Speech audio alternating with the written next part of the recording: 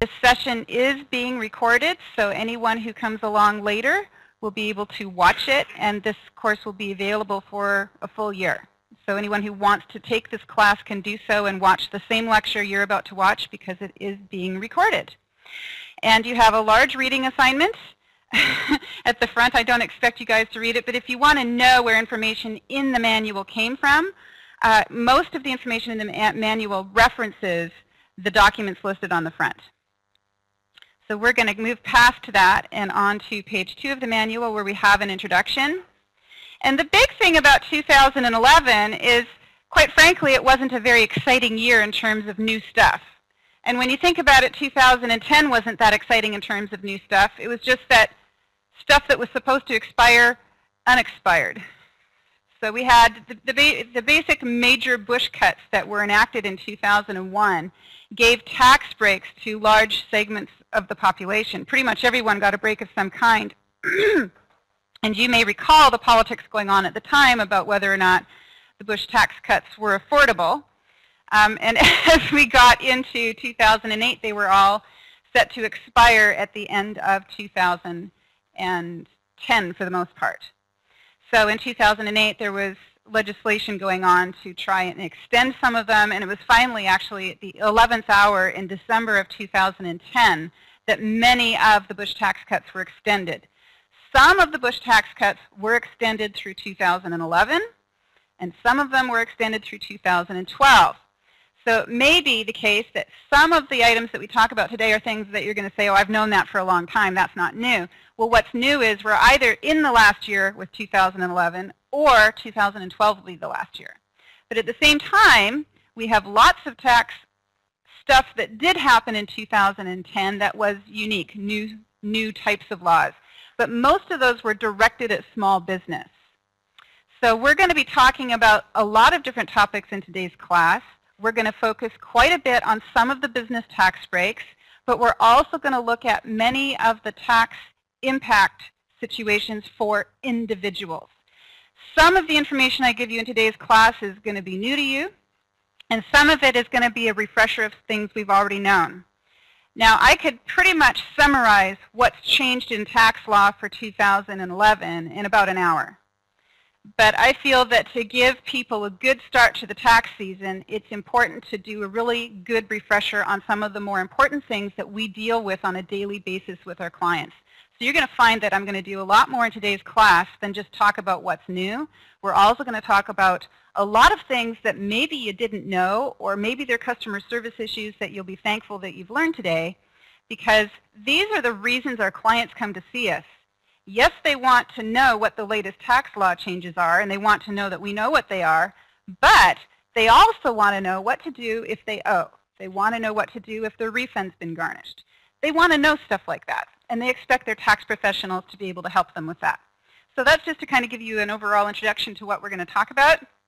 And for the most of today, I'm actually going to be reading from the manual. That's just my style. And we're now at the top of the second page where we have the introduction. And in this introduction, I show you the major pieces of legislation that were signed into tax law in 2010. And they include the Hiring Incentives to Restore Employment, or HIRE Act, the Patient Protection and Affordable Care Act, the Healthcare and Education Reconciliation Act, the Homebuyer Assistance and Improvement Act, the Small Business Job Act, and the Reed-McConnell Tax Relief, Unemployment Insurance Reauthorization and Job Creation Act of 2010. So I might just say Reed-McConnell Act to keep that short from this point forward. Now, by comparison, 2011 was a relatively quiet year in tax legislation. However, the IRS has updated and changed tax forms and is implementing a variety of regulatory changes that impact paid tax preparers in the 2011 filing season and, of course, into the 2012 filing season. So this course covers many of the temporary 2010 tax law changes that affect 2011 returns. It also covers some of the existing laws that have become a focal point of IRS enforcement. So maybe the law isn't new, but the attention the IRS is giving to it is new. So maybe in the past you didn't need to worry about it so much because no one was paying attention. Well, now they're paying attention, so you need to as well. And of course, we're going to cover some of the more important regulatory changes that are impacting tax preparers in 2012, namely the new registered tax preparer laws.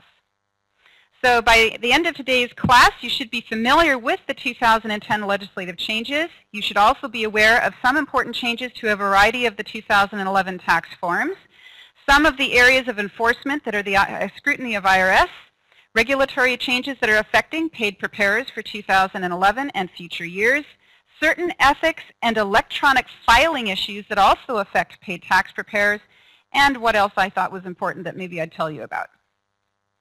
Another thing to comment on is that Pacific Northwest Tax School, our style or our focus of teaching is in many ways very different than what you'll encounter in other places. The first thing you'll see is that I give a very detailed manual. And the purpose of the manual is to really summarize what I see as a tax professional as being really relevant to our work as tax preparers. And I do my very best of taking tax law as we see it written in IRS publications and pulling out what I think is most relevant, sometimes rewording it, sometimes keeping the same wording, in an effort to make sure I'm giving you what is the most relevant and most accurate information I can. The other side of what we do is tax return mechanics, and that's looking at the tax form itself, how it's put together, and how numbers are put on that form. And of course, filling out forms is what we do for a living, isn't it? So I've always felt that the mechanics of tax forms is actually the most important part of tax education.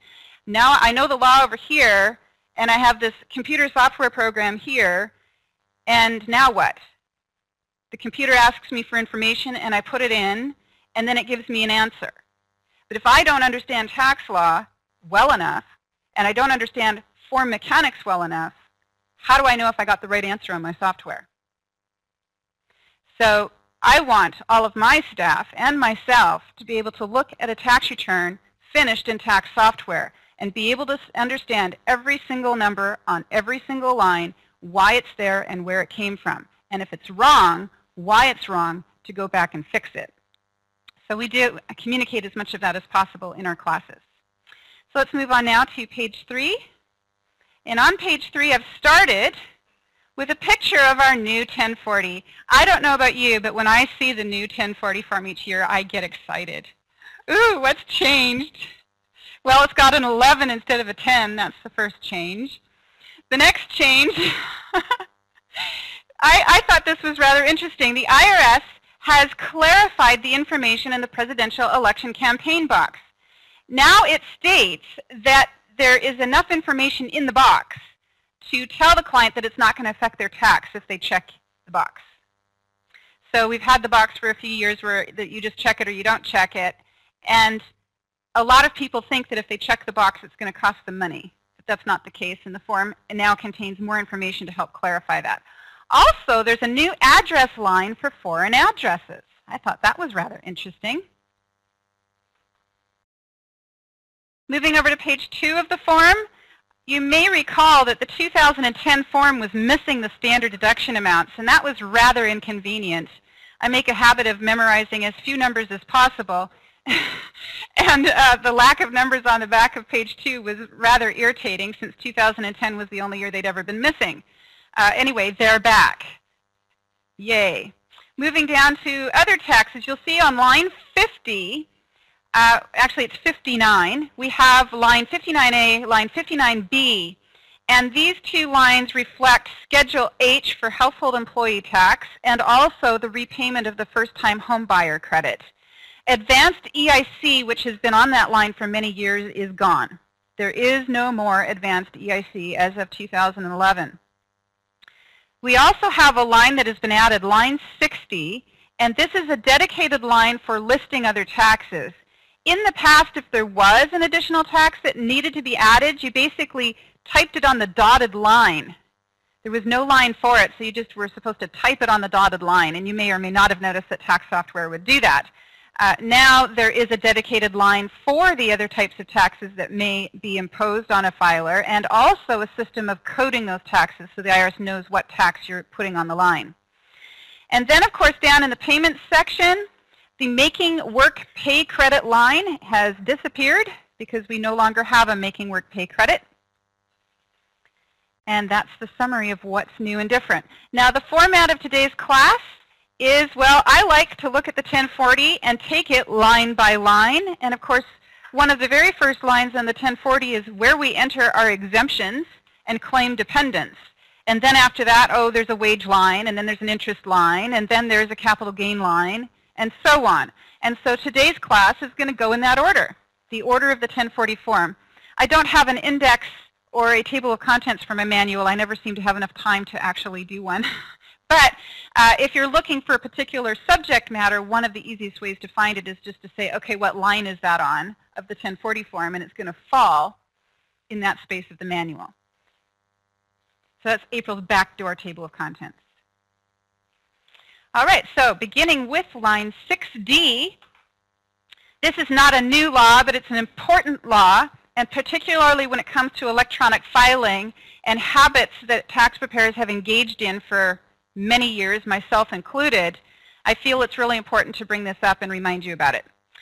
Beginning with 2009, the non-custodial parent in a divorce situation or a separation situation can no longer attach pages from the divorce decree or separation agreement instead of Form 8332. What this is saying is if your divorce went into effect before 2009, it is acceptable to attach pages from the divorce decree to show you're entitled to claim your child's dependency exemption. From 2009 forward, that is no longer acceptable.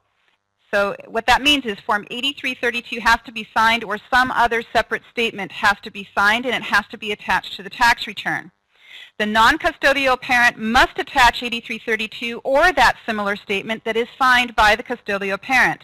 And the signed statement must have the sole purpose of releasing a claim to that child's exemption, and the non-custodial parent must attach the required information even if it was filed with a return in an earlier year. There's also a clause on Form 8332 that was added for 2009 and later years that allows a parent who revoked a child's claim to an exemption or revoked their claim to their child's exemption to unrevoke it, to take back that revocation.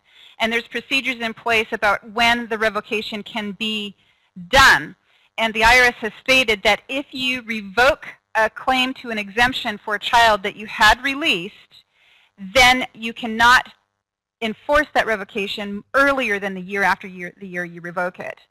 So what that means is if I revoked my child's exemption claim to my ex-spouse for 2010, I can't come along later in 2011 and change my mind and get it back.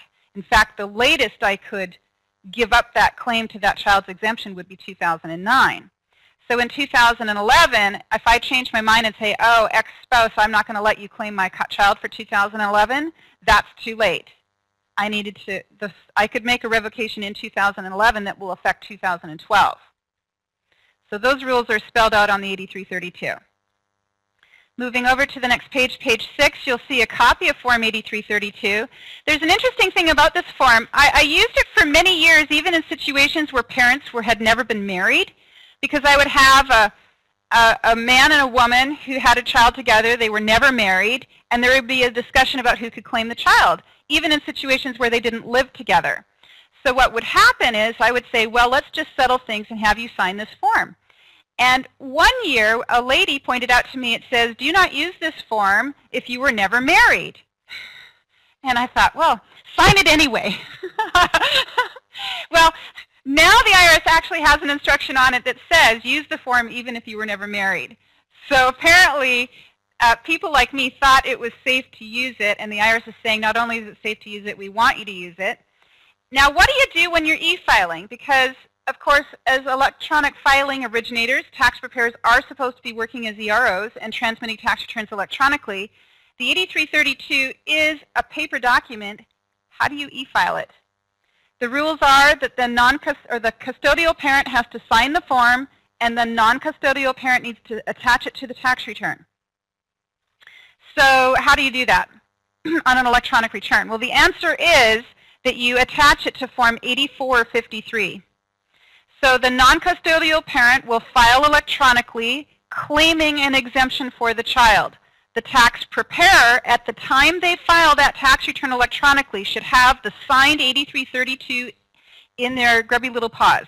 You've got it in your hand. Okay?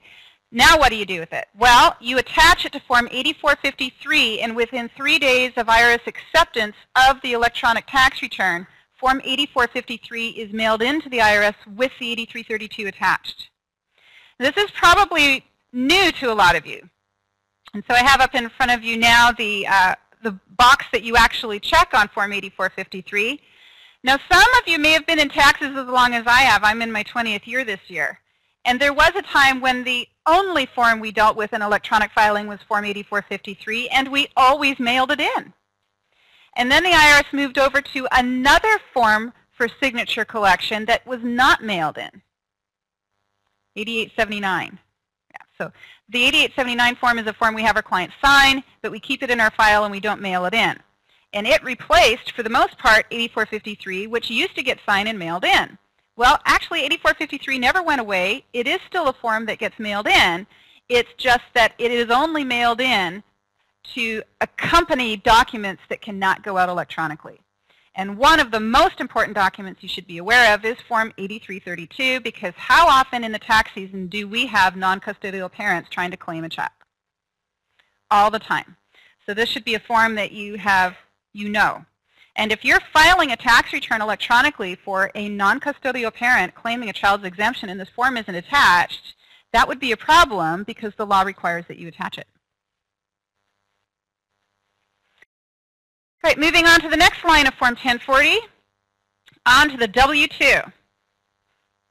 For taxable years beginning after January 1, 2011, a new section 6051, requires employers to report the aggregate cost of health insurance premiums on Form W2. Interim relief is offered for tax years 2011 and 2012. Which means penalties will not be assessed upon employers who fail to include the cost of premiums on their W-2s for these years. So what's happened is the law says the employer needs to put the cost of health insurance paid for employee on the W-2. And it goes in box 12 with the code DD. Now, it could be that you're going to have all kinds of W-2s coming through your offices this year that have this code DD with a big number next to it because health insurance is, well, very expensive. And there's two purposes to this. The first purpose is the federal government decided it wanted employees to know how much their employers are paying for their health insurance. The second part of it is that in 2018, a tax will come in to tax high luxury health insurance plans, these gourmet plans that pay for everything and cost $20,000 a year or more. Those types of health insurance plans may be subject to a tax beginning in 2018, but it's a tax on the employer for giving this really big, robust plan far in excess of what the common people get. So it's nothing that's impacting people today. It is not meaning that the health insurance being reported on the W-2 is being taxed, because that is not the case. But there is a potential in future years for people who have absurdly expensive health insurance that the employer who gives them that extraordinary, unusual benefit will have to pay a tax for giving so much. And let's move on to line 8 now.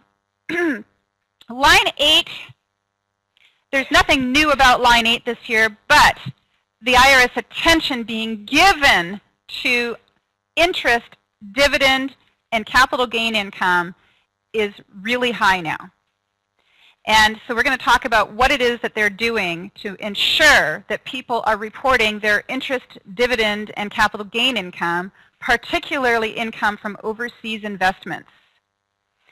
So as you might well be aware, there's certain people out there who have money overseas, and well, they think that they shouldn't have to pay tax on it to the American Treasury. And the IRS has spent many years, actually our federal government has spent many years trying to figure out what to do about this, how to close that tax gap and get people who are not reporting their foreign income to start reporting it. As tax preparers, we need to understand that the IRS is looking for this income and actually has the ability to find it now. That our federal government has made agreements with other foreign countries to share information with their banks. So if you happen to have that hidden bank account in Switzerland it may not be so hidden anymore, but the IRS can find it. So we're going to talk a little bit about what we as tax practitioners need to know about the reporting of these overseas accounts and the rules that relate to those. So beginning in 2011, there are 2 reporting requirements for individuals who hold control over foreign bank accounts or investment accounts. Individuals with more than $10,000 in foreign accounts must file Form TD 9022.1 by June 30th of each year. This form is also called the FBAR report, FBAR.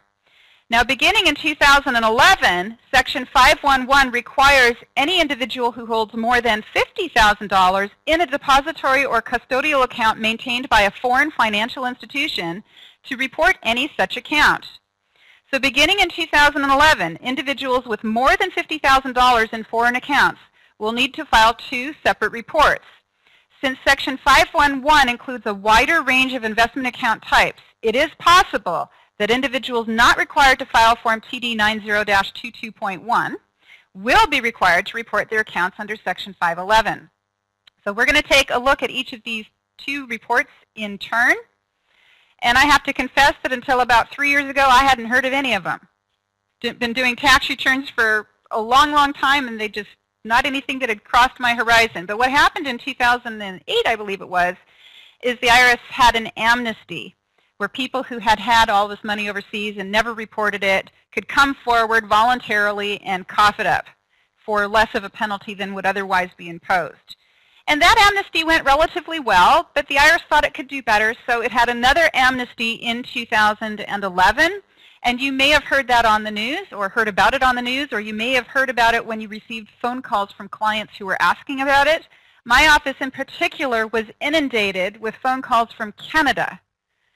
Canadian people who've lived up in Canada since they were, I don't know, 5 years old, except they are American citizens because they were born in America, and they heard on the news that they might be in trouble because they haven't filed these FBAR reports to report the fact that they have $10,001 in a Canadian bank account.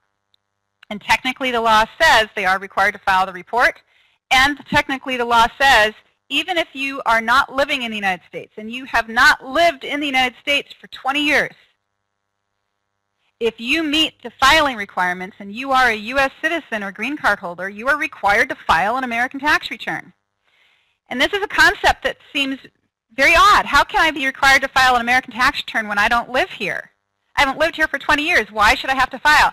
Well, it's just American law, and when you're a citizen, you fall under that law. And if you don't like it, then you can renounce your citizenship, and then you won't have to worry about it anymore. But anyway, that's the way it works, and yes, we had lots of phone calls. So let's talk a little bit about what this FBAR report is about.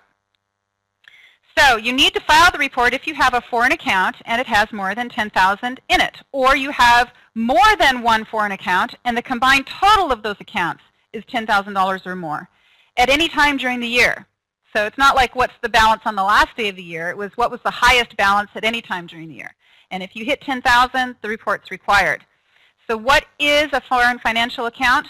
Well, it includes bank accounts such as savings accounts, checking accounts, and time deposits, securities accounts such as mutual funds, brokerage accounts, and securities derivatives, accounts where assets are held in a commingled fund, that is a mutual fund, as well as any other accounts maintained in a foreign financial institution or with a person doing business as a financial institution. But foreign financial accounts do not include individual bonds, notes, or stock certificates held by the filer and unsecured loans to a foreign trade or business that is not a financial institution. So the filing requirements, as I have already stated, are $10,000 at any time during the year, cumulatively in all of your accounts overseas or outside of the United States combined. The due date for filing the report is June 30th of the year following the calendar year of the reporting. So what that means is the 2011 FBAR report is due June 30th of 2012. Oddly, and maybe interestingly, it doesn't go with the tax return. The FBAR report is not a part of the tax return, but it has to be filed and it gets sent to Detroit, Michigan. So how do you file? Well, you mail the report to the address shown here in Detroit, Michigan, or you can hand carry it to any local office of the Internal Revenue Service for forwarding to the Department of the Treasury in Detroit, Michigan. Also, tax attachés are located at U.S. embassies in some countries, and a filer can receive instructions for verifying that a report has been filed by calling the Detroit Computing Center. There is no extension of time to file the report. If you file the report late, or maybe you're filing multiple reports for multiple years all at one time because, hello, you just found out you were supposed to do it and you've gone 20 years without doing it because you didn't know, you need to attach a statement explaining the reason for the late filing. Now, there's two things that go on with late filing of a FBAR report or FBAR report. The first part is, all right, I didn't know I was supposed to file the report, but I've always reported all of my income. So from a tax aspect, I had overseas money, maybe $100,000 overseas, in an account, and every year it generates interest, and I always report that interest on my tax return. Well, you've partially complied with the law because you knew you were supposed to report the income, and you did. But there was this FBAR report that you didn't know about, and you never sent it in, so now what? Well, there's pretty stiff penalties for failure to file the FBAR report, but the IRS also does have reasonable cause exceptions where you can ask for leniency from penalties. And, of course, a reasonable exception that could be granted is a person who absolutely had no idea they were required to file it and didn't because they didn't know about it. During this amnesty period, we had lots of phone calls from lots of panicky people wanting to know what to do. And when I called the helplines, they were very unhelpful.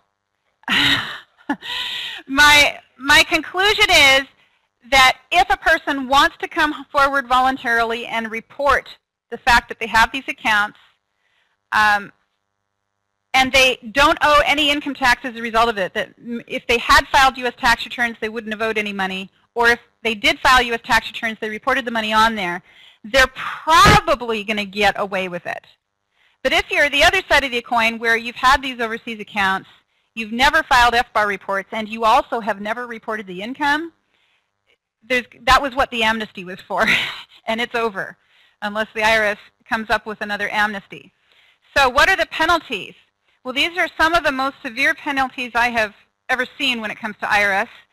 Firstly, we have a negligent violation. Negligence is you should have did it and you didn't, and it's $500, which that doesn't seem to be that bad. But then there's something called a non-willful violation, up to $10,000 for each negligent violation. Pattern of negligent activity, $50,000. Willful failure to file FBAR. That means you knew you were supposed to file it and you deliberately didn't.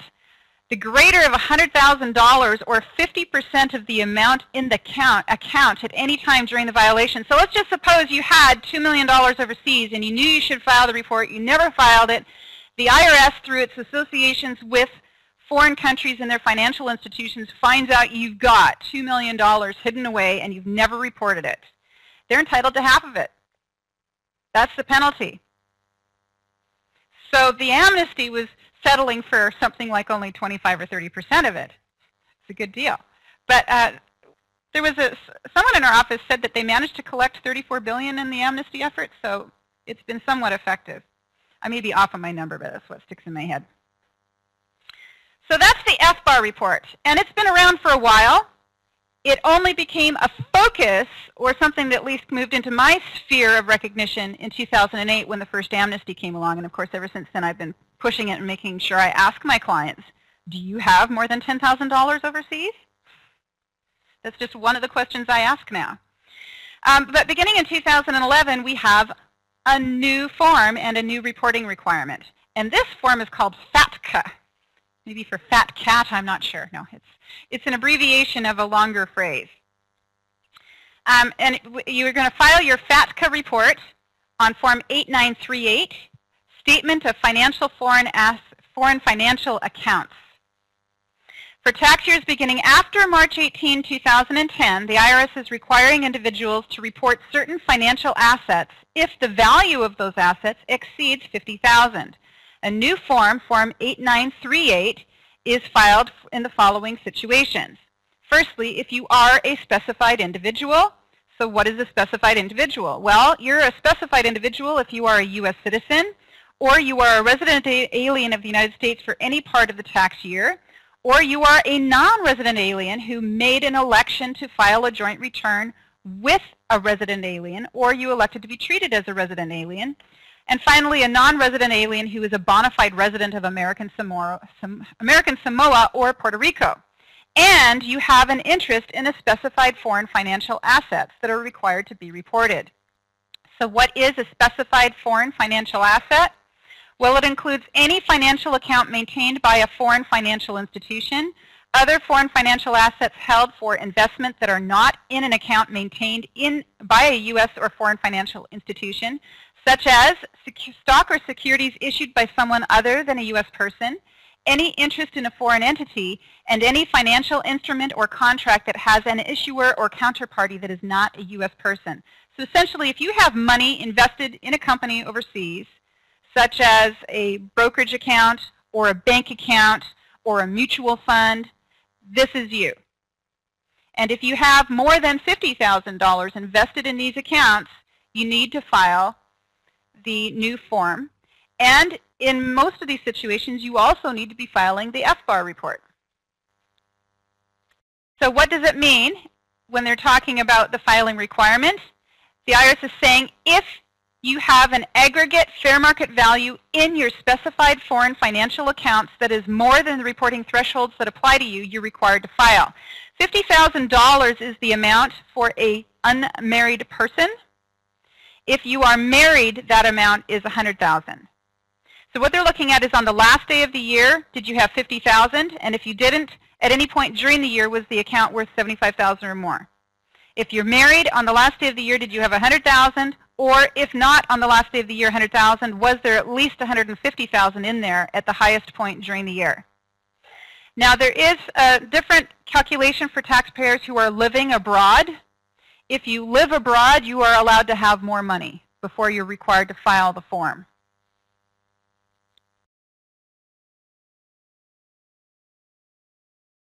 Please note that if you do not have to file an income tax return for the year, you do not need to file Form 8938, even if the value of your specified foreign assets is more than the appropriate reporting threshold.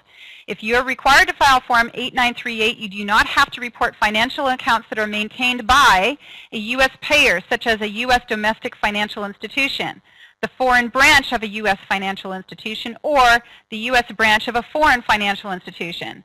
So if you open up an account with a foreign financial institution in a city here in the United States, you don't need to file the report.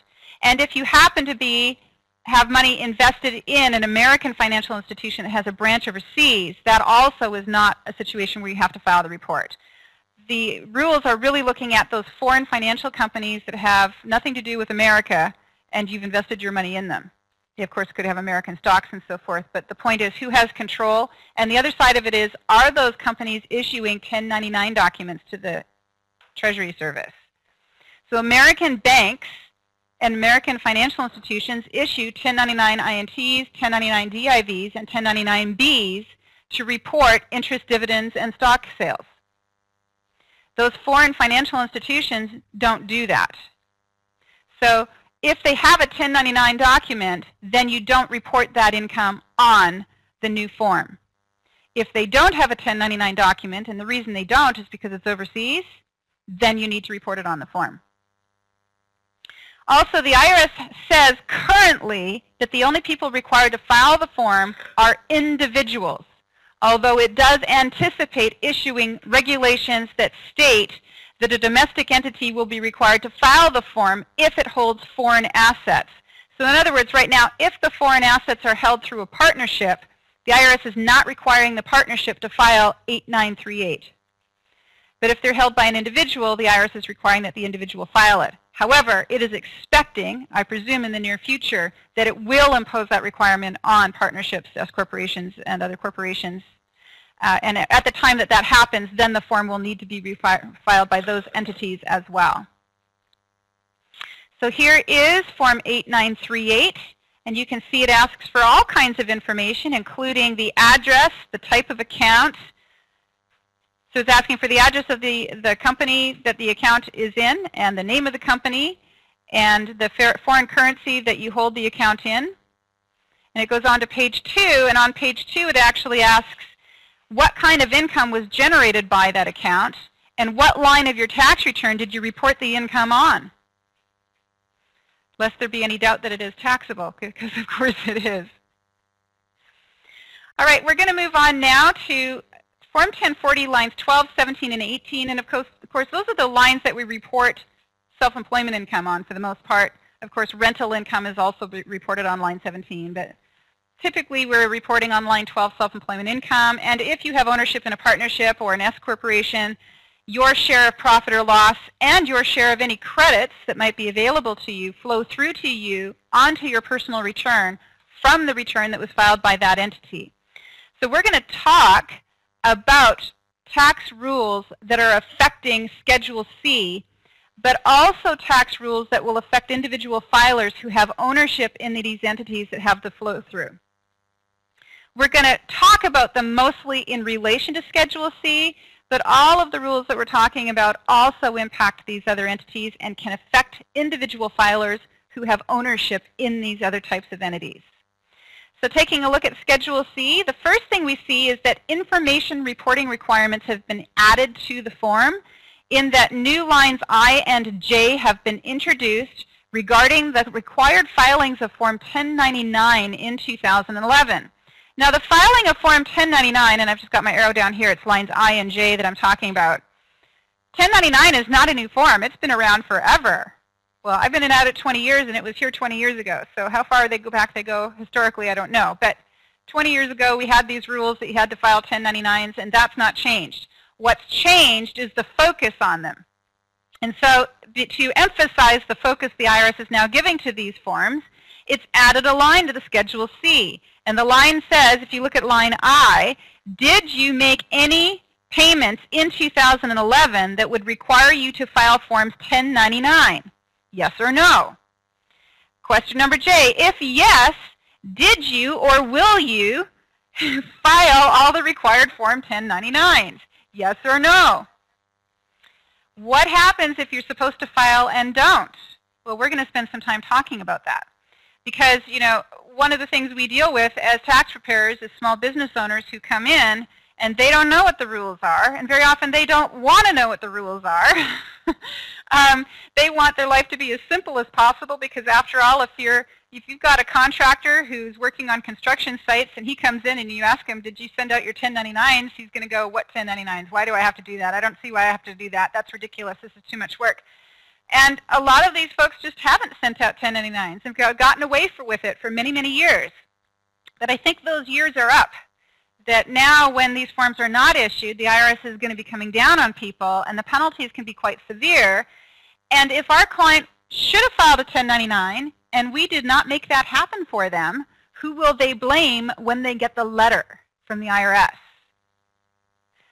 Well, typically they like to blame me because, so that's why I take written notes when a client says they don't want to do something. I write down the fact that I asked them about it and they said no. Because 3 years later, when they get the audit and they start to come back on me, I want to say, hey, dude, we talked about this and you said no. So not only do we talk about it, now I emphasize the penalties, and we're going to learn what those penalties are today. So who's supposed to get a 1099? Well, in general, the rule is $600. If you paid a person who is not a corporation $600 or more during the year, you have to 1099 miscellaneous them, typically with Box 7 non-employee compensation. Now, one that might not be as well known is rent. How many of us make rent checks for our tax service businesses out to a landlord who is not incorporated?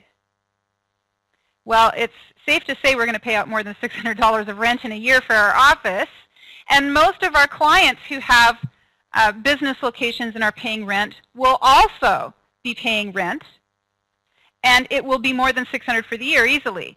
So pretty much when you have rent showing on the expense line of a Schedule C, there should be a 1099 going out unless you're able to establish that the entity that received that rent check was a corporation. If it was an LLC, you need to 1099 it. If it was a partnership, you need to 1099 it. If it was an individual, you need to 1099 it. If it was a corporation, you do not need to 1099 it.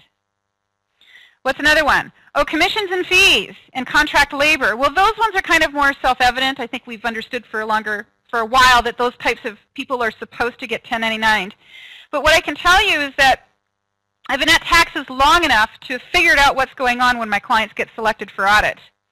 And this happens at the state level as well as at the federal level, that a Schedule C will be examined and it will be observed by the IRS or the state that there's a big number on the form for contract or commissions and fees, and no 1099 was issued.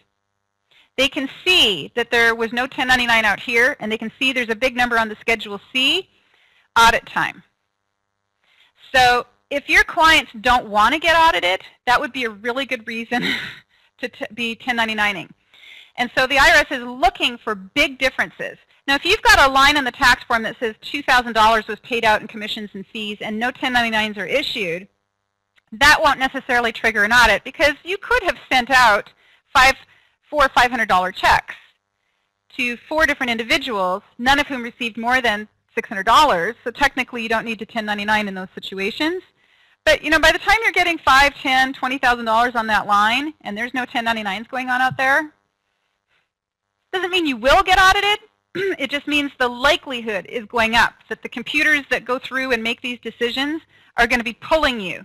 And your Schedule C that was pulled because of numbers that appeared on it gets on the desk of an Internal Revenue Service agent who looks at the numbers and makes a decision whether or not your number's up.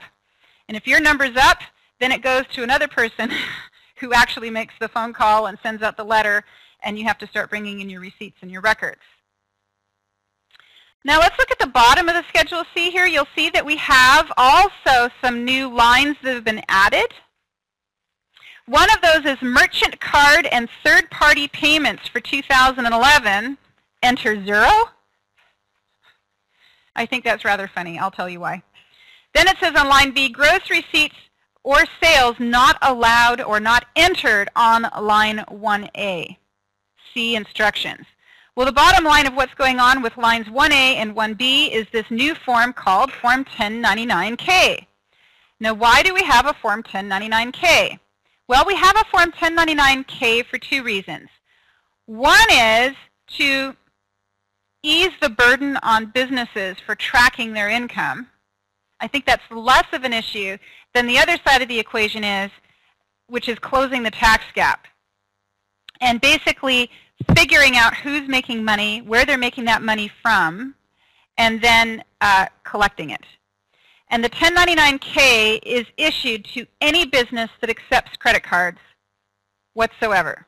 If you swipe a credit card and it charged 50 cents during the entire year, you're going to get a 1099-K.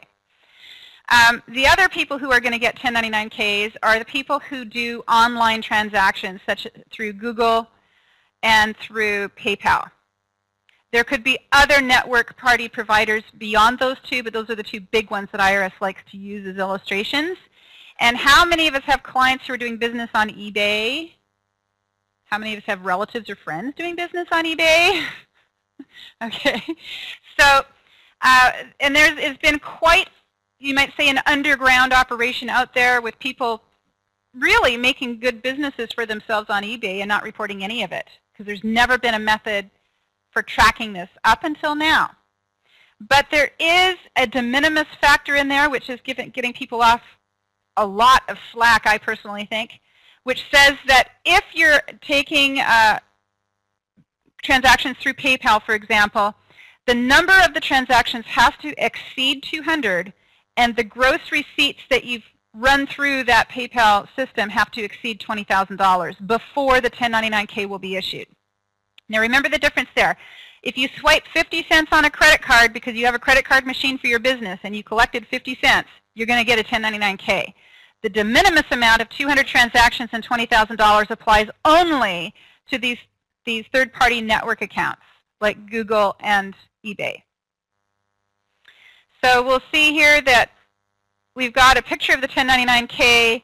It shows the gross receipts that were collected during the year, and there's been a lot of questions. I spent a lot of time reading up on this 1099-K, and the types of questions people were asking, well, what if I take a debit card and I give cash back? Is that going to be reflected in there? You know, am I going to have to pay tax because I collected money and gave cash back? The systems themselves are supposed to account for that. Also, there's no personal information about the credit card holders that is reported on here. Rather, it is broken down by month.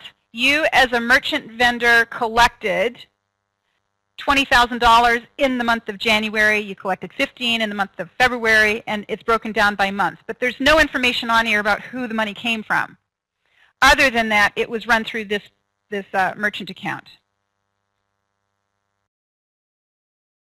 So there's more information in here if you want to read about it. The biggest and most important thing is duplicate reporting.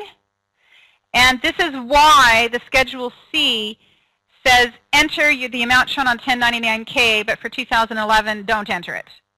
And we're using, or the IRS is looking at 2011 tax returns as being kind of a test phase for the 1099-Ks.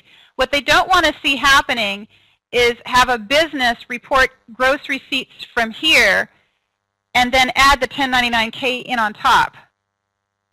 That the 1099-K is separate and a part of the total receipts of the business, but they want it separately reported in future years. So on 2012 returns, 1099-Ks are going to come, and we're going to see our customer had a 1099-K and they received a certain amount of income from that, and we're going to put that on the income line for 1099-K on their Schedule C. And any other income they had for the year from any other source is going to go on the other line. For 2011, they're saying, no, put it all together. But while you're putting it all together, make sure you're not duplicating. Now, duplication can happen in two ways. One of the ways duplication can happen is you take all of the money that you counted for the year and you add the 1099-K on top of it, and that equals more than you actually made. So you want to make sure your accounting knows exactly how much you made so that in the future you can subtract 1099-K out and separately report it and you have a proper total. The flip side of it is the business owner who is making payments out to vendors. So I run a business, and during the year I had a repairman come into my business. And I wrote my repairman a check, and he's not a corporation, and I paid him $1,000 to fix the heating and air conditioning system. So I'm supposed to 1099 him on a 1099 miscellaneous. Thing is, I gave him my credit card, and he swiped a credit card, and because he swiped a credit card and that's how he was paid, I don't need to 1099 miscellaneous him because it was reported on the 1099-K. So the IRS does not want businesses to be duplicate reporting. So what that means is business owners have to pay attention to how they're paying their vendors. And when you pay a vendor more than $600 in the year in the form of a cash or a check, you need to 1099 them. And if you paid your vendor any amount of money with a credit card, you don't need to 1099 them. And so what we're going to see as tax preparers is we may have clients who come in and they have a 1099 miscellaneous and they have a 1099-K, and the total of those is more than they made. So this is a potential problem that the IRS is aware of, and the way around it is education and training. And that starts with us. Okay. So now let's talk a little bit about the 1099 miscellaneous process, because I think I've explained what a 1099-K is and what we're supposed to do with it.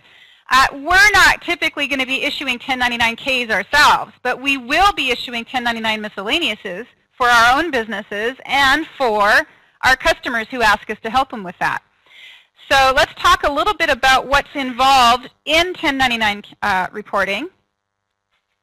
The first rule about 1099 reporting, and I'm on page 18, is that you should issue a 1099 miscellaneous only when you made payments in the course of your business. So as an individual, if the repairman came out and worked on your house, you wouldn't 1099 them.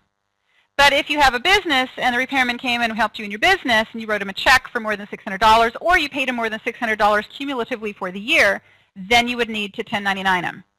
And there are some exceptions to the rule, and there's also some additions to the rule. The biggest exception is that you don't need to 1099 corporations. There was a provision in new tax laws that were passed at the end of 2010 that would have required businesses to 1099 corporations. And the concept was so drastic that if you went down to Costco and bought supplies for your business, or Office Depot and bought supplies for your business, and at the end of the year you'd paid that business more than $600 for your office supplies, you were supposed to 1099 them. Well, there was a big outroar over that, and it was repealed. So if you have clients asking, do I have to do that, the answer is no, because that was repealed in 2011. So I said that we'd take a break every hour, and I can see we're at 5 minutes to the hour. So let's take our first 10-minute break. And if any of you had questions for me, now is the time to ask them. And I do see Rich Van Paris asked, does that mean mutual funds by U.S. fund families that have international mutual funds? Rich, the answer to your question is, if this is an overseas mutual fund that is generating income for a holder, that holder has interest in the fund, and that interest is $50,000 or more cumulatively for all funds overseas, they're going to need to be filing. All right, so I had a number of questions that came up in the chat and in the classroom about specifics of some of the things that I've already talked about today. And most every question that I was asked is addressed in the manual. So if you, wait, she didn't talk about this. It's because I didn't have time. There isn't time in today's class to really burrow in on every single topic. But if you have a question about a topic that I am talking about, when the break comes, flip to that section of the manual and see if it's there. And if not, then I'll be happy to answer what questions I have. But pretty much every question that went up, including the Canadian question, is in the manual. All right, so nominee reporting requirements is where we're going to pick up. Now, has it ever happened that somebody got a 1099 with their name on it and their Social Security number on it, except it wasn't their income that was being reported because, well, they gave their social, they opened up an account with someone else, and the money is really someone else's? Well, we're used to that in the world of banking, that you might open up a joint account with, say, your child, and it's your child's account, but the income is reported to you, and it's really your child's money. So what do? Well, there is a system called nominee reporting, where essentially you 1099 the other individual to get that income off of you. And on a Schedule B, where you report interest income, it's actually possible to enter negative interest because you nominied it out to someone. Well, there's actually a nominee process similar to that that is in effect for 1099 miscellaneouses. And it's not a hugely common thing, but it does come up from time to time that we have a client who got a 1099 for money that was really for someone else. Maybe they were the middleman in a transaction. And now they've got the 1099, but it was really money that was paid out. Well, the solution to that is to, well, since you paid it out, 1099 the person that you paid out to and claim that as an expense. So that system called nominee reporting, I've got a little bit of information in here on that and how you are supposed to do it. And where and when to file your 1099s by. So you're supposed to file a 1099 to any individual that you paid $600 or more to during the year.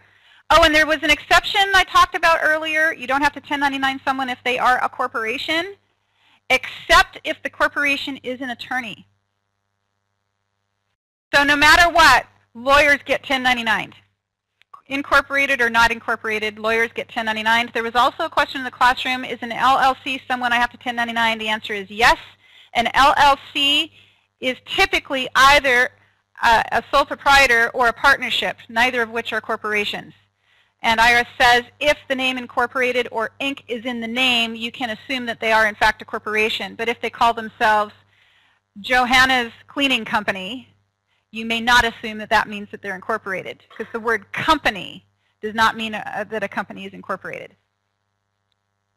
Okay, so you're supposed to 1099 people, and what happens when you don't, and also what happens when you do, but IRS is unhappy with how you did it. Well, this is quite a common thing, and this year my phone started ringing with phone calls from my various business clients who were asking me, I got this CP 2100 notice, and it's talking about B notices. What do I do? And I said, I don't know, but I'll find out for you. Give me 5 minutes. And I got enough of these phone calls that obviously I only had to research it the first time. But this is the latest new enforcement effort on the part of the IRS, and that is to ensure that people who file 1099 reports are filing them for the people they are required to file them for, and that the 1099 documents contain valid Social Security numbers or tax identification numbers. and that if the number is invalid, you're going to hear from the IRS because it's invalid. So what happens when you get a CP 2100 notice, or why did you get it? Well, you're a business owner and you've been working really hard and you're collecting the 1099 information from the people that you're supposed to 1099, and you're 1099ing them like you're supposed to. You're writing out all those little 1099 miscellaneouses and you're mailing them off and you're tracking it and you're sending your 1096 to IRS. You're doing everything you're supposed to. And then you get this CP 2100 notice that says it's wrong. So let's talk a little bit about the steps and what generates a CP 2100 notice. A CP 2100 notice is a notice to a business owner from the IRS that the name and identification number on the 1099 form submitted do not match. Now, from a taxpayer perspective, we are used to seeing this on W-2s and on tax returns themselves, that when we prepare a tax return and electronically submit it to the IRS, that the IRS is matching the first 4 letters of the last name of the taxpayer against the Social Security number on record with the Social Security Administration. And if there is a mismatch, that tax return rejects. That particular system has been in place since the advent of electronic filing. We're going back to the late 80s, that the IRS has been doing these matches. They are now doing it on 1099s. The 1099s are often mailed in paper. Sometimes they're submitted electronically. Big businesses certainly do it that way. But when we're dealing with our clients and they're sending out 2 or 3 for the year as a small business owner, they're probably hand filling out the 1099s, they're hand filling out the 1096, and they're putting it in an envelope and sending it off, or you're doing that for them. And then it gets to IRS, and IRS is running it through their system, and they're seeing that there's mismatches. When they find a mismatch, they send a letter, a CP 2100 letter. And that CP 2100 letter says, you have a mismatch. And then the client calls you and says, I don't know what to do. So there's specific procedures in place that have to be followed. The first procedure is that when you hire, for example, an employee, you're supposed to verify their entitlement to work in the United States. You have them fill out an immigration form, an I-9 form. You give them a W4,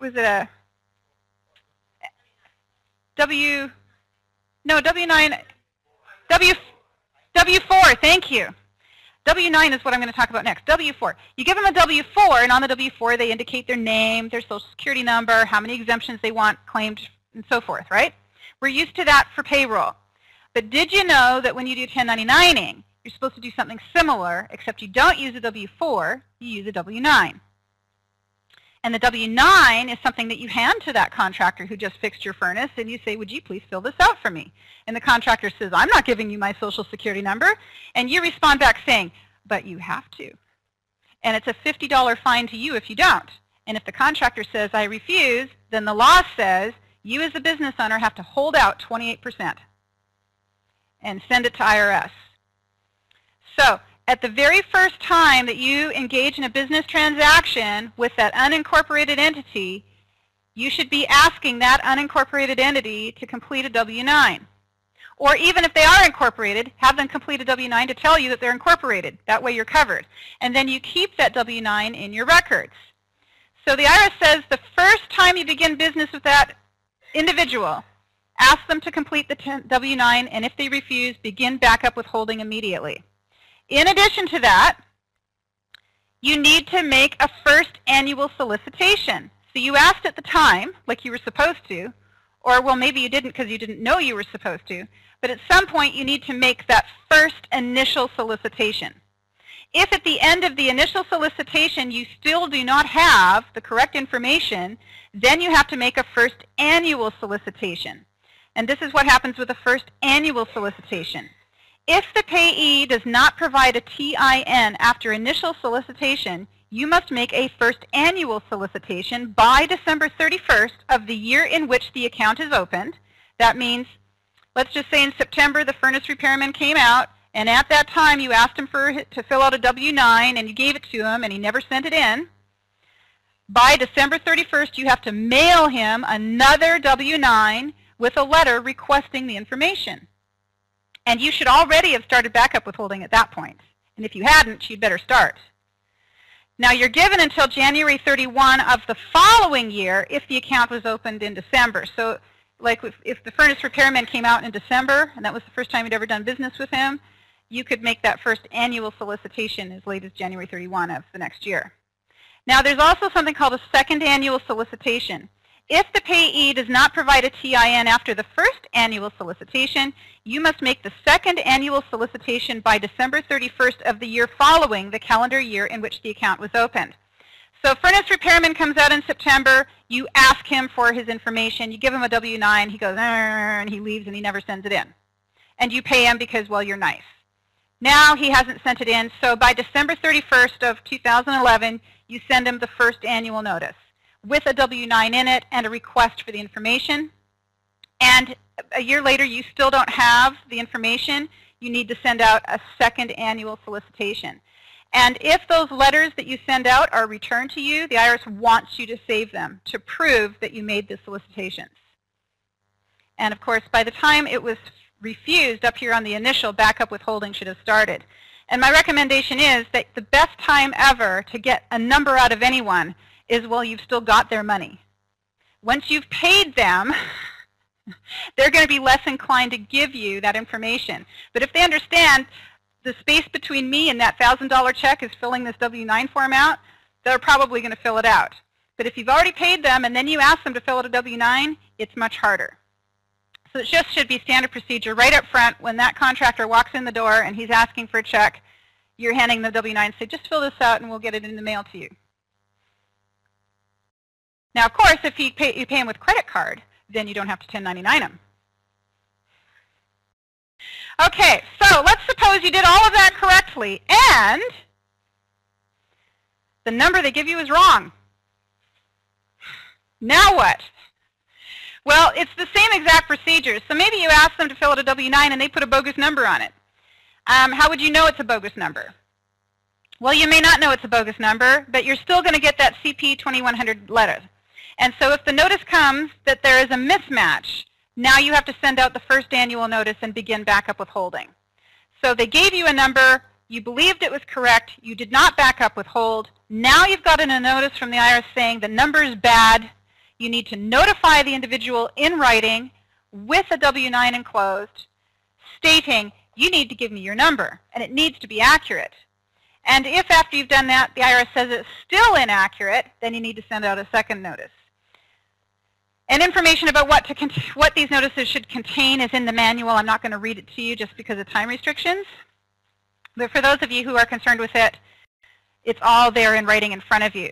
Now, I did have a question that came, I think in the classroom, but maybe also online. What about foreign people? Do I have to back up withhold on foreign people? And as I said, this is not a class on foreign entities and foreign reporting.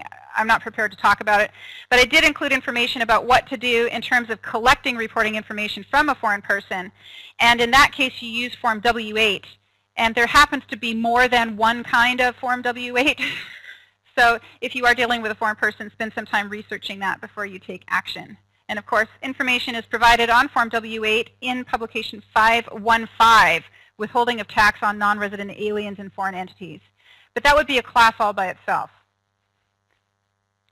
Okay, so what happens if you're supposed to back up withhold and you don't? And on the other side of things, what if someone asks you for your number and you refuse to give it?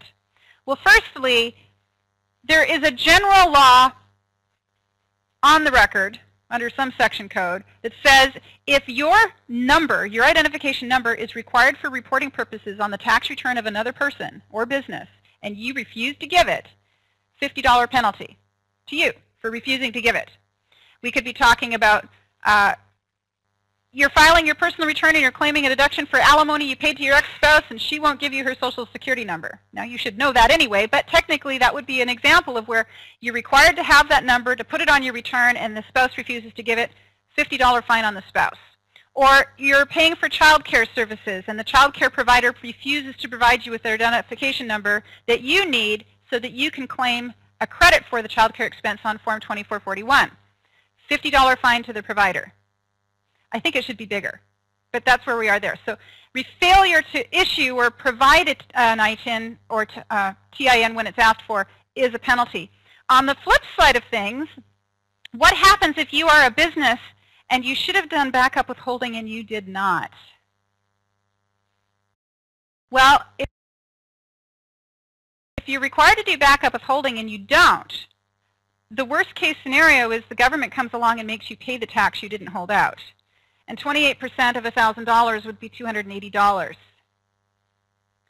So the backup withholding requirements and the penalties for failure to do backup withholding are technically quite severe. So if you made out a whole bunch of payments and you've been told by IRS that these Social Security numbers are invalid, or if you've been told to do backup withholding and you don't, the IRS can come along and make you pay the withholding you never held out. All right, so there's more information on backup withholding in here and other backup withholding rules. I wanted to get to the point where we talk about name controls, because these impact not just 1099s, but they also impact the filing of tax returns. And I've known this information for many years. I've spent many years and hours explaining to my staff how name controls work. And then I came across IRS information that actually explained it. This is straight out of IRS's publications or information online about how they do name control matching. And firstly, we have individuals. When you file a tax return or a tax form, such as a W-2 or 1099, the IRS is going to look at the first 4 letters of the last name and match those against the Social Security number that they have on record. If the person is not eligible for a Social Security number because they have an ITIN, they're a non-resident alien not eligible, then they will receive their ITIN from the IRS, and the IRS will use the same matching process, the first 4 letters of the last name. So they give some examples here, and I've underlined what the coding is that they're looking for. And you can see Joe McCedar, they've got MCCE, that's what they're looking at. But it could be the case that it's Joe McSpace Cedar, and IRS will look for that space. So I've seen situations where you've got a family of, say, Macbeths, and we've got MC space M on one Social Security card and an MC no space M on the next Social Security card, and they both say Macbeth, or MCB, pardon me. They both say Macbeth, but one has a space and one doesn't, and you have to copy that completely the way it's showing. If there is a space, you keep it. If there is no space, you don't add a space, because that can cause a reject. It also talks about how name controls look on a Schedule C, how name controls should look on the tax return of an estate. For example, we have the Frank White estate. The IRS is going to be looking at WHIT and matching to that. So they're looking for the last name of the individual who died. Trusts of fiduciaries are looking for the last name of the individual for whom the trust has been set up. In this case, they've got Jonathan Periwinkle, and they're looking at PERI, or in the case of a church, Memory Church Endowment Trust, they just went for MEMO. Partnerships, again, they're looking at the wording in the name, but they've dropped the word the. So we have the oak tree, and what they've done is they've dropped the word the, and they've gone to oak and included a space and then put T.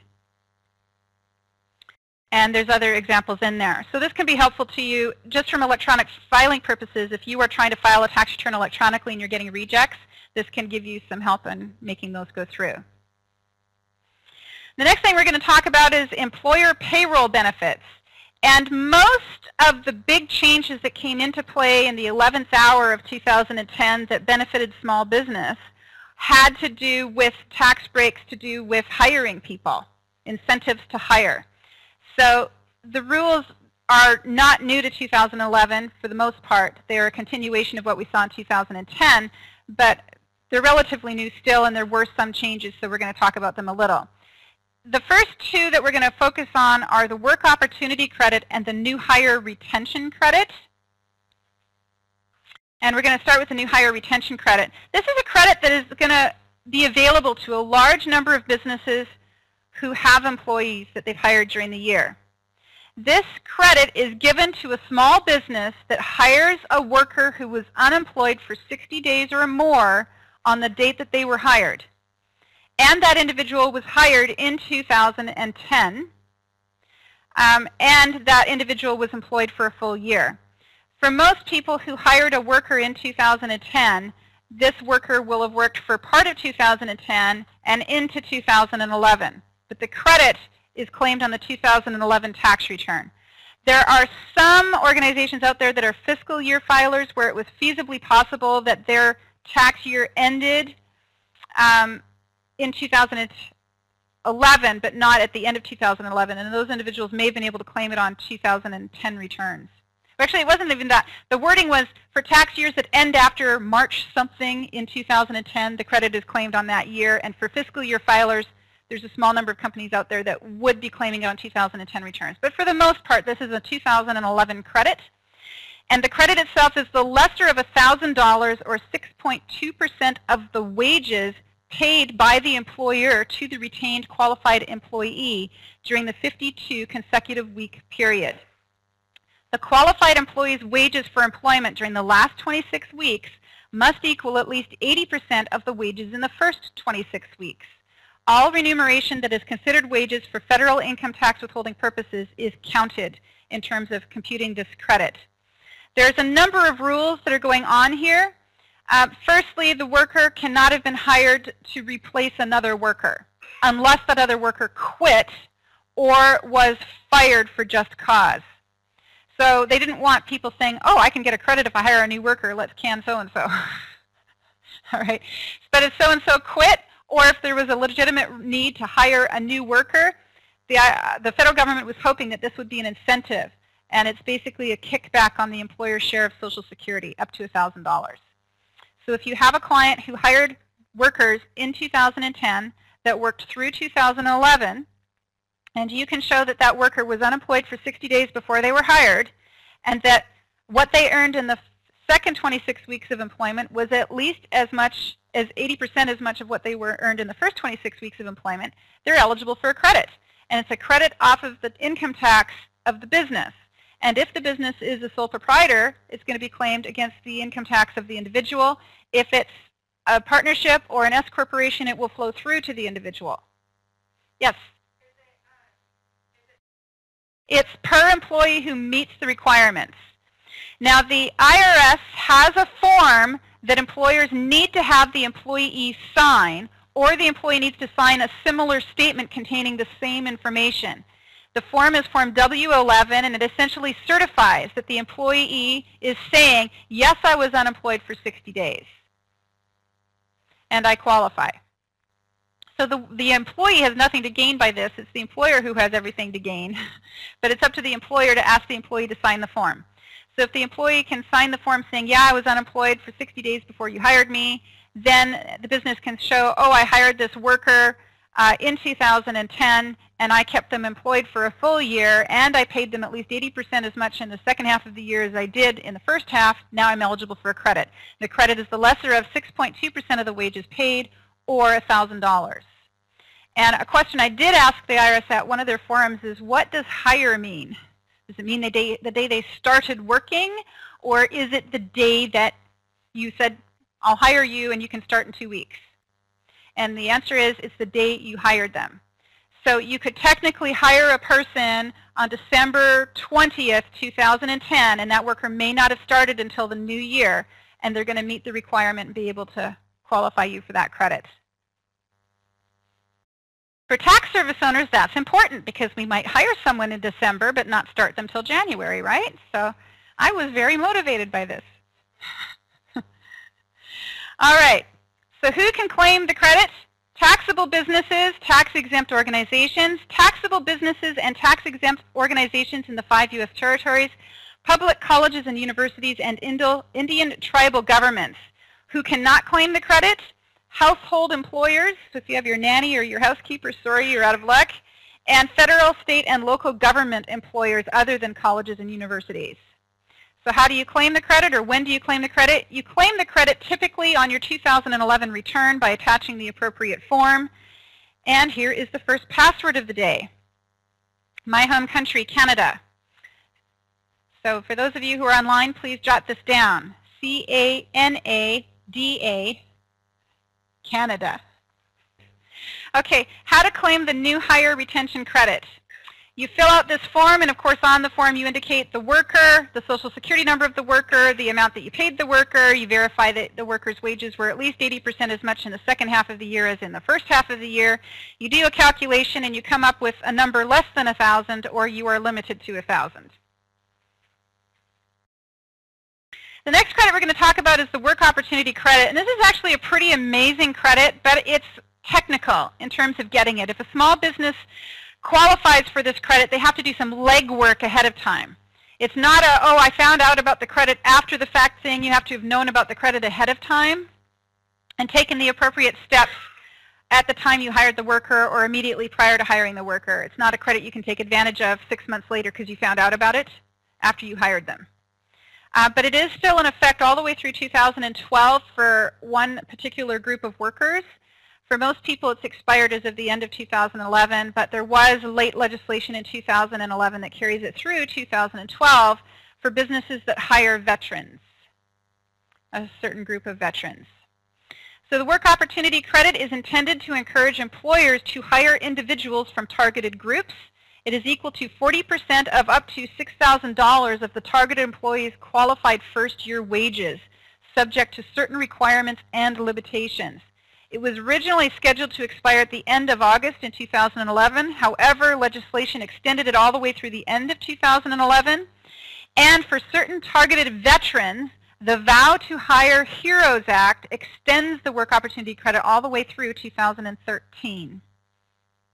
So these are the groups that are eligible for the credits, and they include long-term TANF recipients, certain disabled veterans, certain 18 to 39-year-old SNAP or food stamp benefit recipients, 89 to 39-year-old designated community residents, 16 to 17-year-old summer youths, vocational rehabilitation referrals, ex-felons, Social Security or SSI recipients, that's disability insurance recipients, and unemployed veterans.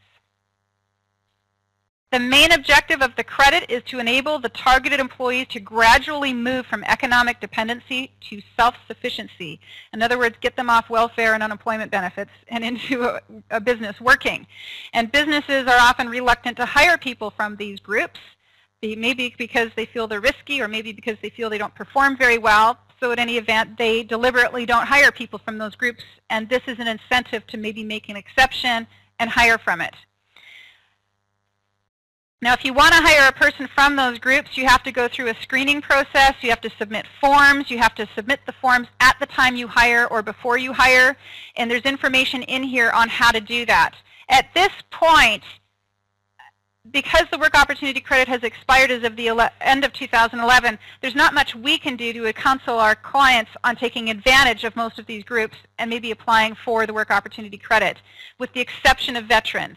Because the credit has been extended for veterans, there still is an incentive out there for a business to hire a veteran, and as a tax preparer working with a business client, it would be good for us to be able to say to our client, hey, if you're going to be doing any hiring, there is a credit out there if you hire certain veterans. So what is new regarding the credit for veterans? Well, on November 21 of 2011, President Obama signed into law the Vow to Hire Heroes Act and the Returning Heroes and Wounded Warriors Work Opportunity Tax Credit came into being. And so what does it include? Well, it extends the current target group for veterans and other people through the end of 2011 because it was supposed to end at the end of August. But it also establishes a new target group for unemployed veterans similar to the Recovery Act of 2009. Veterans who are unemployed for at least 4 weeks with a qualified wage cap of $6,000 and a maximum credit of $2,400.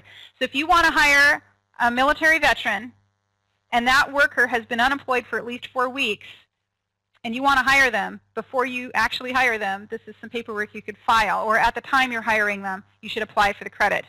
And veterans unemployed for at least 6 months with qualified wage cap of $14,000 and a maximum credit of $5,600. So if you hire a veteran that's been employed for 6 months or more, the credit is even bigger.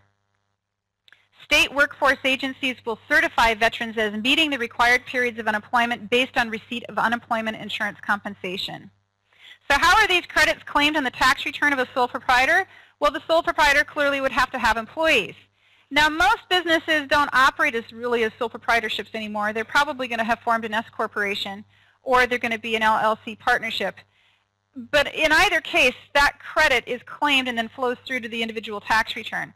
So even if you're preparing a tax return for a person and it's just their personal return, they're not even reporting a business on it, they could have a K-1, and that K-1 could be flowing through these credits. So there's two reasons why it appears on a personal return. One is the individual return is filing a Schedule C or a Schedule F, and the credit is a part of that. The second reason is that the tax return is being filed and there is a K-1 flowing through income and credits from a partnership or an S corporation, and the credit is flowing through from those. The next credit we're going to talk about is the credit for employee small employer health insurance premiums. This credit actually came into being for 2010, and it runs through 2013 and any 2 years later. It's a specific credit that targets small employers with fewer than 50 employees, and those employers have to pay average wages below a certain threshold. So businesses that pretty much pay low wages to workers and/or have a small number of workers historically are the types of businesses who don't offer health insurance because they can't afford to. And this particular law and this particular credit has come into being to encourage these businesses to say, hey, maybe I'm going to be able to afford this credit now, or maybe I can figure out how to make this credit work because of this extra incentive. So the maximum credit is 35% of the premiums paid by the eligible small business for health insurance for its workers. If the business is a tax-exempt organization or a nonprofit organization, the credit is maxed out at 25%. Beginning in 2014, the credit will increase to 50% of the cost of premiums paid by eligible small employers. So the rule is, actually I had it backwards there, that 10 or fewer equivalent full-time employees and average annual wages of $25,000 or less. And then the credit phases out completely when you get to 25. So there's a phase out between 10 and 25 workers. If you have 10 or fewer, there's no phase out. Between 10 and 25, there's a phase out of the credit. If the average annual wage paid to the workers is $25,000 or less, there's no phase out. If your average wages paid to qualified workers during the year is between $25,000 and $50,000, there's a phase out. And once you hit $50,000 of wages, you're out. Depending on the cost of living in your area, you may find that everyone's phased out. So some high-cost areas may find that even the smallest employers are paying average wages that are well over $25,000. But in most parts of the country, 50 is a pretty good wage, and 25 is probably close to average. So who is eligible? Well, you have to have fewer than 25 workers. You have to pay annual wages on average of less than $50,000 per full-time employee. You have to maintain a qualifying health care plan arrangement, and you have to pay the premiums for your employees, and the premiums you pay must be at least 50% of the premium of single coverage. So your workers, you're offering them health insurance, you have to pay at least half the cost of that health insurance for the single coverage of a worker. Now, if that worker wants family coverage, you have to pay the equivalent of 50% of single, so you wouldn't have to pay 50% of family. Although the credit is generous enough, especially when it hits 50%, I don't know, there might be some wage negotiation that could go on there that could benefit everyone. No, we're going to get to who's not included. There's a question, what about the owners of the company? Well, I can tell you as a small business owner, that was the first place my mind went. Oh, I can get a credit. I'm an employee. No. Okay. Excluded employees. Certain related and seasonal employees may not be taken into consideration when calculating the amount of the credit. Seasonal employees working 120 days or less during the tax year are disregarded in determining full-time employees and average annual wages. However, premiums paid by the employer on behalf of seasonal employees may be counted in determining the amount of the employer's credit. Owner and employees not taken into account include sole proprietors, partners in a partnership, shareholders owning more than 2% of an S corporation, and any owners of more than 5% of any other business. Family members of these owners and partners are also not taken into account as employees. So you may not claim a credit for health insurance premiums that your business paid for your spouse, your child, a sibling, a parent, a step-parent, a niece, nephew, and uncle, any of your in-laws, or any other person that you claim on your tax return as a dependent. Darn, okay, that nailed me. Okay, calculating employee hours of service.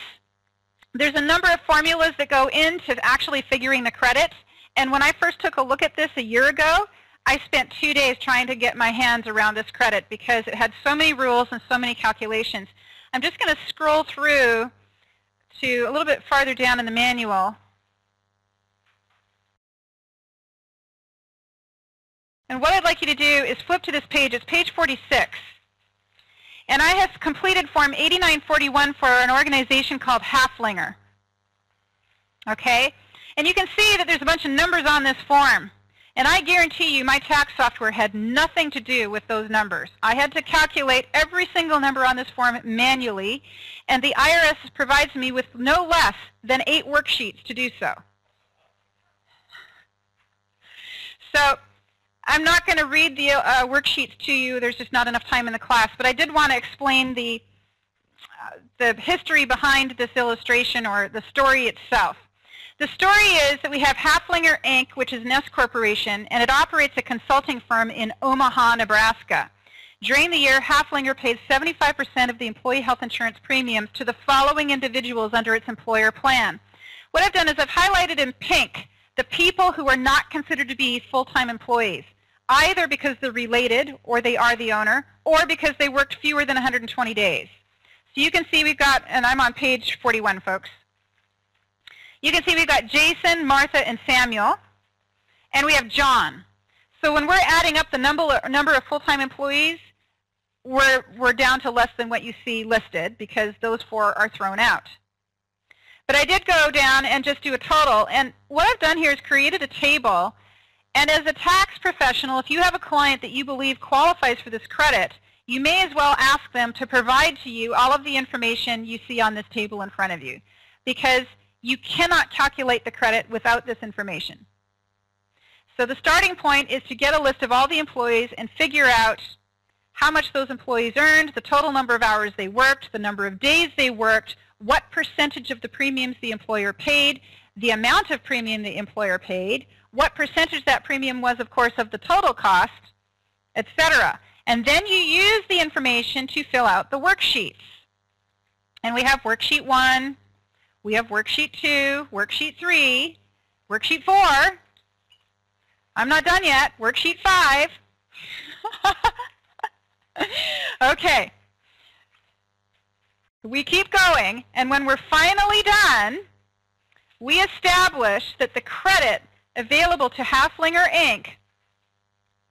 is $3,052. Now, the maximum credit available to Haflinger, Inc. could be as high as $5,450, because that is 75% of the premiums for the qualified workers, right? But it turns out that the average wage paid to these workers was $36,000, and of course there's a phase out of the credit when the average wage exceeds 25 but is less than 50. There was no phase out based on the number of workers, because the number of workers ended up being, in this ratio, 5. So we were well below that 10 threshold, but we were not below the $25,000 threshold. Now you'll see here that it says enter this amount on Schedule K if you are a partnership or an S corporation. And since Haflinger, Inc. is an S corporation, this $3,052 is going to carry to Schedule K on the 1120S tax form, and it's then going to be divided up between the shareholders and be issued on each of their K1s. And then it comes to the desk of the tax preparer, who had nothing to do with preparing the business return. And the tax preparer will now also need to complete 8941 for the individual shareholder, and another form called 3800 that we'll touch on in a minute. So for those of you who really want to know more about the credit, just read the manual. It's really detailed with a full and complete description of how to calculate the credit. And for the rest of you who don't want to have to deal with it, I'll move on to the next topic. $5,000 deduction for startup expenses. As a reminder, the deduction for startup expenses was increased to a maximum of $10,000 for expenditures made in 2010 only. Startup expenses must normally be capitalized and amortized. However, since October 22, 2004, businesses have been able to elect to deduct up to $5,000 of startup expenses for the year a business begins. The deduction is reduced dollar for dollar if the startup expenses exceed $50,000. For tax year 2011, $5,000 is the maximum startup expense you can claim. If you're claiming startup as an expense, you would enter it as an other deduction on business tax forms, such as 1120 or 1120S, and as an other expense on the related Form 1040 Schedule C or Schedule F. Any remaining startup expense in excess of $5,000 is amortized over 180 months in Part 6 of Form 4562. So if you want more information about how to do those calculations, we cover that in our course on depreciation. I call it Depreciation Made Easy. I love depreciation. It's my favorite thing to teach. Temporary reduction in employee paid payroll taxes and self-employment tax. Employees generally must pay a 6.2% Social Security tax on all wages earned up to $106,800 in 2011. And self-employed individuals pay a 12.4% Social Security self-employment tax on self-employment income up to that same threshold. For 2011, that Social Security rate drops by 2 percentage points, which means the maximum tax on the earnings up to that threshold is reduced to 4.2% on employee wages and 10.4% on net earnings from self-employment. This is a pretty significant difference. 2% may not seem like a big number, but when you go 2% times 40,000 or 2% times 100,000, that's a big number. So this is a significant savings. The Temporary Payroll Tax Cut Continuation Act of 2011, which was just passed last month, temporarily extends the 2% payroll tax cut for employees all the way through February 29 of 2012. And of course, there was all kinds of fighting about this between President Obama and the Republicans, and Obama finally won out and got it. So we have it through February 29, 2012. Business tax credits. A number of expiring tax credits have been extended under the Reed-McConnell Act, including the biodiesel and renewable diesel credit, the refined coal credit, the energy-efficient new homes credit, ethanol, energy-efficient appliances, alternative vehicle refueling property, the R&D credit, Indian employment credit, railroad track maintenance, I'm sure that's an exclusive group, mine rescue team training, employer wage credit for activated military reservists, and the new markets tax credit. So those are all credits that were supposed to expire that still exist, but they affect a very small number of filers. Now the next form I'm going to talk about is the General Business Credit Form 3800. It has been completely redesigned, and I can't give you a really in-depth lecture on Form 3800 because it's going to take me a lot more time to study it. But I will give you the highlights of what they've done. Firstly, the form has always been a multi-part form. 3 pages long is what I remember from 2010. But now they've rearranged all the pages. And on page 1, we now have a part 1 called Current Year Credit for Credits Not Allowed Against the Tentative Minimum Tax. What that means is you might be claiming a business credit, except wait, you can't claim it if you have to pay alternative minimum tax. And some credits are affected by that AMT rule and others are not. Then we have credits that were previously reported in Part 1 have now moved to Part 3. Passive activity limit and carryover amounts for all general business credits are now reported on the form. And a new Part 3 has been added to reflect all of the general business credits that are reported on Form 3800 and also to identify the type of credit being reported. In addition, if a credit is being reported from a pass-through entity, the employer identification number of the pass-through entity must be re-entered in Part 3. Well, this matters if you are preparing an individual tax return and that individual tax return has a business that is claiming a credit, or if that individual tax return is receiving a K-1 from a company that is claiming one of these credits. So Haflinger Inc., for example, that's a flow-through of the healthcare credit. That healthcare credit flows through to the personal return of the individual shareholder and is reported on Form 3800. And Form 3800 has to be attached to the individual return, and now it also needs to show the employer ID number for Haflinger Inc. There's a 5-year carryback of general business credits of eligible small businesses, and you're considered to be a small business if you grossed $50 million or less. And here is the new Form 3800. I've just drawn a yellow circle around what is different on the form over a year ago. And we get over to page 3, And you'll see that they have check boxes, and there's detailed instructions about what to do when you check a particular box. You'll also see that column B asks for the EIN of the flow-through entity and then the credit amount entered next to it. And this page has a listing of all of the credits.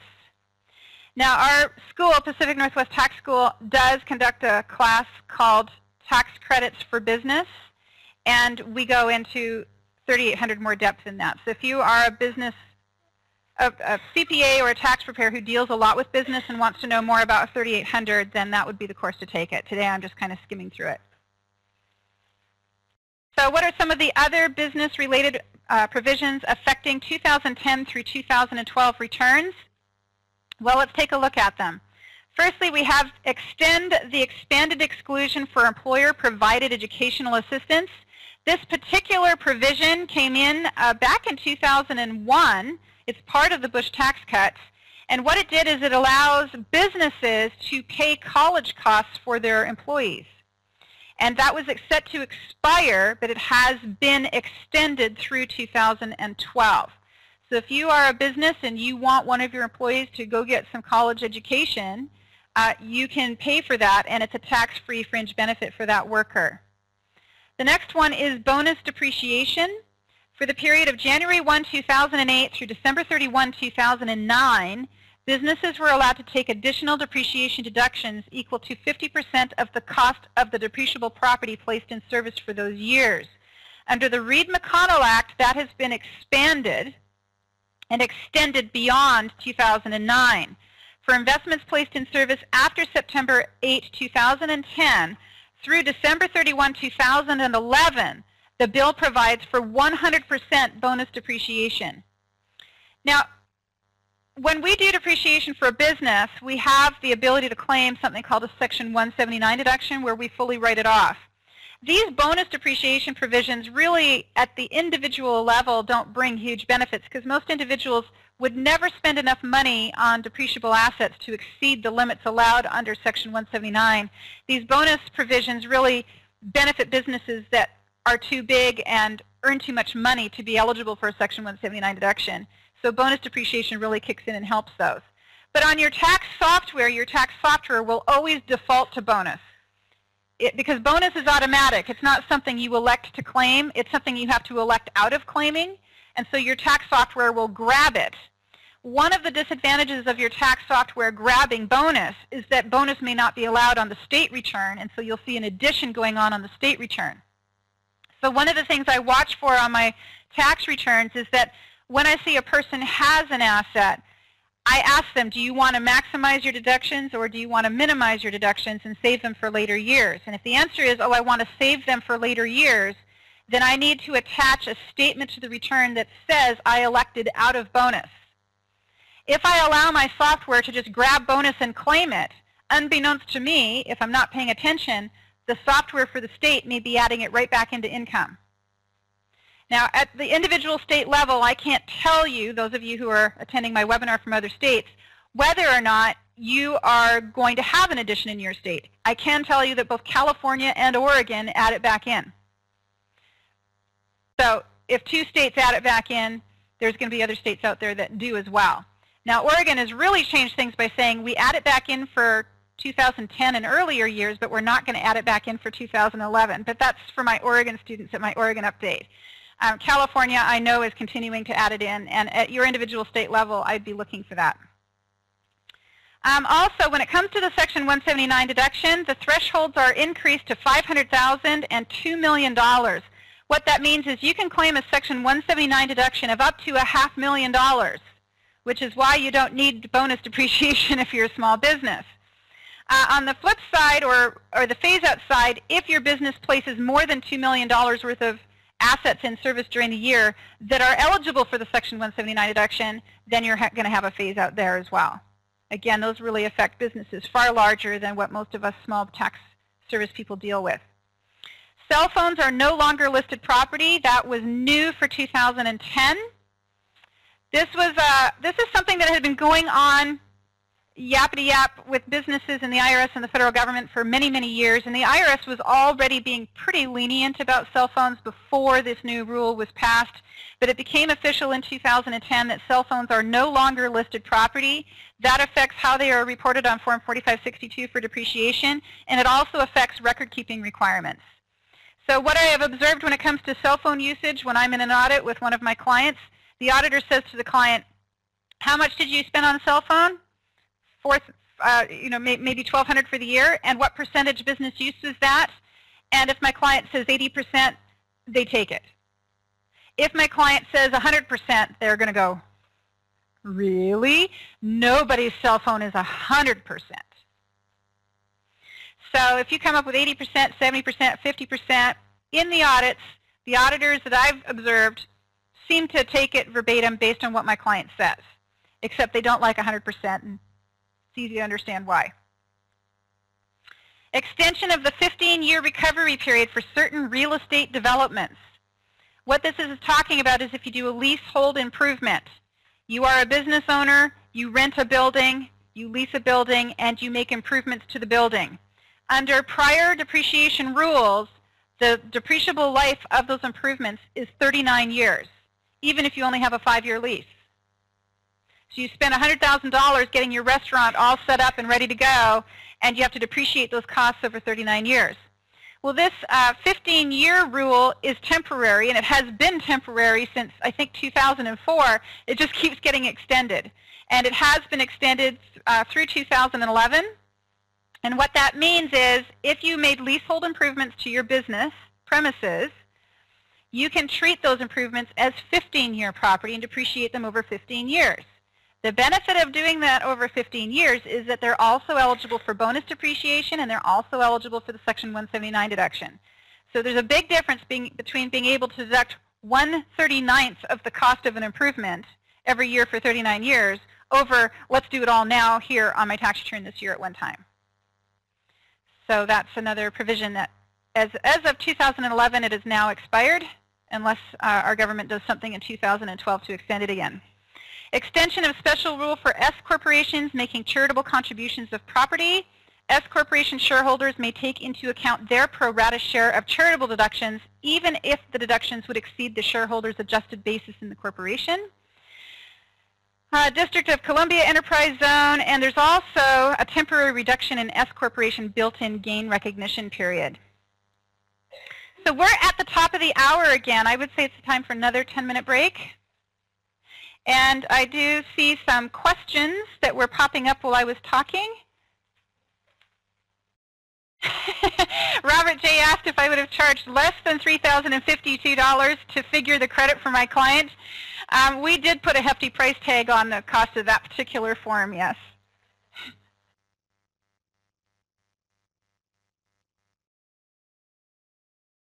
So I've had a number of questions coming up to me during the break on FATCA. And I've also had questions coming up on this 1099 miscellaneous reporting. And I just put a link here in the chat box on where you can go on the IRS's website for all of the information on who must file a 1099. And it's pages and pages and pages of information, enough to teach an entire class on. So I'll just leave it to you to go research that on your own to see if your client is the type of business that does need to file. Now, one of the provisions that had been passed into law at the end of 2010 and then was repealed was the requirement that landlords would have to 1099. But that was repealed. But it's not to say that no landlord is required to 1099. Certain types of landlords who are operating businesses would still need to 1099. Therefore, I don't want to answer that 1099 isn't required of a landlord, but it could be required of a landlord. So go read the instructions and narrow it down from there. So we're working on, we've kind of flashed our way through a whole bunch of business provisions, and I did go through them very quickly. If you want to know more about those types of things, more information is provided in the manual that you can read through on your own time. Also, we have a number of business classes that we teach, including sale of business assets, depreciation, like-kind exchanges, filing of S corporations and LLC returns. We cover all of that stuff in very much a lot of detail, and we don't have time for it today. But if you want to know more, I have classes already done on that. We're going to move on now to line 13 of the Form 1040, which is where we report capital gains. And this is the point where I've been promising you I was going to give you some more information on FATCA, because I have an illustration with it.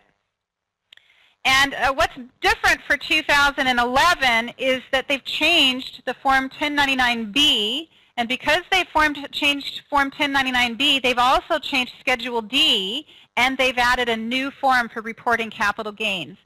So our world has just been thrown topsy-turvy. Schedule D has looked the same for over 20 years, and now it's different. It's a lot different. It doesn't look anything like it used to look. And the rules for completing it are completely different than they ever were before. So that is why I have a very detailed illustration, because it took me, I had to create the illustration to even get it myself. So one of the things that I have to do as I approach tax season is I wait for IRS to publish its forms, I wait for it to publish the instructions for those forms, and then I say, okay, what would happen if I had a client that ... and I create a tax return for them? And that's what I'm going to be giving you today. So starting at the top, or actually at the bottom of page 53, under Section 1202, a non-corporate taxpayer may exclude 50% of the gain from the sale of certain small business stock acquired at original issue and held for more than 5 years. This is a pretty small group of individuals, but essentially what they're talking about is there's a small business that started up. It had an initial period of time where it was raising capital to launch, and you came along at that early phase. There's all kinds of tests that have to be made, but if you're one of those early contributors and that company takes off and you make a boatload of money so your stock just shoots up in value, there are rules that say you can sell that stock and exclude half the gain from taxation. For 2009 and part of 2010, that exclusion was increased to 75%. And for stock acquired after September 27, 2010 and before January 1, 2011, that exclusion increased to 100%. So if you do have a client that is a client who purchased that kind of small business stock, it could be that they could sell it and pay no tax on it. I've had one client in my entire career that had such a thing. They invested in some company called Wizards of the Coast, who created the Pokemon cards. So that was an ongoing thing for several years with that particular client, and that's how I learned about it. So you just never know, and I learned about it when I was like a third-year tax preparer. So we're not talking about, some of these things seem obscure, and you're going to go, oh, well, that kind of client would only ever walk into the office of KPMG. But in fact, they can walk into just your little office. You just never know what you're going to get sitting in front of you. Okay, also for 2010, and again for 2011, there are 2 reporting documents that are new. One of those is Form 3921, and it is issued by a corporation for which an employee has exercised stock options. Prior to this form, there was no reporting mechanism that went on when an employee exercised stock options other than payroll gross up if the stock option required payroll gross up. So there's different kinds of stock options, and I do talk about that in another course called Basis of Assets. But let's save it to say that some stock options were reported or are reported on a W-2 when they're exercised, and other times they're not. And in the situations where they're not reported on a W-2, maybe they weren't getting reported at all. Do you think that's possible? So anyway, IRS came out with this new Form 3921, and it follows stock options when they're exercised. Then we have Form 3922, and this one has more is broader in its scope, I guess you could say. And the reason for that is that incentive stock options are a relatively uncommon animal these days. They were super common in the 90s, but there's not so much in the world of stock options going on, except for certain individuals who may have owned them since the 90s, or maybe they're working in companies that still happen to be giving them out. But most companies are moving away from them. For example, Intel, who's a big Fortune 500 company here in Portland, was issuing stock options out the wazoo to just about every employee they had for many years, and they've moved away from that now. Now they're focusing more on RSUs, ESPPs, and other methodologies other than incentive stock options. But this ESPP, or Employee Stock Purchase Plan, is very common. And Walmart has it. So don't think that you're only going to be dealing with this on white-collar workers over at Intel type companies. You could have the teller at Walmart who is purchasing through an employee stock purchase plan at work. So if they come in with this document, what the document is telling you is that they purchased stock through an employee stock purchase plan, and they purchased that stock for less than its fair market value. And there are rules about what happens when they purchase it for less than its fair market value, and one of those is that there's a gross up that goes on their W2. They have to pay tax on that difference. And it's tracking that amount of income that was reported and taxed that is important, because when employees sell their stock purchase plans, the question is, well, was the difference between what you paid for them and what they were worth at the time included in your wages? Question mark. And the answer is, what are you talking about? All right. So this document is here to help clarify that. And I started to see a few of them trickling in last tax season, and we're going to be seeing more and more of them. One of the good things about it is that these get filed with IRS. And situations where an employee purchases stock through an employee stock purchase plan, and they do so in 2008. And in 2013, they sell. What do you do? How do you figure out their cost basis and so forth? That's a whole other class. And because it would have been purchased in 2008, no 3922 would have been issued, and that's not going to be a resource available to you. But beginning in 2010, employers are supposed to be issuing these. And what that means is, if an employee purchased stock through an employee stock purchase plan in 2010 and then sells in 2015, this 3922 can be a resource that maybe that employee kept, or if they did not, you can request it from the IRS through their transcript service.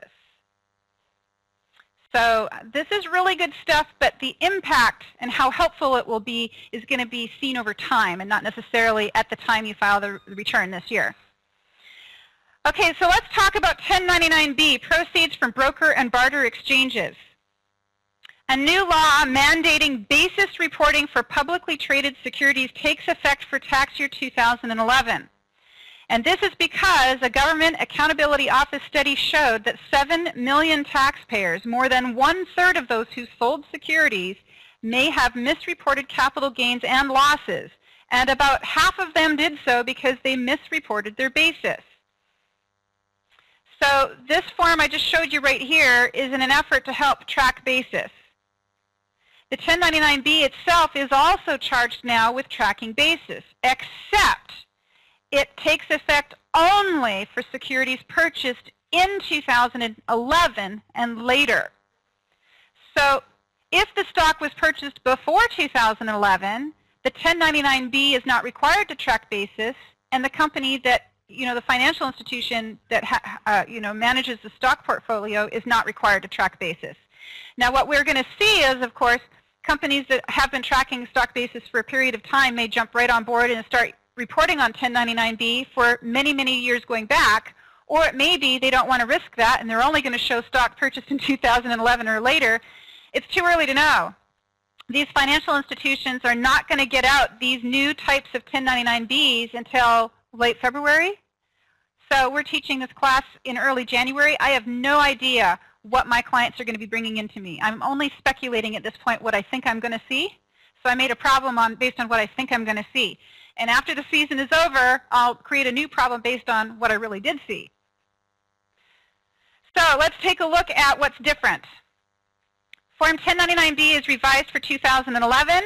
Space is now provided to report the following information that was not reportable in earlier years. Firstly, the date that the stock was originally acquired. Never had that on there before. Box B, cost or other basis of the securities that was sold. Cost basis on a 1099-B? Get out of here. Oh, but wait, if box 6 is checked, box 3 may be blank. Oh, I think we're going to see lots of blank box 3s. Box 5, wash sale disallowed. Get out of here. They're going to actually figure out that there's a wash sale. I won't have to do that manually anymore. But maybe not right away. Oh, well, no, that should be right away because wash sales are sale and buy within 30 days, right? So wash sale reporting should be instantaneous. Hot dog. Okay, box 6. If this box is checked, boxes 1B, 3, 5, and 8 may be blank. I think we're going to see lots of checked box 6s. So the reason box 6 would be checked is because the stock that was sold was a non-covered security. A non-covered security describes investments for which financial institutions are required to report, or pardon me, a covered security describes investments for which financial institutions are required to report realized gains and losses.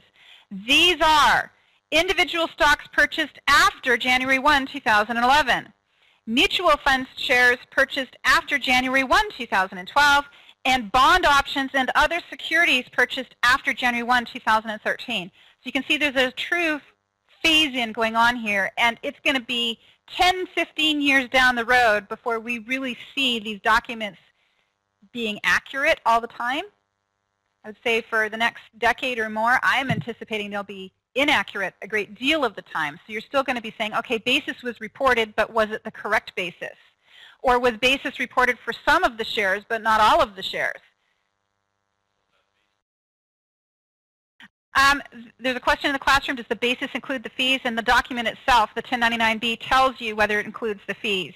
Because it's got, if you look here at box 2, it says reported to IRS, either the sales price or the sales price less commissions and other fees. Okay, so if you want to know whether the fees are subtracted from the proceeds or included in the proceeds, you look to whether box 2 sales price was checked or box 2 sales price less commissions was checked.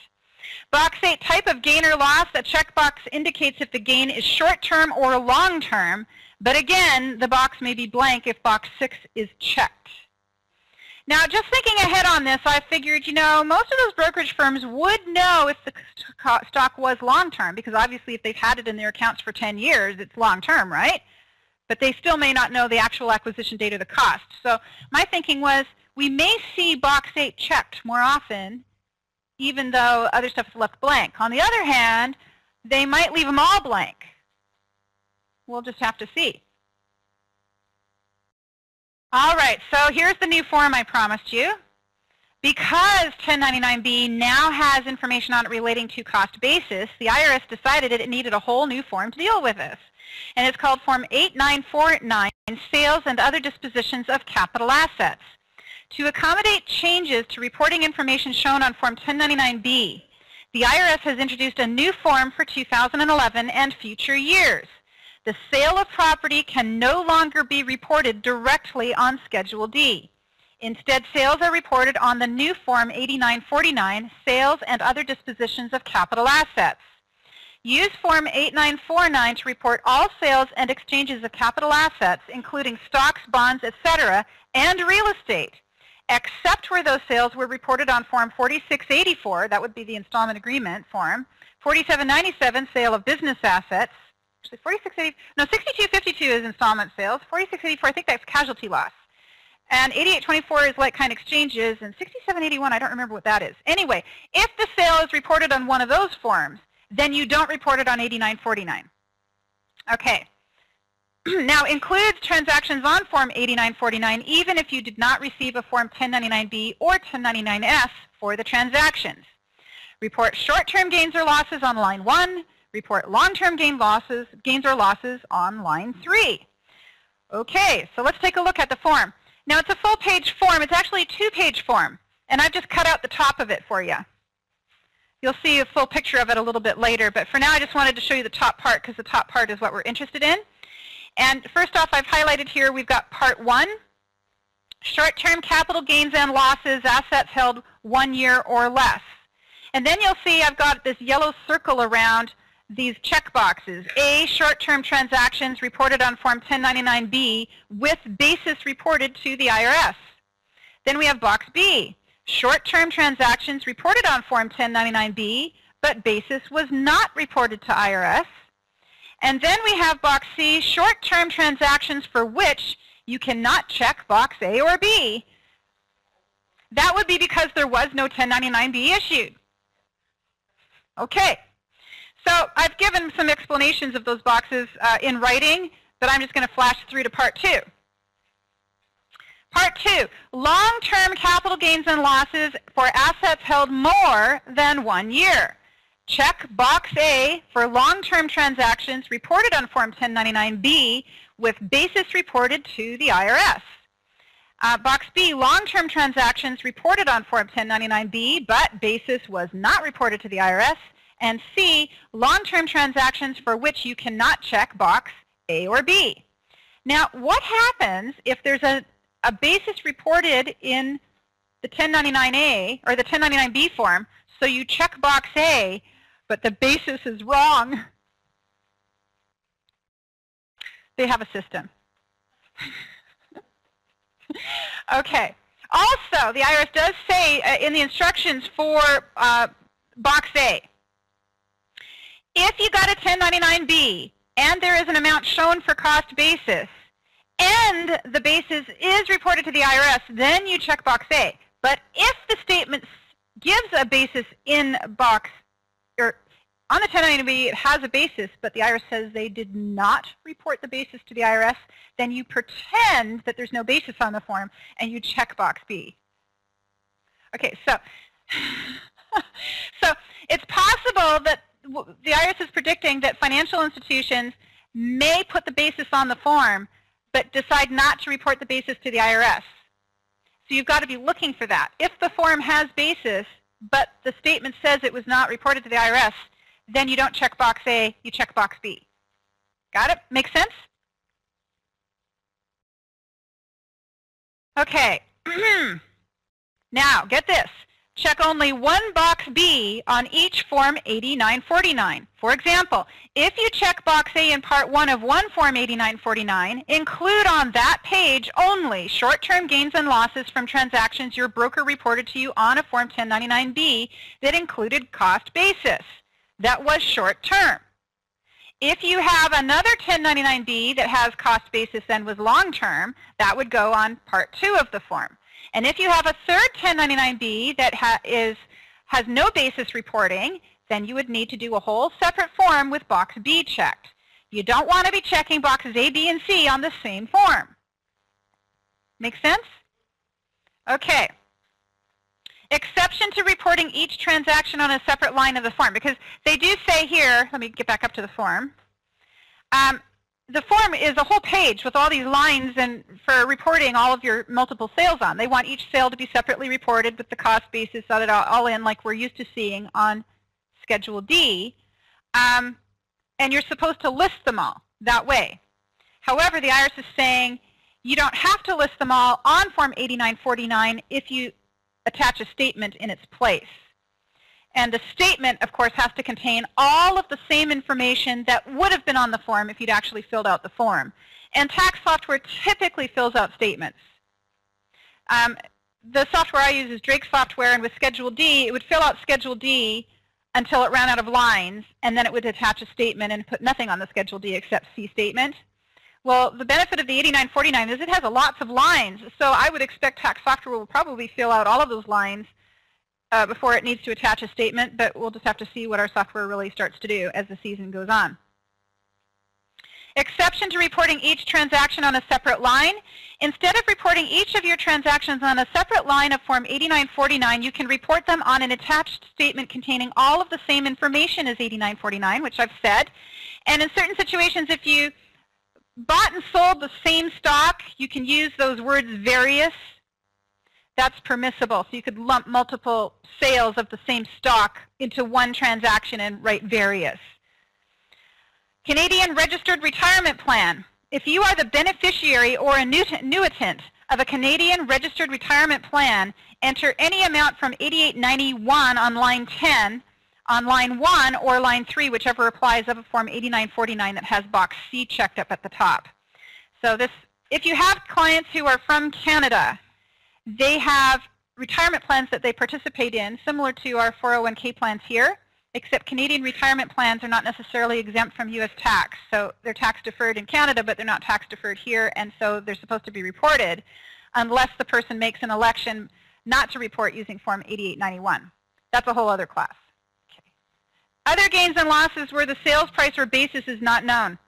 If you have another gain or loss for which you do not know the sales price or basis, such as a long-term capital gain from Form 8621, enter a description of the gain or loss in column A of a Form 8949 that has box C checked at the top.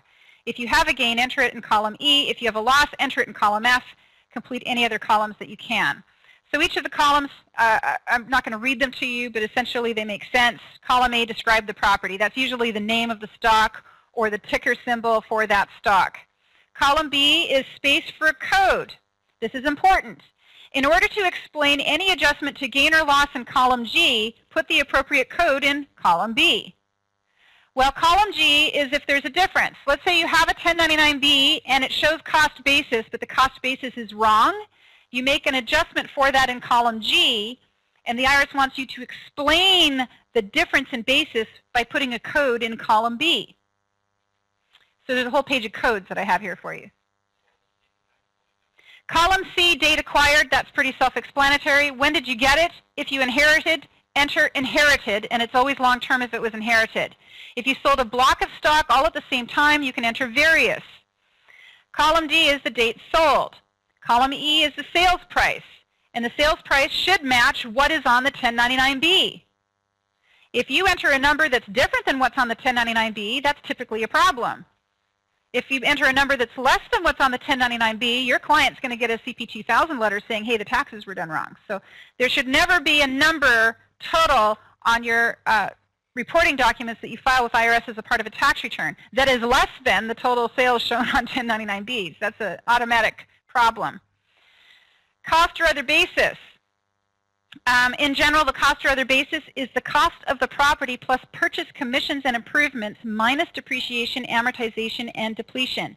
If you inherited the property, got it as a gift, or received it in a tax-free exchange or involuntary conversion, or in connection with a wash sale, you may not be able to use the actual cost as your basis.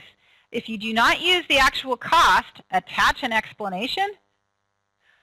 Okay, Form 1099-B.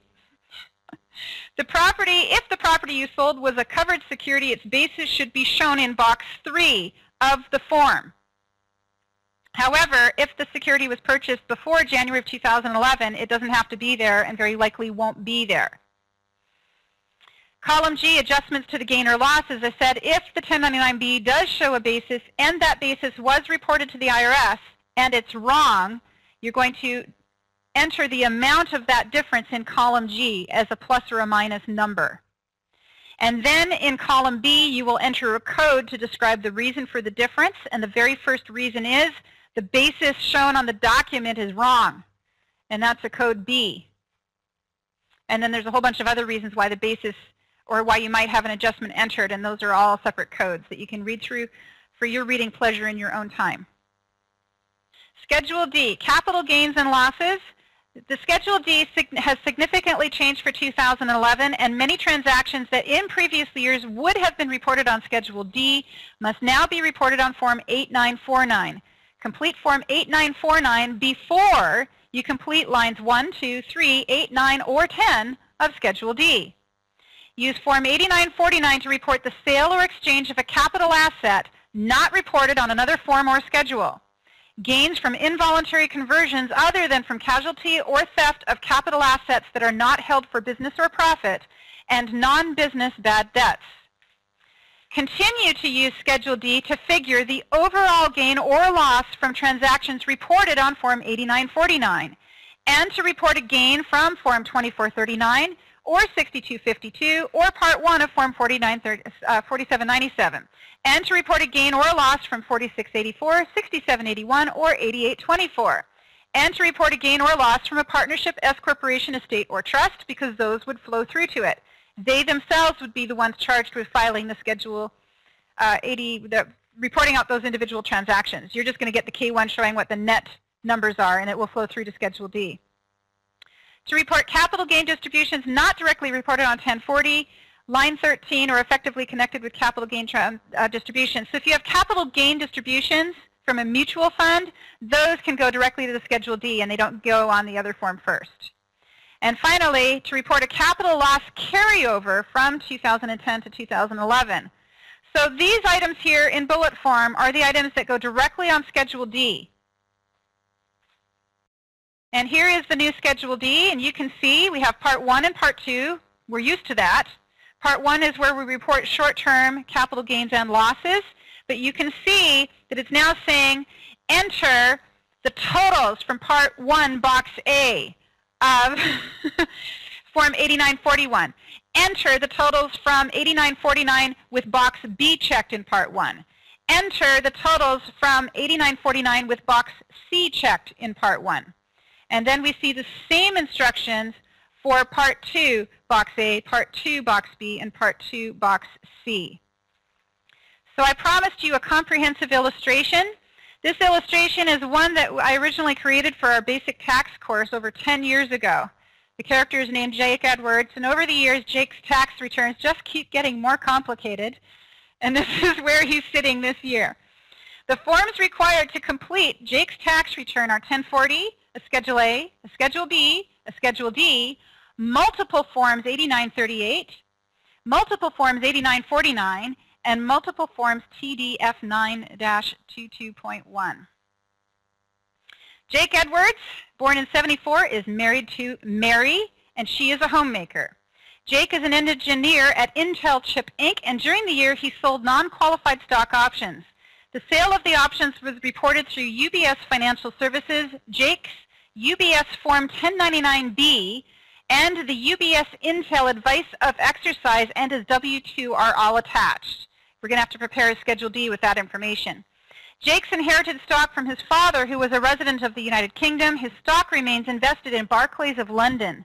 The year-end value of the account was £100,000, and the maximum value of the account during the year was £125,000. Well, the US dollar UK pound sterling exchange rate was 0.6410, which means the maximum value of the account during the year was $195,008 US. The account issued 6,000 pounds in qualified dividends. That converts to $9,630 US. He did not sell any shares during the year. Jake maintains a savings account with UK National Bank. The account generated $500 of interest income during the year, and the year-end balance and highest balance of the account was $15,000 US for the year. He paid $100 of foreign tax on his United Kingdom interest income. Mary received a 1099 INT from U.S. Bank reporting $1,500 of Box 1 ordinary interest income for the year.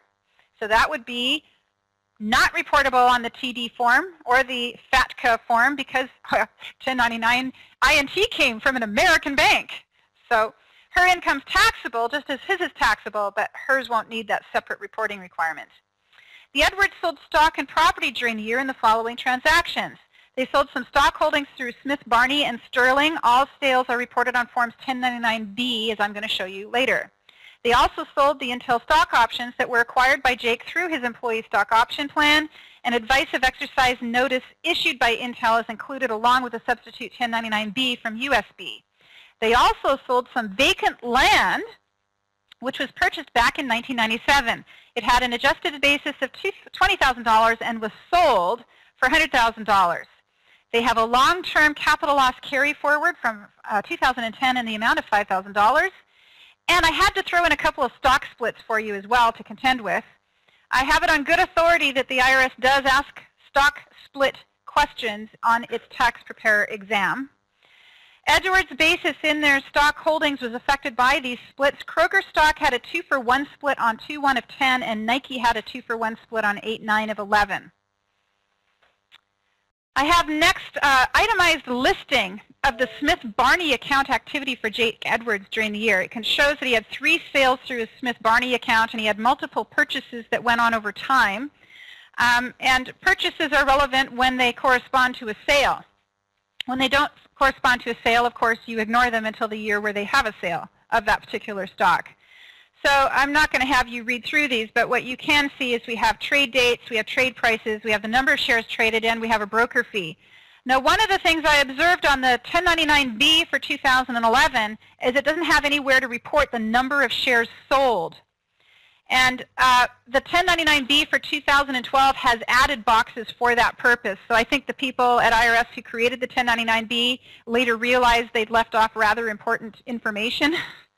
So again, I don't know what we're going to be getting from the brokerage houses. I have to assume they're still going to somehow try and tell us how many shares were sold, because if they don't, it creates a problem. But anyway, I decided to tell you the number of shares sold on the document just by putting it in the name or description line. There just doesn't seem to be any other place for it for this year. So the first 1099-B I have filled out for you shows the date of the sale. It shows the sales price, and it says sales price less commissions. All right. Box 6 is checked, and there's no basis reporting going on, but it was self-evident that it was long-term, and so I had Smith Barney check that box. Now, the box that's next to the form provides an explanation of how I went about figuring the cost basis and what line of the reporting forms that I've put the information onto. And I'm not going to read these to you, we just don't have time, but you can read through those on your own to see exactly how I did my calculations. But in the end, for this particular sale, we have a cost basis of $730. We have a sales price of $2,260, and it ultimately will carry to Form 8949, Part 2, that has Box B checked. So this is a long-term sale reported to the IRS, but no basis was reported. That means it goes on Form 8949 with Part 2, Box B checked. Oh, I have my second password of the day, folks. Hawaii. H-A-W-A-I-I. I was thinking Canada last night, and then I thought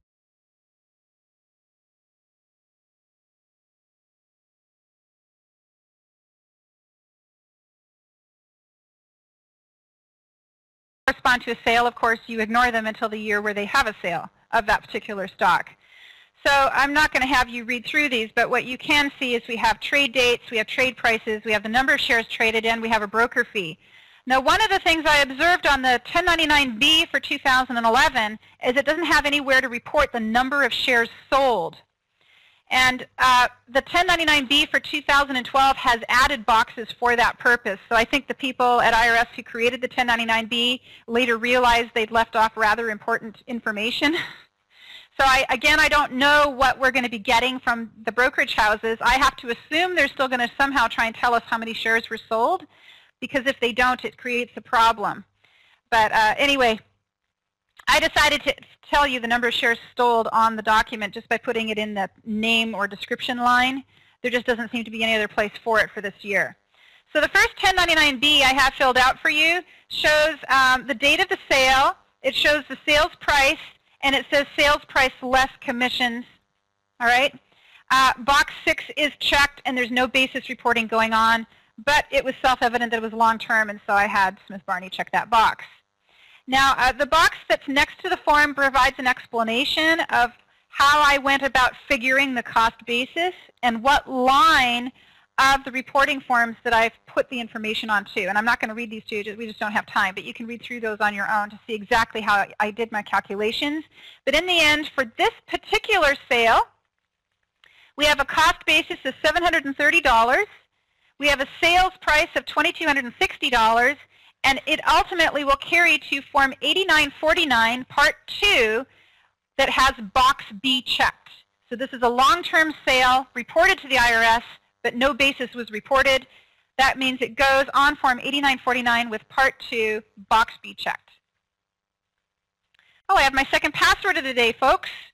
Hawaii. H-A-W-A-I-I. I was thinking Canada last night, and then I thought, what's the opposite of Canada?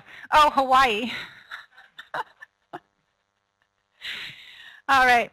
The next document we're looking at is another 1099-B, also that says Smith Barney. But look at this. Basis information is reported.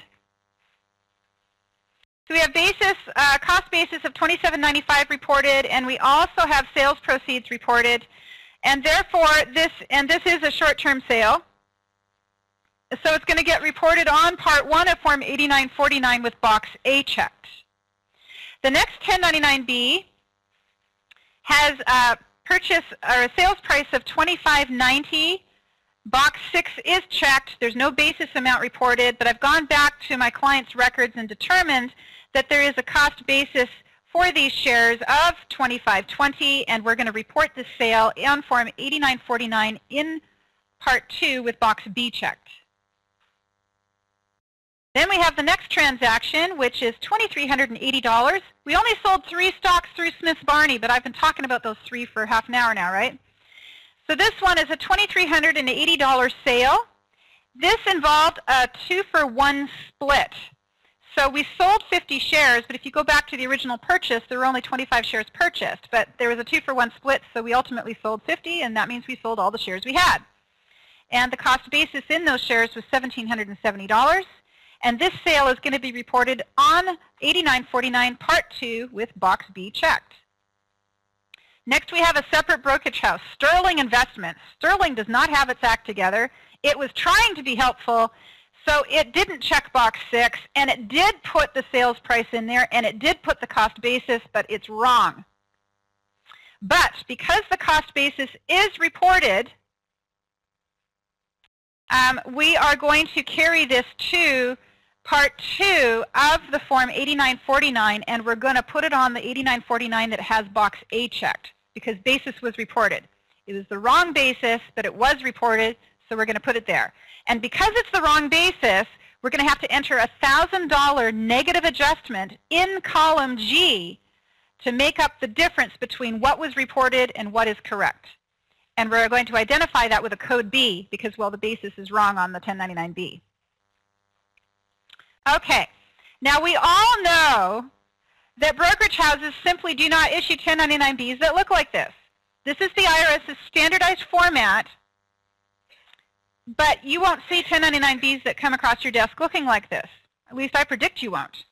Because most brokerage houses issue something called a substitute 1099B. Now, I did make an effort over a week ago to contact a brokerage house and ask them if they could possibly give me a sample of what their substitute 1099B will look like, and they couldn't do that for me.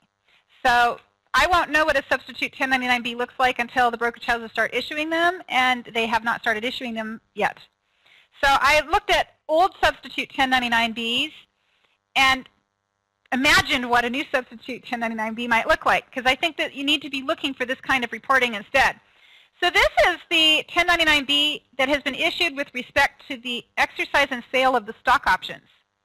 And you'll see that we're saying the IRS box that is being reported is box 2A, and we have gross proceeds less commissions from a sale of $13,115. And then we have an amount entered on box 3, cost or other basis of $13,120.65. And then it says federal income tax withheld, nothing.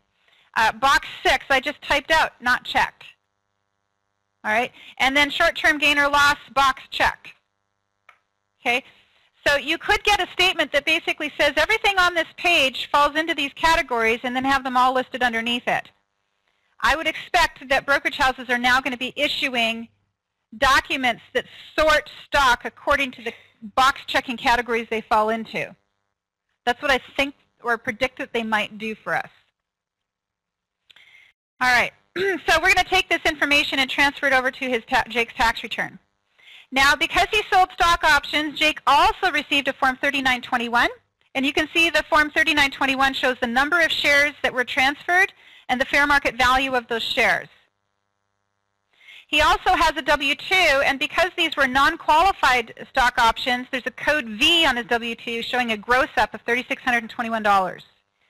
So this $3,621 adds to his cost. And Intel very nicely issued him an advice of exercise notice that shows to him the number of shares that he bought, the sales price of those shares, the proceeds from those shares, and the total gain. And you'll see that the gain is $3,620, but that $3,620 was added to his W2, so it means he's already paid tax on it, which means it adds to his basis. So ultimately, when you go back up to this 1099B or substitute 1099B, you'll see that his cost basis is actually more than his sales proceeds. And that's completely normal. When I see stock options, as often as not, the sales price is less than the cost. And the reason is that the broker fee adds to the cost and is held out, and their net proceeds are less than their cost, usually to the tune of $50 or so. Okay, and here is their finished tax return. So Jake and Mary Edwards are filing a Form 1040. His W-2 is reporting $128,621 of wages. They have a total of $2,000 of interest income, and I'll show you their Schedule B in a moment. They also have $9,630 of qualified dividends coming from that Barclays of London account. They have $77,999 of capital gains being reported on line 13, and I'm going to show you how we calculated that number. Tax return on the front of it, there's not that many lines filled out. Not looking too complicated right here. Okay, now it turns out that there's enough withholding going on Jake's W-2 that he gets to itemize his deductions, not by much. They're just barely more than the standard deduction, $20 above the standard deduction, but that was just the way the math worked. And you can see I threw the foreign tax credit on line 47. And here is the Schedule A showing $11,620 of itemized deductions. And to keep this return as simple as possible, I gave you no other deductions to itemize. And here is the Schedule B, where we list the financial institutions that paid interest to the Edwards. The first one is the UK National Bank, that bank in England that paid $500 of interest. And then we also have US Bank, which issued a 1099 to Mary for $1,500. So the total interest reported on the form is $2,000. Then we have the dividend income that came out of Barclays, $9,630. Now at the bottom of the form, Part 3 is not new, but Part 3 looks new. So for a number of years now, the IRS has had check boxes at the bottom of Part 3, and there's a checkbox that say, do you have interest in a foreign bank account? Yes or no. Do you have interest in a trust that has control over a foreign bank account? Yes or no? And you're supposed to answer those questions. Well, this year, they've added a question. It says, at any time during 2011, did you have financial interest in or signature or authority over a financial account, such as a bank account, securities account, or brokerage account located in a foreign country? Yes or no? Then it says, if yes, you are required to file TDF 90.22.1 to report financial interest or signature authority, da-da-da-da-da-da-da. And then it says B, if you are required to file the FBAR form, enter the name of the foreign country where the financial account is located.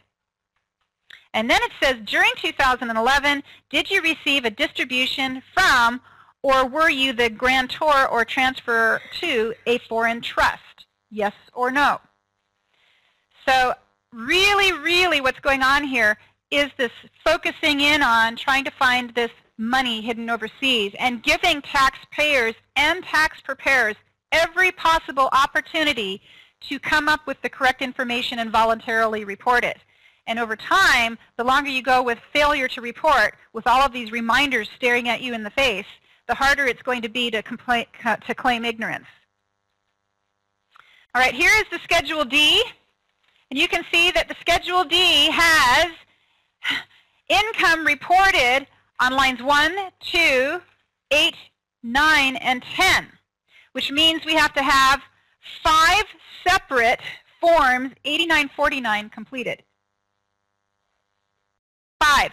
I do not need to attach a form 8949 with box C checked for short term. I didn't have that many stock sales, right? I only had like 6 or something, but I managed to work it out that I would have to file that many forms. And then, of course, we have the short-term carry forward, or pardon me, the long-term loss carry forward from 2010 is appearing on line 14. So all of these numbers that you see in these columns coincide to numbers appearing on each of the forms 8949 with the appropriate box checked. These totals carry down and arrive at that net capital gain or loss for the year that carries over to the schedule, or to the 1040, and is entered on line 13.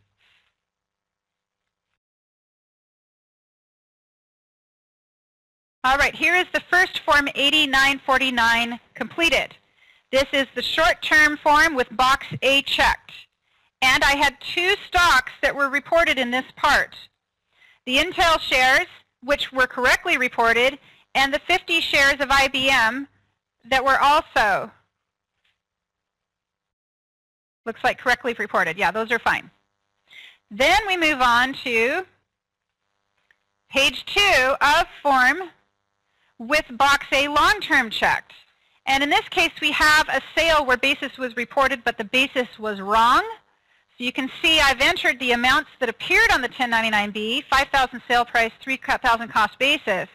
But I've entered a negative $1,000 in column G because cost basis is actually $1,000 higher than $3,000. So it reduces the gain. And then we have the description is that this particular stock was inherited. Okay, then we move on to the next 8949, and we've got box B checked for short term, and we had one sale transaction reported on this page. We move on to page 2 of this form 8949, and we see that we've now checked long-term box B, and we reported 2 sales. So two stocks were sold long-term and reported to the IRS without basis. And that's why we've checked box B. And the final sale is the land. No 1099-B was issued on the land, and the land was held long-term. So the land is reported on part 2 with box C checked, and it's a single transaction. And all of these numbers get totaled at the bottom of the form. And you can see here I've said box C long-term totals are shown on line 4 of form 8949 right here. The net gain is $80,000, but it doesn't show $80,000 as the gain. That gain actually gets calculated on the Schedule D. Okay, but we show the cost of 100, the cost of 20, and the sales price of 100. And I know mentally 80 is going to end up somewhere on the Schedule D, but we don't calculate the 80 here. So let's just go back up to the Schedule D real quick to see what happened. That's on page 74. So we go on to Schedule D and look at line 10, because that is where the 8949 long-term with box C is carrying to. And there we see the 100,000 sales price, the $20,000 cost, and the net gain of 80.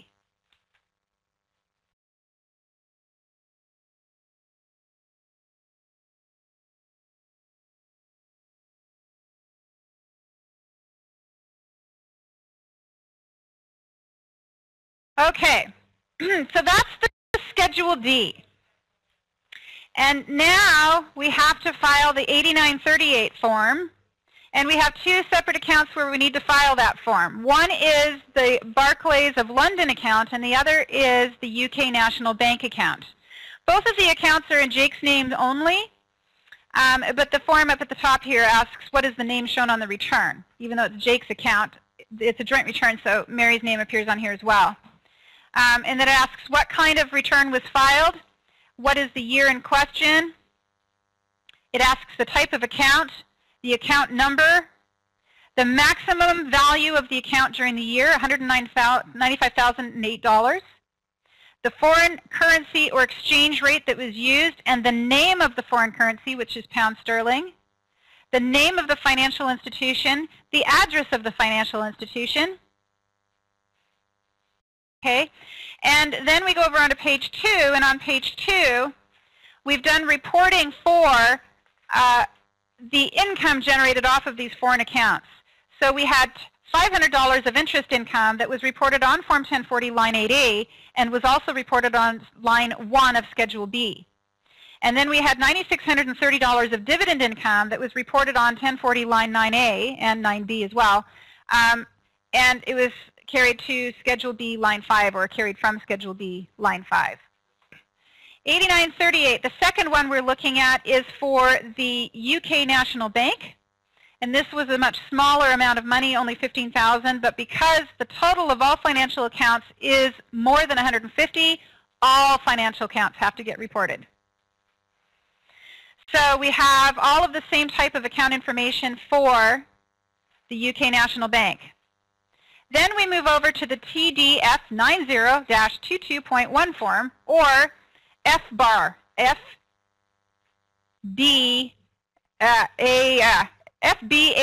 They've got report on the end.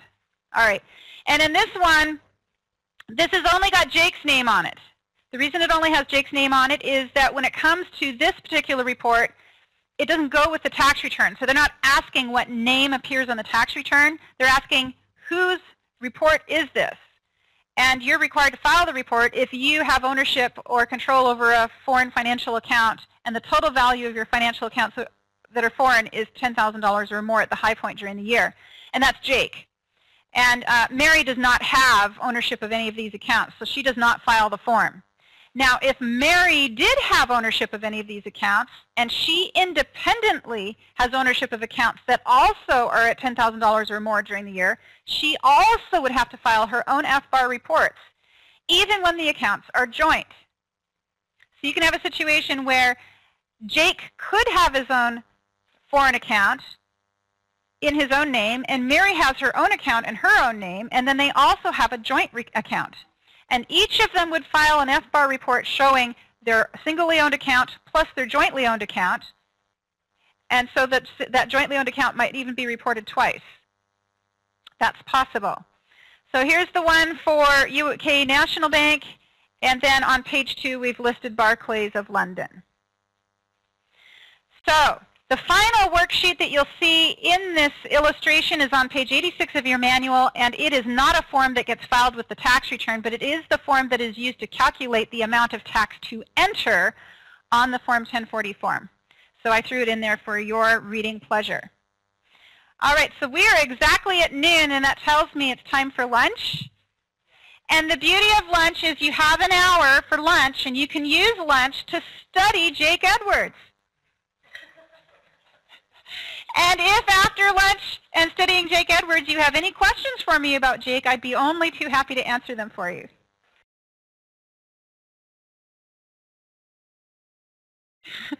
Oh, I forgot to give you the joke. You guys, if you happen to notice at the bottom of every form, including the new forms, there's the Paperwork Reduction Act notice. Okay, yeah. Is it fully engaged? So if you would all flip, please, to page 87 of your manual. We're going to pick up now with line 15 of Form 1040, which is where we report IRA distributions. That is, when we take money out of our IRA and have to report it as income on our tax return, that income is reported on line 15 of Form 1040. And of course, in 2010, you were allowed to take money from your IRA and roll it into a Roth IRA. And normally that triggers a taxable event, assuming you have no basis or only partial basis in your IRA. If you take money from an IRA and put it into a Roth IRA, you realize income at the time of that conversion. But for 2010 only, taxpayers had an election of deferring the reporting of that income for tax purposes until 2011 to 2012. So what that means is that in 2010, for example, you could have a taxpayer who took $10,000 from their traditional IRA, and assuming they had no basis in that IRA, they should have reported $10,000 as income on their 2010 return. Even though it was rolled over into the Roth, Roth contributions are always after tax. So if you take it from a pre-tax account and roll it into an after-tax account, it means that that rollover becomes taxable. But for 2010, that $10,000 could not be reported in 2010 as an option. You could say, I'm not going to report it in 10. Instead, I'm going to report it in 11 and 12 in equal amounts. That would be $5,000 in 2011 and another $5,000 in 2012. And it's an incentive for taxpayers to roll money from tax-deferred accounts to another kind of tax-deferred account that has different tax benefits associated with it. So there was a lot of that went on. As a tax preparer, I've really never looked personally at Roth IRAs with that much favor, but investment people love them. Investment advisors are always telling their people, put your money in a Roth IRA, because even though you don't get a deduction when you put the money in, later on when you retire and take the money out, you don't have to pay tax on it. And they're looking, that is, the investment advisors are looking many, many years down the road. And in some situations, for some filers, that's a good deal. But for many filers, it's not a good deal. And the reason it's not a good deal is, let's just suppose you have an IRA with your life savings in it at $80,000. And you're 60 years old, and your investment advisor says, oh, roll it over into a Roth IRA. So you roll it over. And now at today's income level, in today's dollars, you're paying tax on $80,000 of income so that you don't have to pay tax on it over the next 20 years as you take it out. Anyway, lots of investment people think that that's a good idea, and so they talk their clients into doing these Roth conversions. So, and the federal government seems to want them to do it too, but I'm assuming because it gets them to report income today and help balance the budget better today. I think that's some of what's going on there, again, at the expense of the future. In any event, there was a push for this in 2010, and because of this push, we're going to have people in 2011 and 2012 reporting income from conversions that took place in 2010. This is a repeat, to a certain extent, of a similar thing that happened way back in 1998 when the Roth accounts first came into being. At that time, it was a 4-year reporting process. You could spread the tax over 4 years. And ever since 2002, it's been at the same time you roll it over. But for 2010, it's reported over a 2-year period. And because of that change, 8606, the Form 8606 was revised for 2010. It's revised again for 2011, and it will be revised a 3rd time for 2012. So today we're going to take a little bit of a look at Form 1099-R and also Form 8606. So we're going to take a look at 8606 Part 2. Part 2 of that form was revised for 2011 to provide space for reporting the taxable part of a rollover conversion in 2010 if a Roth distribution is taken in 2011. So it's a very specific situation. You did a conversion from your IRA in 2010 to a Roth IRA. And by the way, it was also possible to do the conversions from 401ks to Roth IRAs. It wasn't only for IRAs, but you could also do it from simple plans and SEPs and from 401ks. Pretty much any of those tax-deferred accounts, it was possible to do that rollover. So the 8606 has been revised to accommodate that.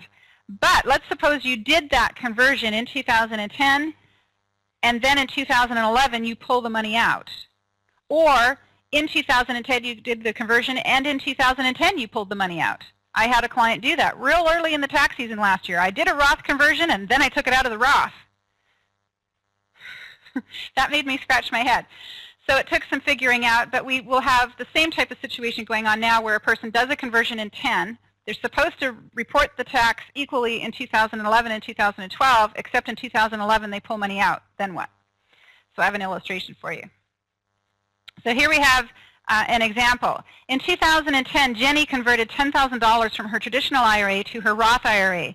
She had no basis in her traditional IRA, so the rollover is fully taxable to her. And she received the illustrated 1099-R in 2010. So you can see this is a 2010 1099-R, and it showed a gross distribution and a taxable amount both at $10,000, and the distribution code was G, meaning it was a qualified rollover. So we move over to the next page and take a look at her 8606, or at least parts of the Form 8606 she filed in 2010. Jenny decided not to report income from the conversion on her 2010 return. She completed Part 2 of her 2010 Form 8606 as shown below, and you will see that on line 16 she reports the conversion or the rollover amount in the amount of $10,000. And she is not making an election on line 19 to report any of it in income for 2010, and is instead electing to report it in income in equal amounts in 2011 and in 2012. And you can see line 20A says amount subject to tax in 2011. This $5,000 is the amount that would be reported on line 15 of her 2011 Form 1040. And then the next year, 2012, she should report the final $5,000 on line 15 for 2012. But wait. In 2011, Jenny took a distribution of $3,000 from her Roth account and received another Form 1099-R. For 2011, Jenny must report and pay tax on 1/2 of her Roth conversion from 2010 and all of her distribution from 2011. So what was the distribution in 2011? $3,000. What was the amount to include in the income for 2011? $5,000. 5 plus 3 equals 8. So let's see how that turns out. So we're looking at Part 3 of page 2 of Jenny's 2011 8606. And you can see we're reporting the distribution on line 19. We're showing a basis amount on line 24 of $10,000. But technically, she doesn't really have basis in it yet because none of it's been reported in income yet. So the form asks you to report how much of a basis you have in your Roth account, but then it also asks how much of that basis came from years before 2010. And in this case, none of it came from before 2010. Ultimately, by the time you're done, the form has you add up the 3 and the 5 and gives you 8. And then it says enter 8 on Form 1040, line 15B. And then you'll see the final line, line 38, says this is the amount that's subject to income tax in 2012.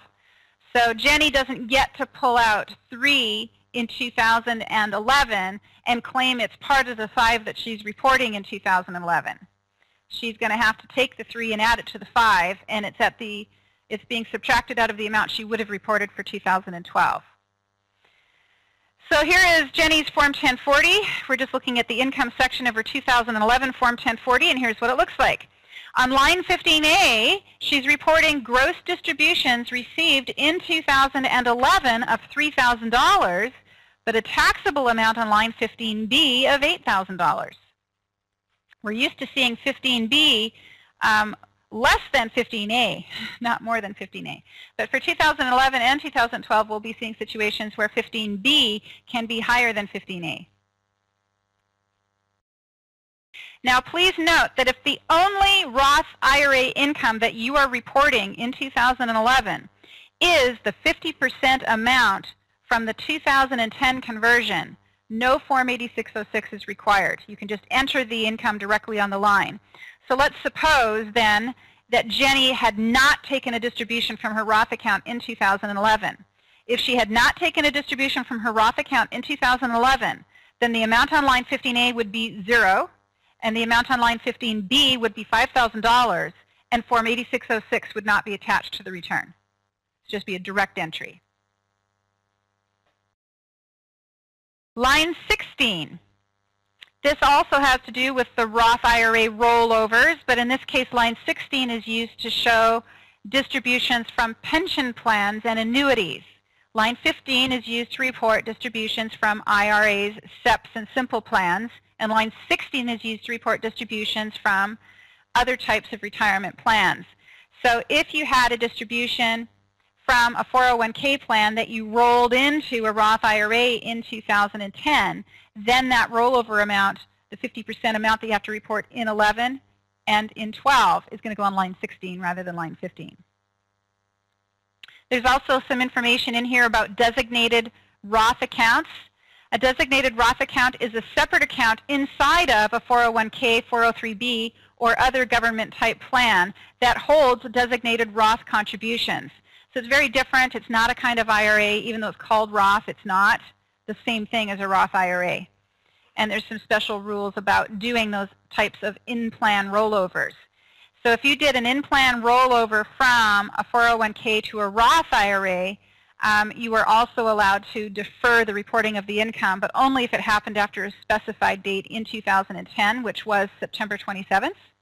And that rule that allows those rollovers from retirement accounts into in-plan Roths or to external Roths continues to be in effect. This is a pretty big change because for the whole history of Roth IRAs, well, in the early days, the only way you could put money into a Roth was as a cash contribution or as a rollover from a traditional IRA. And over time, the rules have loosened to allow rollovers from regular types of retirement accounts. And then in 2010, the limit on income was removed so that regardless of your income level and regardless of your filing status, you can do these conversions. So previously it was the case, let's say you're a high-income wage earner and you're earning $150,000 a year and you have a bunch of money in your 401k and you want to roll it into a Roth account. You would not have been allowed to do so because you earn too much. Well, beginning in 2010, the income limits are thrown out. And anybody, regardless of their income level, can do those conversions. So the 1099-R has had some minor changes made to it for 2011. That's the reporting document just up here. Let me get back to it. Jenny's 1099-R. So here is her 1099-R. This document has been slightly changed for 2011. You can see in 2010 there's a blank box here and there's a box with a description in it but no number. Those boxes have been adjusted somewhat for 2011 and later years. Box 10 on the new 2011 1099-R shows the amount that is allocable to an in-plan Roth rollover within 5 years. It shows the amount of any distribution that is allocable to an in-plan Roth rollover if it is made within 5 years, beginning with the year of the distribution, or the year of the rollover. Also, box 11, this was the first year of opening a designated Roth account. And box B, or code B, box 7, is a new distribution code. So box 7 is how you identify the type of distribution going on and what the tax treatment for that distribution will be. Most 1099-Rs are issued with a distribution code of either 7 or 1. 7 means it's a normal distribution, normal income from a person who's simply retired and is taking distributions from a retirement account.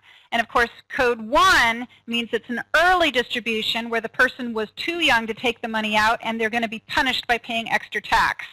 And there's a bunch of other codes that are less common than those two, including code G, which means there was a rollover, right? Well, there's now a new code, and that's code B. And this is a new distribution code which is used to report a designated Roth account distribution. And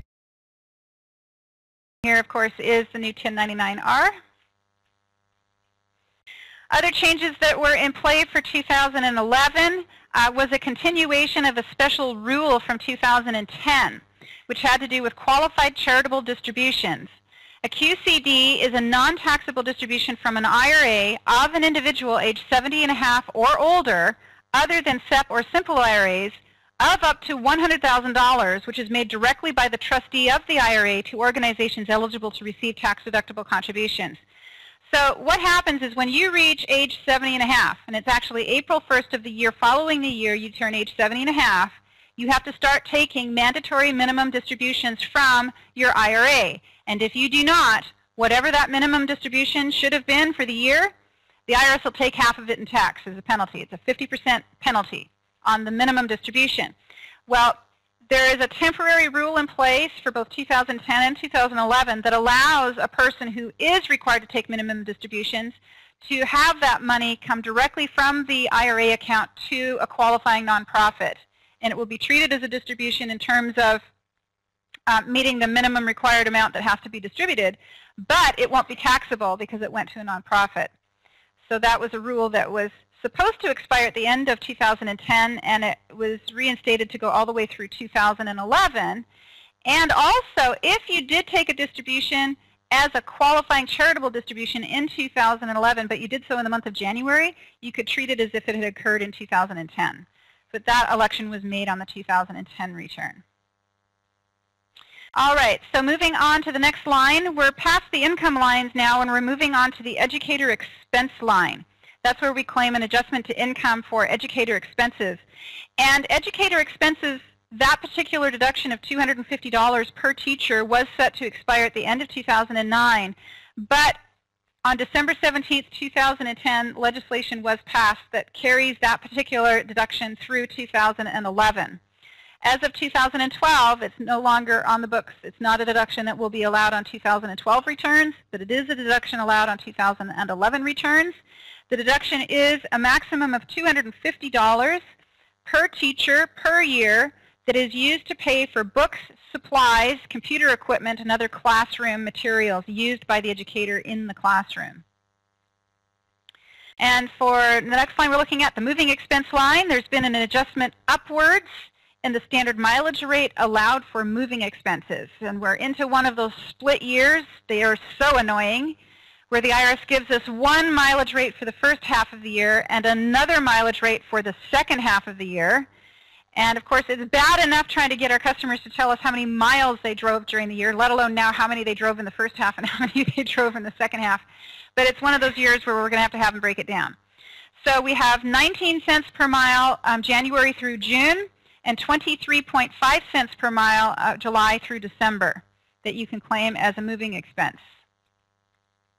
Form 1040, line 29, just as a reminder, the self-employed person may be able to deduct the amount paid for health insurance for himself, his spouse, and his dependents. And under new laws passed under the Health Care Act in 2010, the insurance can also cover his or her child who is under age 17 at the end of 2011, even if that child is not his or her dependent. My understanding is this has been one of the single largest increases in the number of insured people. I mean, that when this rule came into play and parents were allowed to begin claiming or putting their children on their health insurance, that the number of insured people rose dramatically. So it's been very beneficial in terms of getting more people covered. But from the tax side of things, it would be line under age 27, which means they need to be age 26 or less.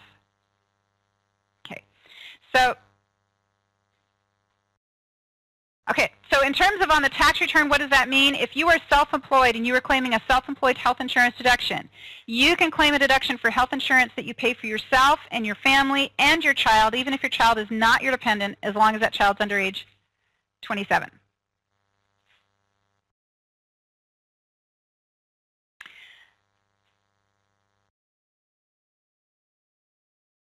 Next up, we have deductible IRA contributions. The due date for contributions for your 2011 return is going to be April 17, 2012. Now, April 15th falls on a weekend. April 16th is a Monday, and April 16th is Emancipation Day in Washington, D.C., which means that the entire country is shut down for a day because of Emancipation Day in Washington, D.C. This is not unusual. It's been my observation now that April 15th is no longer the filing deadline. It's the day after Emancipation Day is usually the filing deadline, and that's April 17th. So you have until April 17th to file your return. You also have until April 17th to get money into an IRA and claim a deduction for it on your 2011 tax return. Now, of course, bearing in mind there are rules about making contributions to IRAs, and those rules are largely based upon having income. The income must be compensation. Compensation comes from earnings, such as a job or self-employment, and from alimony. Those are the two forms of compensation that qualify you for making contributions to an IRA. The second part, or the second side of making contributions to an IRA is whether or not you are allowed to claim a deduction because you put money into your traditional IRA. And these rules are income-based if you have a pension plan at work. If you do not have a pension plan at work and you are not married, there is no limit on the amount of income you can make and still be able to claim a deduction for what you put into your IRA. So let's suppose I'm self-employed and I earn $500,000 for the year. I do not have any kind of other pension plan set up for myself and I am not married. I can put my $5,000 into my IRA and claim a deduction for it. It doesn't matter how much I earned, other than that I earned at least as much as I put in, right? But let's change the scenario a little bit and say I have a pension plan at work and now I'm earning $500,000. Can I still claim an IRA deduction? And the answer is no. Now I earn too much. Because I have a pension plan at work, I have to be concerned with how much money I'm earning. And if I earn too much, I'm not allowed to claim a deduction. I'm still allowed to put the money in. I'm just not allowed to deduct it. So what is that threshold? Well, for 2011, if you were covered by a retirement plan at work, your deduction for your contribution is limited and phased out based on the incomes you'll see here, but also on this table. And this table is a little bit easier to read from, so I stuck it in. It's right out of Pub 17. If your modified adjusted gross income is $56,000 or less, your deduction is not limited. except by the fact you're not allowed to put in more than $5,000, or if you're age 50 or older, more than $6,000. So technically you could deduct that much money as long as you earned that much money from compensation.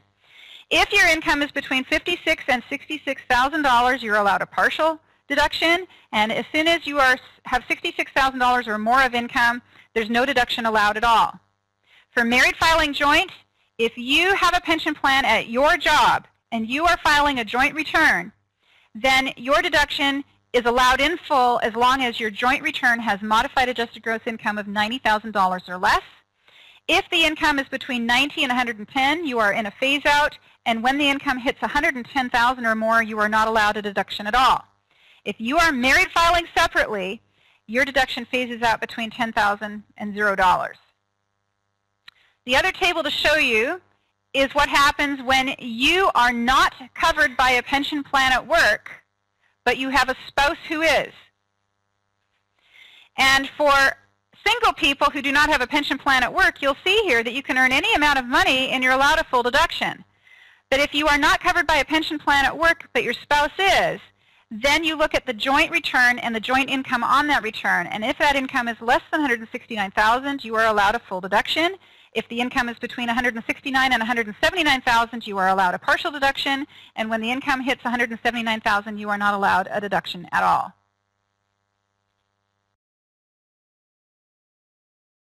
The maximum deduction you are allowed to claim is based on your age. And the age, if you are under age 50, it's a $5,000 deduction. And if you are age 50 or older, it's $6,000. All right, Roth IRA contribution limits. These are very different. So when you're talking with a client and saying, hey, you know, you have until April 17th to go put money in your plan, the conversation that might be going on is, well, do I get a tax break if I do? And the answer is, well, it depends on if you have a pension plan at work and how much you made. If you don't have a pension plan at work, sure, you can save money by putting money in, and I'll tell you how much you're going to save. Let's stick the deduction in here and see how much your tax goes down by. And they might use that information to say, hey, I'm going to go do that because it's going to lower the amount of tax I have. In fact, it might make my refund big enough that I'll just use the refund to make the deposit. Because you can file claiming you made a contribution before you make the contribution, as long as you make the contribution by April 17th. The flip side, or an additional side to that, is some people also qualify for the retirement savings contribution credit, and there might be two tax benefits associated with making a contribution that could be claimed on the return. In any event, that's one option, the traditional IRA. The other option is a Roth IRA. Now, if you have a pension plan at work and you earn too much money, there's no tax incentive to putting the money into a traditional IRA. That is when it makes sense to go put the money in a Roth IRA. Not allowed a deduction? Well, I may as well stick it in a Roth IRA. That's an excellent reason to put it in a Roth. But there are still income issues that you have to be concerned about with Roth.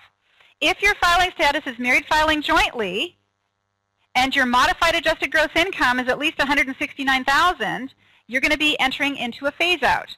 If your income is less than $169,000, you can put a full contribution into your Roth account. And by the way, the Roth rule does not care whether or not you have a pension plan at work. It's not looking at that. It's only looking at the income, and the question on the Roth is, am I allowed to put money in at all? Remember, I told you on a traditional IRA, it doesn't matter how much you earn, you're allowed to put money in. It's a question of whether or not you're allowed to deduct it. But with a Roth, you're concerned about income because if you earn too much, you're not allowed to put money in. So the phase out for married filing joint is 169 to 179. And for single and head of household, the phase out is 107 to 122. And for married filing separately, if you lived with your spouse at any time during the year, your phase out is between $0 and $10,000. But if you did not live with your spouse at any time during the year, the phase out is the same as for single. Now, I find it very interesting, personally, that the government has decided that there's no income restrictions on rollovers from pension plans or traditional IRAs to Roth IRAs, but they still have a limit on making contributions to IRAs, because obviously all you need to do to get around that rule would be to contribute to the traditional and then roll it over. But anyway, I'm not sure what they plan on doing about that for the future, but obviously if a person wants to make the Roth contribution and they earn too much, you could tell them, well, put it in traditional and then roll it over. Not allowed to claim the deduction, therefore you'll have a basis. If you have a basis, it's not going to cost you anything to roll over. See what I'm saying? Okay. But back again, this AGI limitation on conversions to Roths is eliminated, which is therefore where my story comes from. Okay, Form 1040, line 33. The above-the-line deduction for student loan interest expense was set to expire at the end of 2010. However, the Reed-McConnell Act has extended it all the way through 2012. So remember the educator expense? 2011 is the last year. For the student loan interest deduction, the last year is 2012. And the deduction is a maximum of $2,500 for tax years 2010 through 2012. There's a phase-out on your ability to claim a deduction for student loan interest. That phase-out happens when you are single and your income is between $60,000 and $75,000, or take that amount and double it if you're filing a joint return. The tuition and fees deduction, that was set to expire at the end of 2009. But it was extended through 2010 and 11, which means 11 is the last year for the tuition and fees deduction. Beyond the fact that it's expiring at the end of 2011, we also have the phase-outs where we have to factor those in. And the phase-outs for the tuition and fees deduction used to be higher than the phase-outs for the education credits. And so we often had people that earned too much to qualify for the lifetime learning credit or the HOPE credit, as it was called back then. So what was left was the tuition and fees deduction, and that was better than nothing. But the American Opportunity Credit actually has a higher phase-out than the tuition and fees deduction. So if a person qualifies for the American Opportunity Credit, they're better off claiming that. But the lifetime learning credit now has a lower limit. And somewhere between American Opportunity Credit limit and the lifetime learning credit limit, you have the tuition and fees deduction limit. And the limit on the tuition and fees deduction is a maximum deduction of $4,000 or a maximum deduction of $2,000 or a deduction of $0. And if your income is $65,000 or less, the deduction is limited to $4,000. If your income is $65,001 or more, but not more than $80,000, then the deduction is $2,000. And if your income is $80,001 or higher, the deduction is $0. And of course, you can take those phase-outs and double them on married filing joint returns. Standard deductions have gone up. We're on to line 40. So we flipped over to page 2 of our 1040 now, and we're looking at the standard deduction. Standard deductions have gone up across the board, and that was after being set in stone for 2010. 2010 was the same for every filing status except head of household. It was the only one that had an increase. So for 2011, we're seeing higher standard deductions across the board, including the additional standard deduction if you are blind or age 65 and a half or older. That has increased by $50.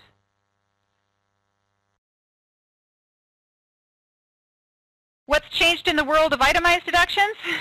Well, the phase-out of itemized deductions, since 1991, the amount of itemized deduction you are allowed to claim has been reduced if your income goes above a certain amount.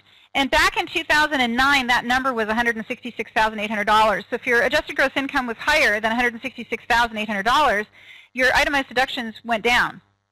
And as much as 80% of them could disappear. Well, that phase-out was eliminated for 1 year.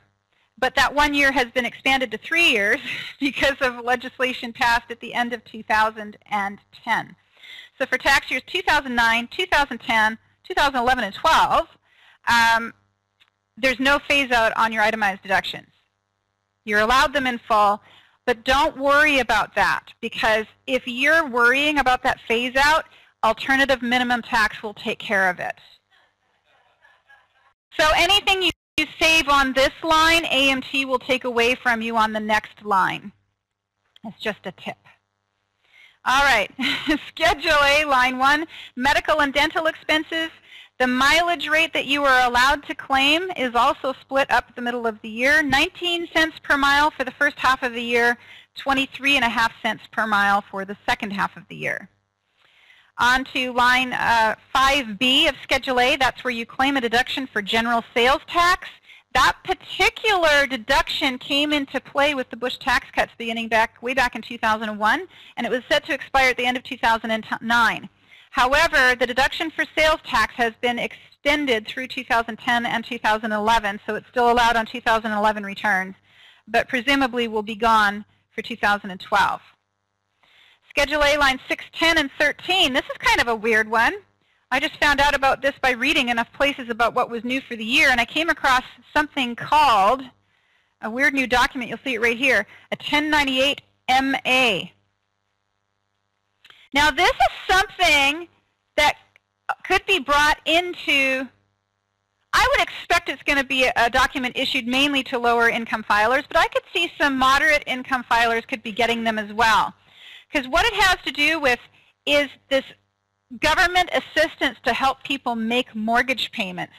So if you've been in a hard-hit area and you lost your job and you couldn't make mortgage payments on a house that's dropped in value and is probably worth less than what you paid for it and so forth, it may be that you qualify for these emergency aid programs that will step in and make some of your mortgage payments for you. And if you're an individual who benefited under those programs, it stands to reason that you personally will not be allowed to claim a deduction for a payment that was made by a state agency, right? So this document is being issued to show whether or not a filer had mortgage payments made for them during the year, and if so, how much of those payments went towards property taxes and mortgage interest. And it stands to reason that you're going to be allowed to claim only a deduction for the payments that you yourself made. So this document is showing payments that the homeowner made in box 3, and it's showing other amounts that were paid out in boxes 1 and 2. And the IRS is providing a safe harbor method to figure out what your client's deduction will actually be on the tax return. And they say take the amount in box 3, and pretty much you can probably use that, but don't use more than the amounts showing on the 1098. So the 1098 could still come out, and the 1098 is showing the amount of mortgage interest that was paid on your home for the year. But if this government agency made the payments for you, you shouldn't be normally claiming more than is in box 3 of the 1098 MA unless there's some other mortgage that you were making payments on, or unless the math is wrong. So you can take that home and mull over it a little. Schedule A, line 13, that is where you claim a deduction for mortgage insurance premiums. Under current law, a taxpayer can claim an itemized deduction for the cost of mortgage insurance on a qualified personal residence.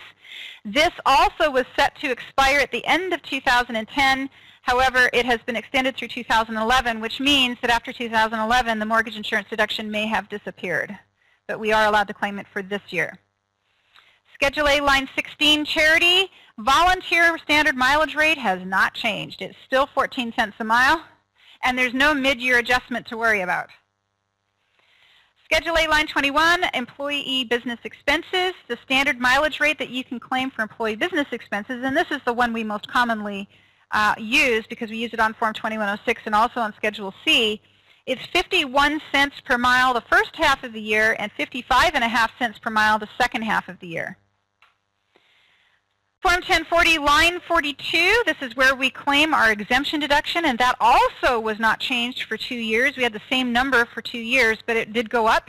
2011, the amount is now $3,700. Also, remember that EGTRA Act? It had removed the phase-out of the exemption deduction for tax years 2009 and 2010. Well, that also has been extended through 2012. So there's no phase-out on the deduction, the itemized deductions, and there is no phase-out on personal exemptions for 2011. But as I already said, AMT will pick up and take it away anyway. I really don't understand the purpose of that no phase-out because AMT taxes exactly the income that these don't give you a break on. Anyway.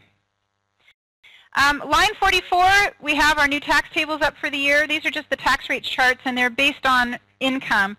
Clients often ask, what tax bracket am I in? And this is where you can go to tell them, well, you're in the 10% bracket or you're in the 25% bracket. But bear in mind that the numbers shown here for income are taxable income, not gross income. So you take your adjusted gross income, you subtract out your itemized deductions or your standard deduction, you subtract out your personal and dependency exemptions, and you get a number which is your taxable income. If that number exceeds the numbers on this form, that's when you move into the next tax bracket. You can see that the minimum bracket is 10%, the maximum bracket is 35%. And those brackets were supposed to go up in 2011, but they did not, and they're temporarily still set at those amounts. But after 2012, those brackets are supposed to go up. The 10% bracket will disappear and be replaced with the 15% bracket, and then we will also have 28, 33, and 35% brackets that are going to be replaced with higher brackets that go as high as 39.6%. So I think it's going to be an interesting year at our federal government as Congress and our President argue about what's going to pass for tax measures, because all of these tax breaks that were extended at the end of 2010 expire in 2012, and unless our government does nothing about it, taxes will go up dramatically in 2013. So if our government does nothing at all, we'll be back to the days we had when we had Clinton as president. So the tax structure that existed under Clinton will essentially, in large part, return, unless our government does something in 2012. So it will be interesting.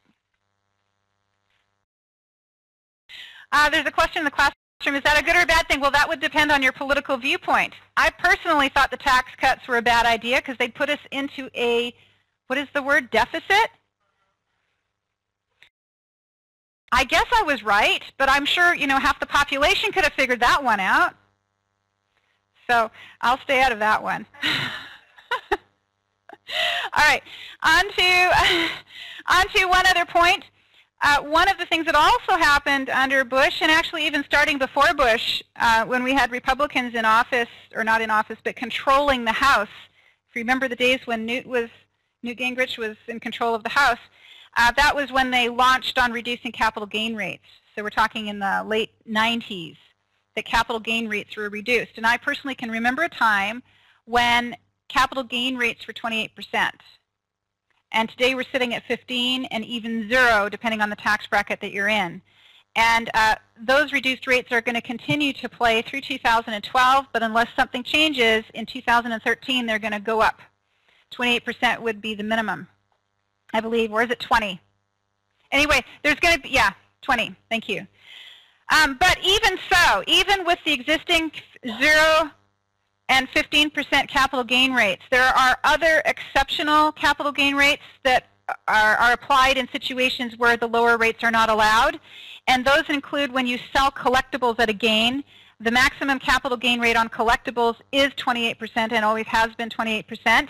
Also, the gain that you pay tax on a Section 1202 exclusion, the amount that's not excluded is subject to a 28% rate. Remember I told you about my Wizards of the Coast client?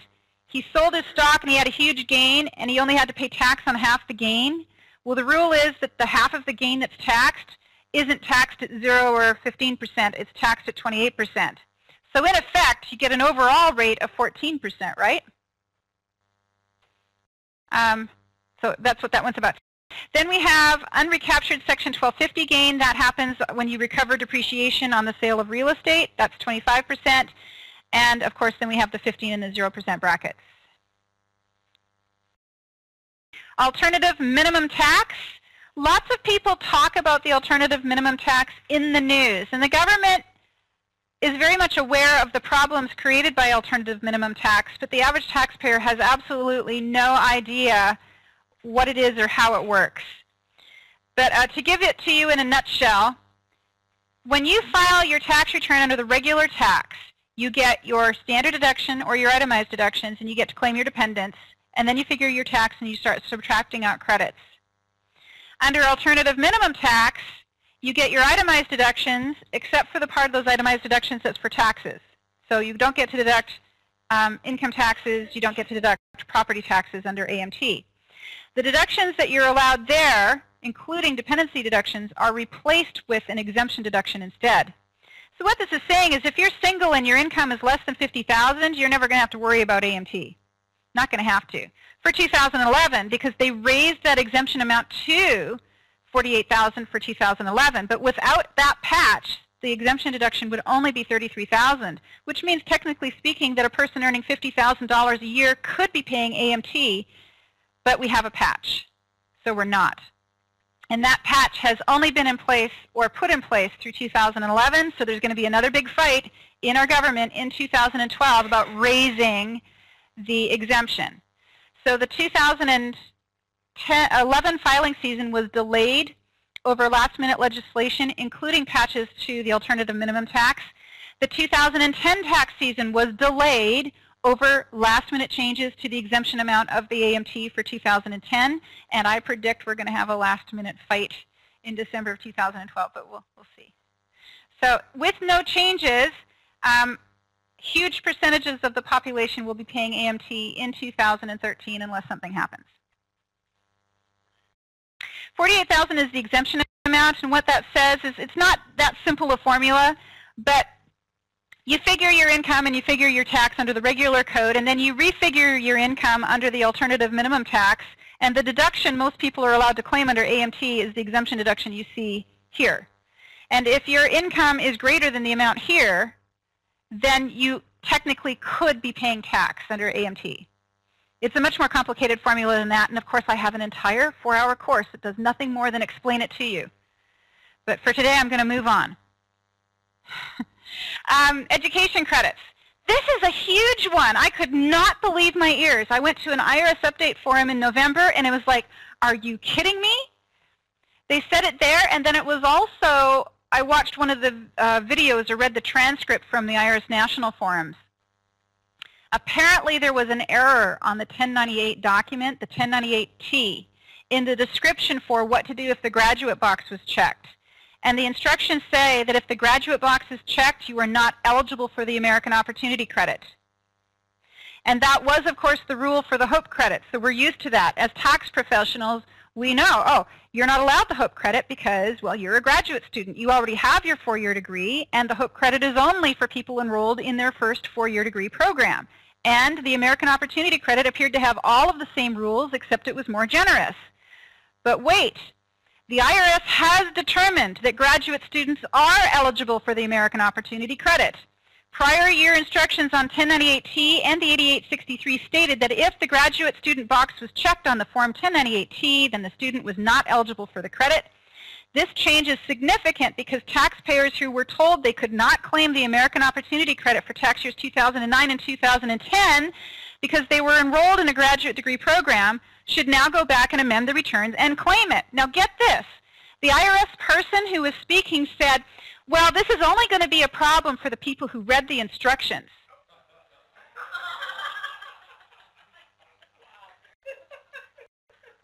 So if you didn't know what you were doing and you took the credit, good for you. But if you knew what you were doing, like me, and you read the instructions, you got it wrong. So part of the interview process, I would say, for 2011 tax returns would be to be screening the clients. Were they in a graduate program in either of the 2 earlier years, and did you tell them or did their preparer tell them they could not claim the credit?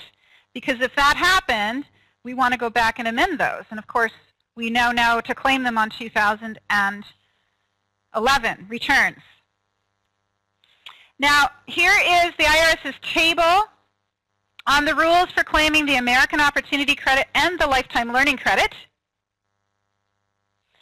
And the limit on income. So I was showing you or explaining to you earlier under adjustments to income that the phase out for the tuition and fees deduction happens at an income level that is between the phase out ranges for the Lifetime Learning Credit and the American Opportunity Credit.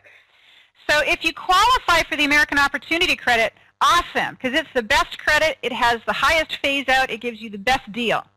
If you don't qualify for the American Opportunity Credit, and the reason you would not qualify is you're not at least a half-time student. You have to be enrolled in a degree program, and you have to be at least a half-time student, and you can't have a felony drug conviction. So those are the rules for the American Opportunity Credit, and if you meet them, you get it. But if you fail to meet one of those conditions, then you move over to the Lifetime Learning Credit, and what's going to happen to you there is you might earn too much, because you can see that the phase out on it is $122,000 for married filing joint compared to $180,000 for the American Opportunity Credit. So if you're too high in income for the Lifetime Learning Credit and you don't qualify for the American Opportunity Credit, move over and see if you can claim the tuition and fees deduction. And in certain situations, even if you qualify for the lifetime learning credit, you may still be better off with the tuition and fees deduction, because if you're in a higher bracket, say 25%, 25% of $4,000 is better than 20% of $4,000, because the lifetime learning credit is 20% of the qualifying expense. So you I play the numbers every different way and figure out which one is best for my clients and go with it. Some tax software packages kind of do those computations for you and make a recommendation or a selection on the credit for you. I personally don't have software that does that for me. I have to understand the rules and think through it. Okay. Form 1040, line 52, we're on to the residential energy credit. Form 5695 is used to claim two different kinds of residential energy credit. Part 1 is the non-business energy property credit, and Part 2 is the residential energy efficient property credit. You can rely on a manufacturer's certification that whatever it is they're selling you qualifies for the credit, does in fact qualify for the credit. So if they tell you, you buy this appliance, it's going to give you an energy credit, like a new furnace or something, you can believe them. You're allowed to do that. But there is a basis reduction. You must reduce the basis of your home by the amount of any credit that you claim. How do you claim the credit? Well, you complete Form 5695 and attach it to your tax return. Well, this credit's kind of bounced all over the place. We had no credit at all in 2006. Then in 2007 and 2008, we had a $500 credit based on 10% of the cost of the improvement. We had no credit at all in 2009, and then for 2011, or 2010 rather, we had a $1,500 credit based on 30% of the cost of the improvement. And now for 2011, we're back down to $500 for 10% of the cost of the improvement. But wait, this is a lifetime cap of $500. So what that means is if your client claimed an energy credit in any of the earlier years, whatever amount of credit they claimed in the earlier years is subtracted from this year's credit. So if your client claimed a $1,500 energy credit last year, they're out. If they claimed a $300 energy credit last year, they have $200 left for this year. And if they claimed $200 in 2007 and $200 in 2008, they have $100 left for this year. Got it? The form has lines to help you figure all that out. Now, in addition to the $500 lifetime cap, there are other caps you have to be concerned with. And those caps are that the maximum credit allowed in your lifetime for the cost of windows is $200, $50 for any advanced main air circulating fan, $150 for any qualified natural gas, propane, or oil furnace or hot water boiler, and $300 for any item of energy efficient building property. Qualified energy efficiency improvements are different from these. If you look at the form, there's two different categories. And one is for things like windows and insulation, and the other is for things like furnaces. So windows, insulation, new roofing that has heat reflective coatings on it and so forth, those amounts, the credit is based on 10% of the cost of those improvements, not including labor. So if you were to insulate your house and it cost you $3,000 to insulate your house, the majority of that cost is probably the labor involved with putting the insulation in. And you're not allowed a credit for any portion of the cost of the labor, only the actual cost of the insulation itself, which is actually not a big number. So when you're dealing with any of these items, insulation, windows, exterior doors, or new roof on your house, you get the cost of the item only, not any cost associated with installing it. But there are other items that you are allowed the cost of labor on. And the breakout is done for you on the Form 5695. So I've just got that up in front of you, and I've drawn circles around the portions that you should be paying attention to. Firstly, line 2 says, how much of a credit did you claim on each of these earlier years? Add it up and put it on line 2C. Then it says, what is the amount that you made for these certain types of energy efficiency improvements, which again are doors, windows, and roofing and insulation, and total those up. And don't add or include any labor in there.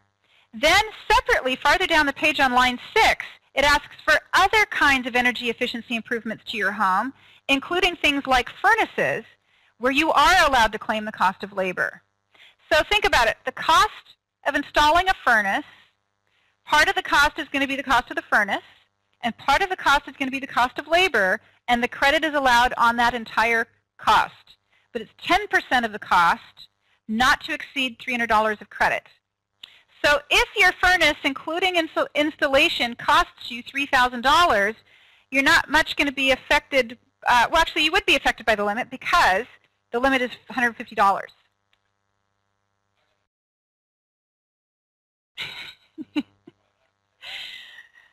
I have a student in the classroom saying, I'm going to charge him that much for the form. What's the point? Okay.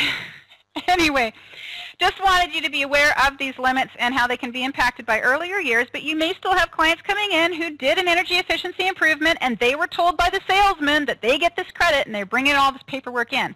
And there's all kinds of rules that you have to kind of rattle through in your brain to figure out what you're going to get. Moving on, the residential energy credit form has a side 2. And side 2 is much more generous than side 1.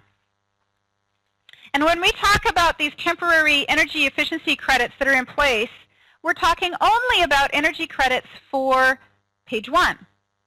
There are other energy credits available on page 2 that are not subject to any of those limits, and they're also not set to expire. So 2011, we're allowed this $500 credit. In 2012, there's nothing there waiting for us in the energy credit world on page 1. But page 2 will still be there for us next year. And page 2 is very interesting because let's see what's on page 2. Solar electricity property, solar water heating property, small wind energy property, geothermal heat pump property, and fuel cell property. So if you have clients who are making any kinds of these types of energy efficiency improvements to their homes, these will continue to qualify for credits, and they will not be limited to that $500 amount. They've got whole separate rules that apply to them. Other credits, car credits. I think this is going to be one of the big credits in the coming years, these new plug-in cars. Now, I'm in Portland, Oregon, as are all the people in my classroom, and Portland is one of the test centers for the new Nissan Leaf. And so there's a number of manufacturers that focus on Portland because we're a city that kind of likes electric stuff like this. So we're seeing a few of them driving around already. Have any of you seen a Nissan Leaf driving around? I've been seeing them. And there's been talk on the news about the new Chevy Volt. There's two sides to it. The people who buy them love them. They've got a very high owner satisfaction rate. Do you have one? No. Oh, you want one? Okay. On the other side, the crash tests have shown that there's been fires that have been started on the cars in the battery compartments. So GM is busy fussing with the crash test side of our government about making sure that the car is protected and there won't be a fire in the event of a collision. But on the plus side, people who are buying these Volts love them. And I know I've got my eye set on them. The Chevy Volt is the only one I'm aware of that is a hybrid plug-in. So it will run on gasoline as well as electricity. A lot of these other cars are electric only. But let's look at the credit itself. The rules for the credit are that it ranges from $2,500 to $7,500 per vehicle. But what I've observed is that every single vehicle that qualifies is actually qualifying at the $7,500 level. And I went online 2 days ago and pulled up all of the current qualifying vehicles, and this is a list of all of the vehicles that have currently been approved for the credit. And you could have had a client that had bought any one of these. All right, moving on. Here is the form that you will fill out if you claim a credit for a qualified plug-in electric drive vehicle. There are other kinds of credits available for electric cars. This other kind of credit I'm coming to is claimed on a different form, 8834, and it's claimed for low-speed four-wheel drive vehicles as well as regular speed two- and three-wheel vehicles. And we've got some pictures of some of the vehicles that qualify for this other kind of credit, and you can see it even includes this little motorcycle. So there are essentially 3 different credits available for the purchase of vehicles this year, and your client may qualify for any of them or none of them. And then finally, the alternative motor vehicle credit, it is largely expired. This is the credit that we were claiming on hybrid cars for the past several years. It expired at the end of 2010 for all vehicles except this one, which happens to be a Honda 2011 or 10 FCX Clarity fuel cell vehicle. If you have a client who bought one of them babies, they get a credit. It happens to be the only fuel cell vehicle out on the road. It happens to be that the credit is gone for hybrids, but it's still there for fuel cell vehicles, and the only fuel cell vehicle approved is this one. Also, the credit continues for people who bought hybrid conversion kits and installed them on their vehicles in 2011. All right, and a final note before we take our break. For purposes of alternative minimum tax, it has been historically the case that if you qualified for an energy credit, AMT would take it away from you if you were subject to AMT. But for 2010 and 2011, that is not the case. So if your client purchased one of these qualifying vehicles last year, AMT will not take the credit away from them. But for 2011 or 2012, they could purchase the car, think they're getting a $7,500 credit, and then find out they don't benefit because they earn too much money.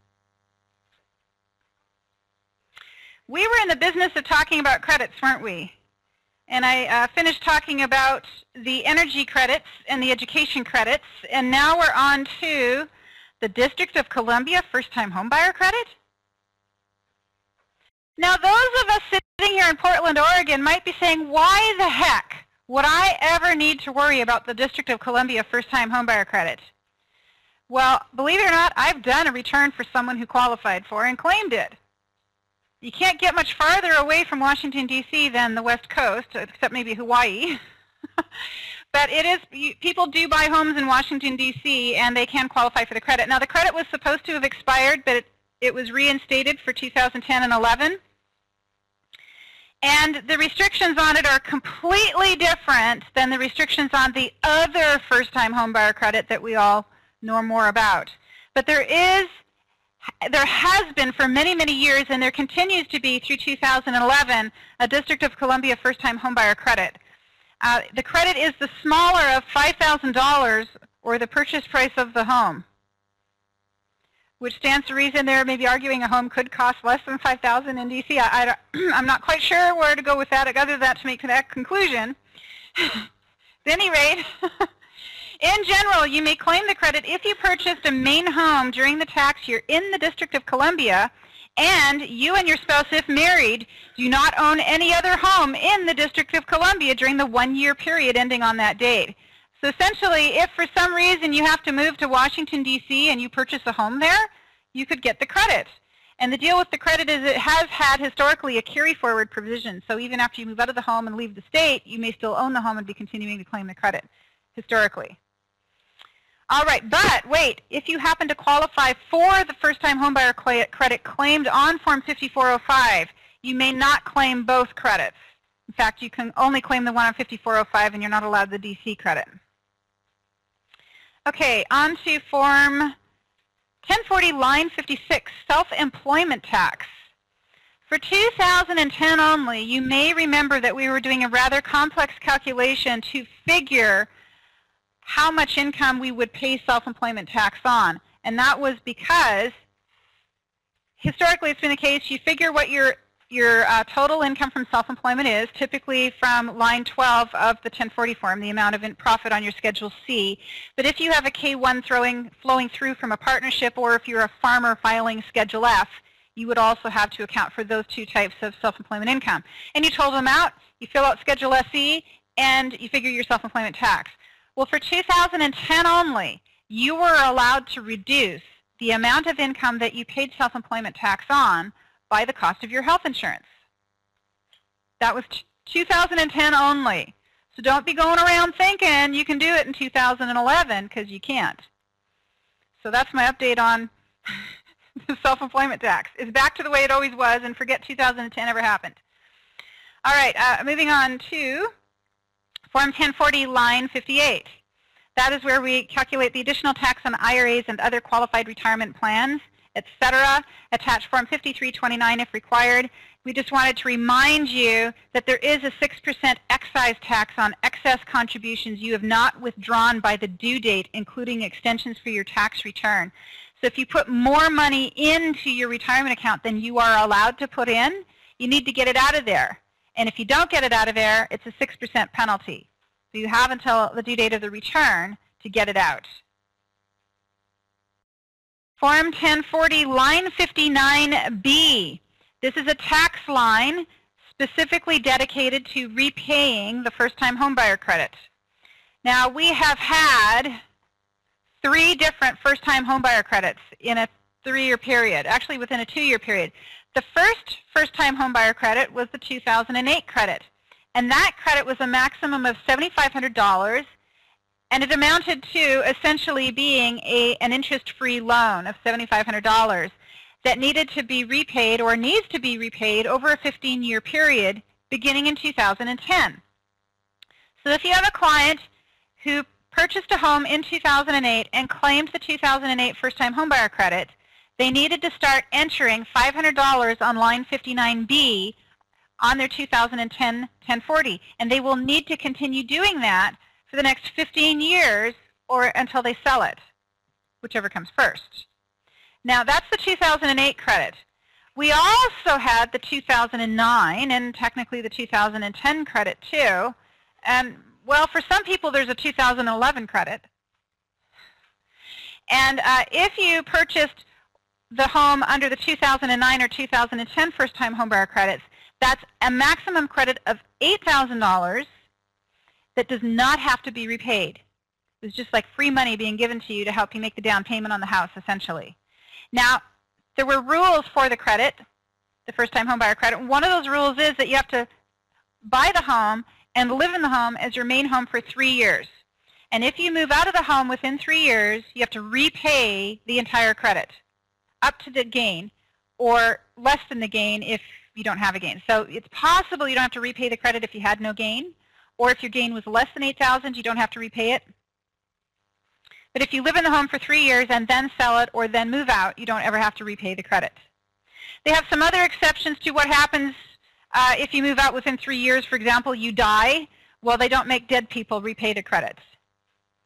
That's nice to know. But if you divorce and your spouse gets the house, then the responsibility for repaying the credit or fulfilling the 3-year term goes to the spouse who keeps the house.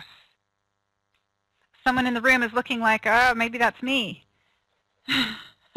Okay, then we move on to what happens if you actually sell the house early. And also, I just wanted to briefly touch on the fact that the first-time homebuyer credit had a supplement to it for 2009, 2010. It was actually passed late in 2009, like in November of 2009, they came out with the 3rd first-time homebuyer credit, which had a long-term resident credit added in.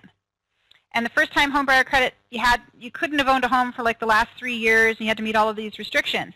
Then they also had this long-term resident credit, which said if you owned and occupied your home five out of the last 7 years, something along those lines, I don't remember the details now, that you could get a credit of $6,500 if you bought another new home. So that credit is out there as well, called the long-term resident credit. But that's kind of in the history now. I'm not really talking about this credit so much because they're in the past, except for one exclusive group of people I'll talk about a little bit later. For now, we're talking about the repayment of the credit, and that's for people who claimed the credit but moved out of their home sooner than the 3-year period, or if they were claiming the 2008 credit, sell the home within 15 years. So this is something we're going to be dealing with for up to 15 years for people who claim the 2008 credit. So here's an example. We have Johnny sold too soon. He received a $7,500 credit as a 2008 first-time homebuyer. He purchased his home on July 1, 2008 for $250,000. His adjusted basis in the home is $242,500. How do we get that? We take the purchase price and subtract out the credit, and that leaves us with his basis. Johnny repaid $500 of the credit with his 2010 tax return, and then he sold the home on June 30th, 2011 for $253,000. Expenses of the sales totaled $4,500, and his net gain from the sale is figured as follows. So we take his acquisition price, we subtract out the credit that he claimed, and then we add in the credit that he repaid to get his adjusted basis in the home. We then go to the selling price of the home, subtract out the expenses from the sale to get the adjusted basis and the gain on the sale. And we end up with a gain of $5,500, and where do we put that on the tax return? Well, we put it as tax on line 59B right here.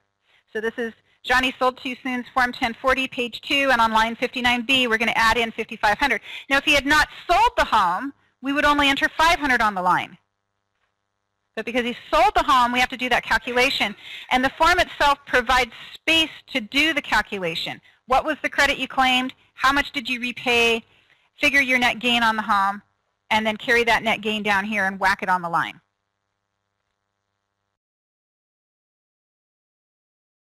Form 1040, line 60. Remember at the start of class I told you that the IRS has introduced a new line on the back page of the 1040 to enter all of those other taxes that are out there? I found it quite interesting when I went to create a table of all of those extra taxes, because they had them all in bullet form, and I thought it'd be easier to kind of absorb them if they were on a table, so I created a table for you and stuck them all in there. And essentially it says this is the additional tax that a person might be required to pay. This is the code that you need to enter on the line, and if any other type of form is required, this is what it is. Fill it out and attach it.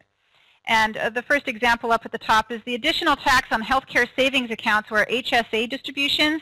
The code for that is HSA, and if you're subject to that tax, or if you made a contribution to the plan, you're going to need to complete Form 8889. And I'm not going to explain any of the other additional taxes to you. I'll leave those for your reading pleasure. But I will go down to talk a little bit more about that additional tax on HSA distributions. And the reason that I'm going to do that is that for HSAs and MSAs, which are medical savings account, the additional tax on distributions not used for qualified medical expenses is increased to 20%. So previously, I think it was only 5%. So what does that mean? All right, I have a medical savings account, and I put $2,000 into that account. I'm allowed to claim a deduction for that on my tax return. Later on, I have medical expenses, so I take the money from the account and I use it to pay those expenses. It's important that the expenses I pay are not less than the money I pull out. If I pull out more money than I have in expenses, I'm going to have to pay tax on the difference, and I'm also going to owe a penalty on the difference. So let's suppose I take $2,000 out of my HSA and I spend $1,000 on medical expenses, and I have $1,000 left over. What's going to happen to me? Well, I'm going to have to report $1,000 of income on my tax return, and I'm going to have to pay a $200 penalty on top of that. It's a 20% penalty. All right. Also, what is a qualified medical expense for purposes of an HSA distribution? So when I take money out and I spend it on quote-unquote medical, what is quote-unquote medical? Well, there are lots of definitions out there for that, and essentially the IRS's definition of a qualifying expense is the same kind of expense that would be allowed as a deduction on Schedule A. Now, there had been kind of a loophole in it that was allowing people to use their HSAs to purchase over-the-counter drugs. And beginning in 2011, that's gone. You can no longer use HSA distributions to purchase over-the-counter drugs unless your doctor gave you a prescription for the over-the-counter drug that does not normally need a prescription. So if you wanted to use your HSA distribution to purchase cough syrup, you would now only be able to use an HSA distribution to pay for that if your doctor gave you a prescription for it. So you get a prescription for NyQuil, for example. It seems kind of silly and red tape-ish to me, but that's the way the rule is now. The only exception to the prescription rule is if you buy insulin. Insulin does not require a prescription, and you are still allowed to use your HSA distributions for purposes of buying insulin. Next line on the 1040 form is the advanced earned income credit line, or rather the lack of it. It's gone. The IRS did an estimate of the number of people out there who qualify for earned income credit who were claiming the advanced earned income credit, and it was only 3% of them. And from my standpoint as a tax practitioner, I hated it, because you have to remember to look in box 9 for this advanced EIC, and since 1 in 1,000 W-2s had it, when it was there you just didn't see it, missed it. And then either our error checking department would catch it because they were trained to look for numbers in that box that preparers are always missing, or no one caught it and it made it to IRS, and IRS adjusted the tax return for the client and told the client they owed money that we didn't tell them they owed, or that the refund had shrunk, that type of thing. Well, it's gone. There's no more advanced EIC. So what that means is that those people who qualified for earned income credit and were eligible to receive up to 1/3 of it in advance throughout the year as an addition to their paycheck no longer get that benefit paid in their paycheck. Now they get it all at once as a lump amount at the end of the year. And I think the reason only 3% of filers who qualified for it took it is they didn't like how it made their refunds go down. And it may seem nonsensical, why wouldn't you want it as you go throughout the year, then you have it to live on? But my experience with my earned income credit clients is they like that big check at the end of the year, and they don't want anything making it smaller. All right, Form 1040 payments. This is the section of the Form 1040 where you list refundable credits, estimated tax payments, tax withholdings on 1099s and W-2s. This section is slightly different than it was a year ago, mainly because the Making Work Pay Credit line has disappeared. It's gone. Now, this is going to be somewhat of an explaining story for our clients throughout the tax year. Presumably, withholdings have gone up. Presumably, but there's some people who will notice a big difference on this year's tax return. So let me explain that. The Making Work Pay Credit was a refundable credit, so it was treated as withholding. Therefore, if you have a lower income individual who basically was going exempt from withholding on their W-2s, and maybe they earned $15,000 for the year and had 0 withholding in their federal tax withholding box, it didn't matter whether they had withholding or not because they didn't need to pay tax. In fact, they'd probably be getting an additional child tax credit. They're going to get the earned income credit. And now on top of it, they were also getting this Making Work Pay Credit that gave them a $400 bump if they were single, or an $800 bump if they were married. Well, that bump is gone.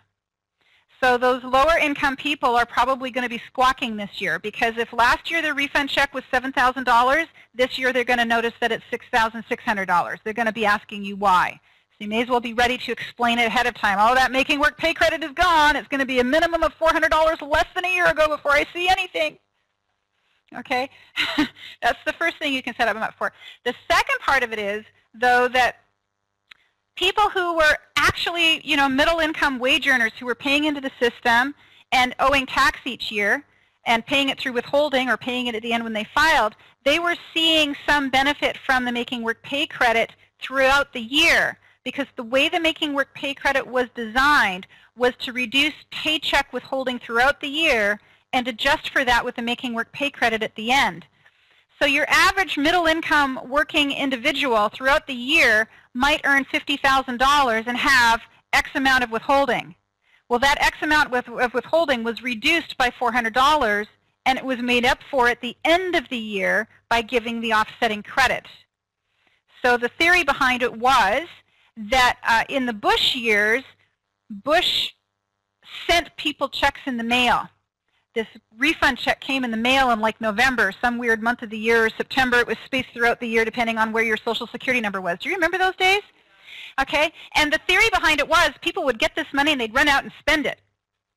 And what the government found when it did studies was that they were using the refunds to pay off debt, or they were putting it in their savings account and they weren't spending it. And the idea was to stimulate the economy by giving people money to spend, except they weren't doing that.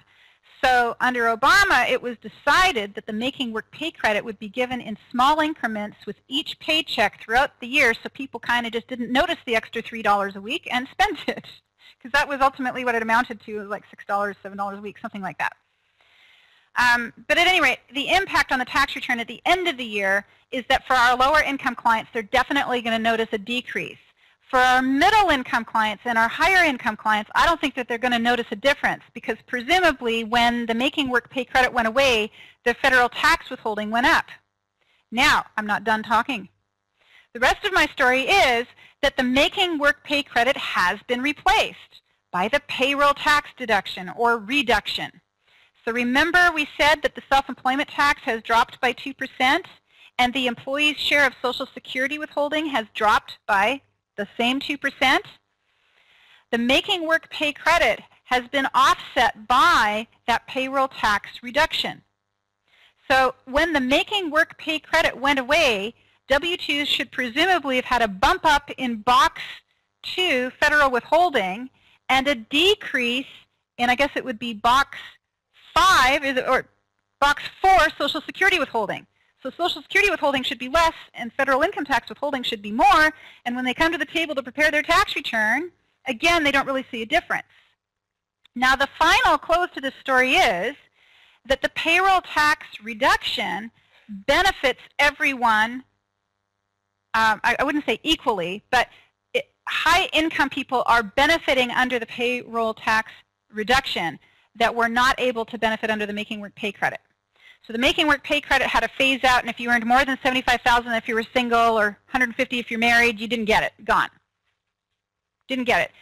But the payroll tax reduction benefits everyone, even people who are earning wages of $500,000 a year. But the benefit is capped at $108,000 because that's the point where Social Security tax stops.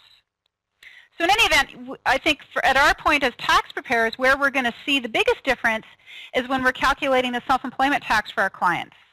Self-employment tax is really the biggest tax most self-employed people pay. And it will be 2% less than it was a year ago, and that'll be a noticeable difference for them. Oh, my favorite, the earned income credit. No yearly update class of mine is ever complete without a discussion of the earned income credit. Now, some of my audience was really engaged today with the discussions about all of the business tax credits out there because that's the market you deal with. And many of my audience was falling asleep while I was talking about those credits because they don't have any clients that deal with those. Well, things are about to reverse because now I'm moving into the world of the earned income credit where people who do high-end business returns may never see an earned income credit client.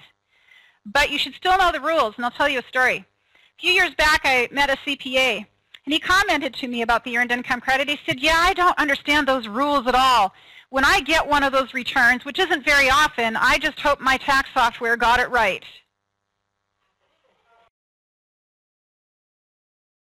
And I go, really? Let me explain a few things to you.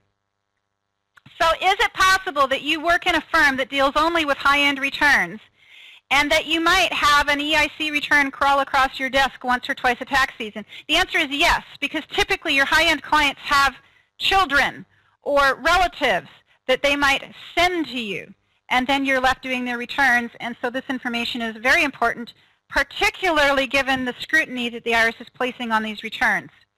So the first thing you need to know about the earned income credit is that for all of its history, the EIC was a certain amount if you had no qualifying children, a certain amount if you had one qualifying child, and a certain amount if you had two qualifying children. And if you had more than two qualifying children, the earned income credit was no larger than if you had two. Well, beginning in 2009, the earned income credit went up if you had 3 or more qualifying children. And it was set to be higher only for 2009 and 2010. But the Reed-McConnell Act extended it for 2011 and 2012 as well. So we continue to be in a situation where the earned income credit is higher for 3 children than it is for 2.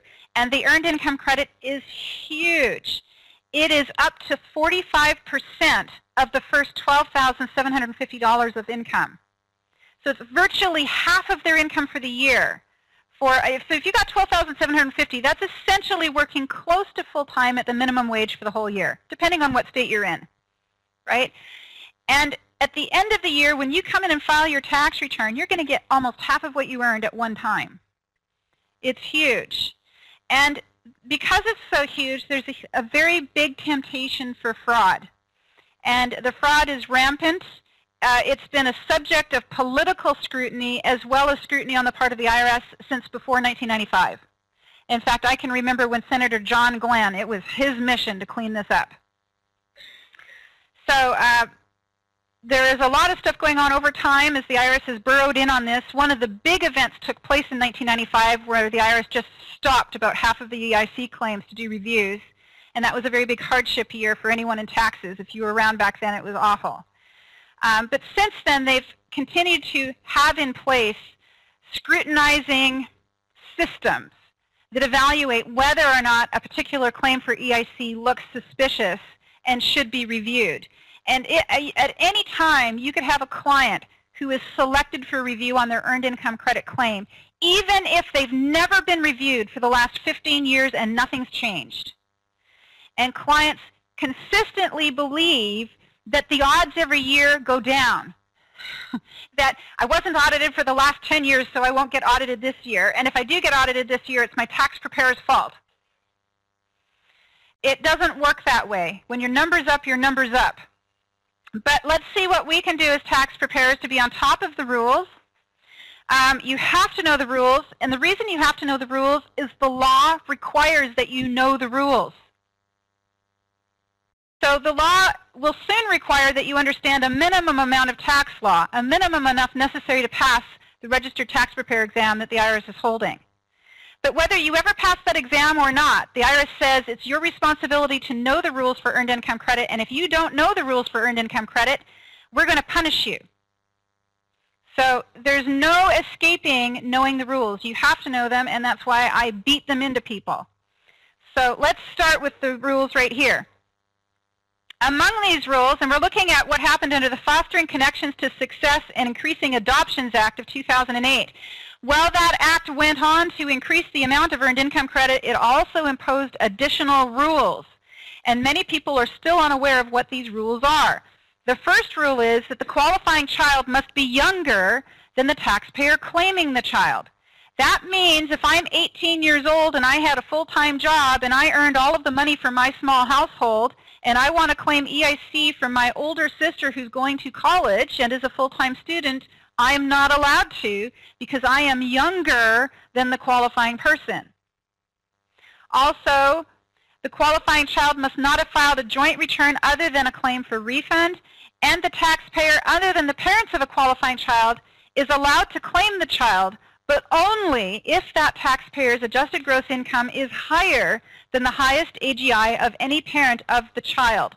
So previously, under the old rules, you could have a household with mom, dad, daughter, and grandchild, all living under the same roof, and mom and dad are married and they earn $50,000 for the year, and the daughter is single mom earning $10,000 a year, and there's grandbaby. And under the old rules, daughter would not have been able to claim EIC because mom and dad earn more. So this change was meant to benefit that daughter, to allow her to have earned income credit for her daughter, even though she's living as a dependent with her parents. But the rules also say that the daughter could choose to give that child to the parents, but only if the parents earn more. So the rules change over time, which is one of the reasons why they're so confusing. But as we sit here right now today, I'm going to tell you the rules as they exist today, and they are summarized ever so nicely in this table that is straight out of Pub 17. So let's look at the parts. The table shows Part 1, or Part A, rules for everybody. Part B, rules if you have a qualifying child. Part C, rules if you do not have a qualifying child. And Part D, rules for everyone. Now, interestingly, Part D and Part A, Column 1, look really similar. And that's because they have to do with how much money you're making. Your AGI must be less than the amount shown here for your filing status and the number of qualifying children that you're claiming. But the other side of Part A is what's really interesting. Firstly, it says, number 2, you must have a valid Social Security number. That means if you have a fake number because you're illegal or your child is illegal, you cannot have the earned income credit. Number 3, your filing status cannot be married filing separately. 4, you must be a U.S. citizen or resident alien all year.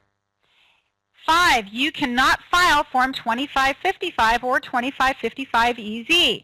And those are the forms that are used to exclude foreign wages from taxation. Number 6, your investment income must be less than $3,150. Investment income includes interest, dividends, and capital gain income.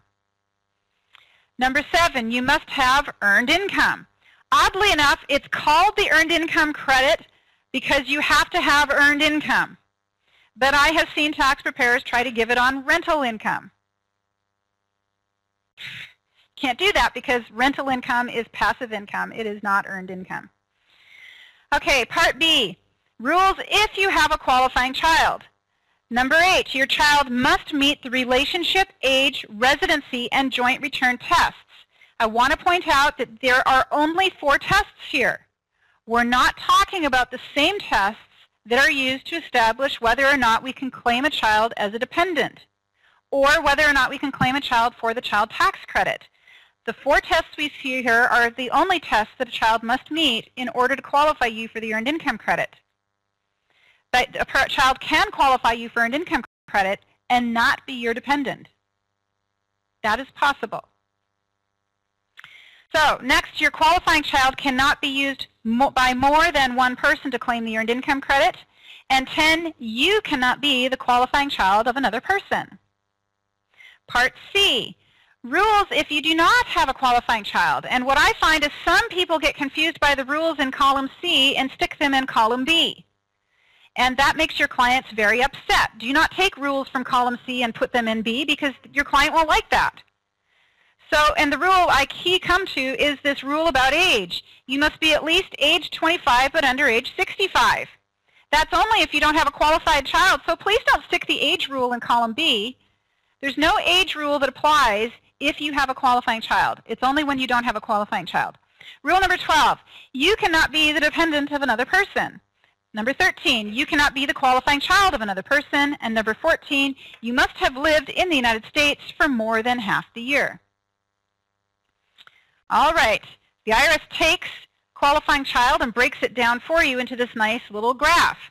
You have a qualifying child if the child is related to you. And it defines what related means. Son, daughter, stepchild, foster child, or a descendant of any of them. For example, your grandchild. Or your brother, sister, half-brother, half-sister, stepbrother, stepsister, or a descendant of any of them, for example, your niece or nephew. And who was under age 19 at the end of the year and younger than you, or under age 24 at the end of the year and younger than you, or any age if they were permanently and totally disabled. Next, we have the joint return test. Your child cannot have filed a joint return for 2011 unless the only reason they filed that joint return was to make a claim for a refund. That means that they weren't required to file, and if did they have any tax on the return if they did file, because if they did, they were required. So essentially you're looking at, is their income so low they're not required to file, but maybe if they do file, they'll get some benefit from it. If that's the only reason they file, then you can get the credit, otherwise not. That's on a joint return. Your child can file a tax return, just not a joint return. And then finally, residency. Did your child live with you, in your home, inside the United States? So if your child lived in someone else's home, you're out. And they have to have lived with you for more than half of the year. So those are the EIC, or the EIC definition of a qualifying child. Now, you've gone through all of the rules there, and you say, I've got a qualifying child, hot dog. Here's the form that you fill out, and you will see it provides space for 3 children. The instructions for the form used to tell you to list the youngest child first, and tax software still does that. I can't find it in the instructions anymore. I don't find it. I've looked for it and said, well, it's a rule. You always put the youngest child first, but I can't find the rule in writing anymore, but tax software still does it. So what you'll find sometimes, especially in our Drake software I'm seeing this, but you may have it in yours as well, is that you'll list your dependents in the dependency screen, and then you have to go and do the checklist procedures for earned income credit. And the children that you identify under earned income credit, well, you might be identifying them in the order that they appeared as dependents, except that doesn't work because the checklist is going to apply the questions in the order that the children are appearing on the EIC schedule. So your software might be screaming at you that you haven't answered all of the due diligence questions, and you're pulling your hair out saying, but I did answer all the due diligence questions. What you haven't done is allocated the software to the correct child on the Schedule EIC, and that may be a different order than you actually entered the children on the front of the 1040 form. Simply because on the 1040 form, you might naturally, and many customers often do, list the oldest child first. And then the EIC takes the youngest child and goes down, or yeah, youngest child first, second child is the second oldest child, and then the oldest child is the last child listed. I've been doing this a long time. Okay. Form 8862, information to claim the earned income credit after it was disallowed. Well, let's suppose you claimed earned income credit for a child, and you were not the one allowed to claim the child. Do you think that ever happens? All the time. Now, sometimes it happens by a true mistake. The person really legitimately thought they were allowed to claim it. But more often than not, they probably knew they shouldn't and did it anyway, or they had a tax preparer who said, if you get the child on your return first, you'll get the money, so let's just file it before the other person who's really entitled to the kid files. So eventually these things come back on you, and if it is determined by the IRS that you inappropriately claimed the earned income credit, the first thing that happens is you can't have it for 2 years at all. Don't get it. If the IRS determines that it was due to fraud, you can't have it for 10 years. Now, after you've gone your 2-year punishment period, you may reapply for the credit, assuming you actually qualify for it. And if you determine that your client actually qualifies for the credit and they were previously disallowed because they claimed it incorrectly, now you have to attach this Form 8862. And the 8862 asks all kinds of personal questions like, where did the child live? And what school did the child go to? Things like that. So you go through the form and you fill out answers to all of these questions, listing each child's year of birth, and then going through and saying who else might have had to claim the child or been eligible to claim the child. You go through the entire checklist, and once you're all done, then you file it with the tax return. Now, one of the things that goes on with electronic filing is if you file a tax return electronically with a claim for earned income credit and that form is not attached when it should be, the tax return will reject, and you will be given an error code that says this form is required, attach the form, or remove the credit. So let's assume you've decided through your interview with your client that they qualify for the credit, then you need to attach the form. Now, even though the form is attached, it doesn't mean they're going to get their earned income credit. The IRS can and very probably will audit them. And after it's finished its audit, then it might release the money. So as soon as a client is told by IRS that they need to attach that form, or you are told through a reject code to attach the form, you'd better let your client know it could be a few months before they see their refund. It's not going to be a matter of days that the average person is going to go. Now, it can happen. Sometimes they do get it in days, but rarely. Okay, also beginning in 2011, the Earned Income Credit Due Diligence Checklist is mandatory and must be filed with the return if the return is prepared by a paid tax preparer. So IRS previously had the checklist as something preparers were supposed to use. Then they had it as something you were required to use but keep with your records. And now it's something you are required to use but attach to the return as well. And it goes through and asks a series of questions. You go yes or no all the way through. Now, the odd thing about the tax software I use, again, Drake, is it asks questions sometimes in reverse. And so a question that's worded on the form in a particular way might be reworded the reverse way in the software. So you really have to pay attention to the wording of the question and make sure you answer the question correctly. And if your software is not giving the credit to someone you know is entitled to it, go back and review these questions, because somewhere you answered no when you should have answered yes, or you answered yes where you should have said no.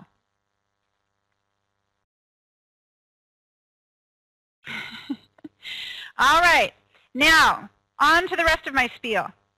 In addition to asking questions listed on Form 8867, the IRS also requires tax preparers to ask additional questions of a taxpayer when information appears to be incomplete, inconsistent, or incorrect.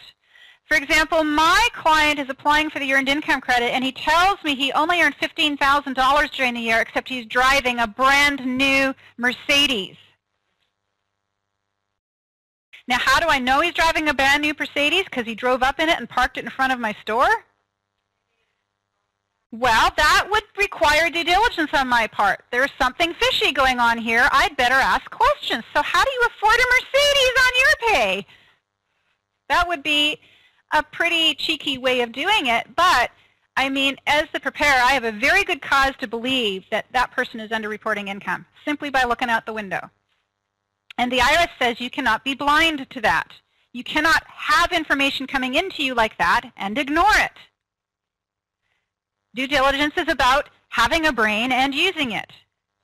Okay, so a preparer must not know or have reason to know that any information used to calculate the EIC for a taxpayer is incorrect. A preparer cannot ignore information that raises questions as to the legitimacy of the EIC claim. Now, a year ago, one of the staff in our office attended an IRS seminar where a man named Greg Thompson spoke on behalf of the IRS, and he had this advice. The key to preparing EITC returns more accurately, faster, and with higher customer satisfaction is practicing due diligence. Paid preparers must meet 4 due diligence requirements. 3 of the requirements relate to record keeping, and the 4th, the knowledge requirement, is where your expertise as tax preparers comes into play. Due diligence requires you know the law. You cannot use the excuse, I didn't know that. I'm so sorry, I just didn't know that. That doesn't wash. They will not accept that excuse. Also, it is not enough to know the law. You have to use your knowledge of the law to ensure you ask the right questions to get the right information to make the right determination. You cannot know or have a reason to know that any of the information provided to you by your client that is used to determine eligibility or to compute the credit is incorrect.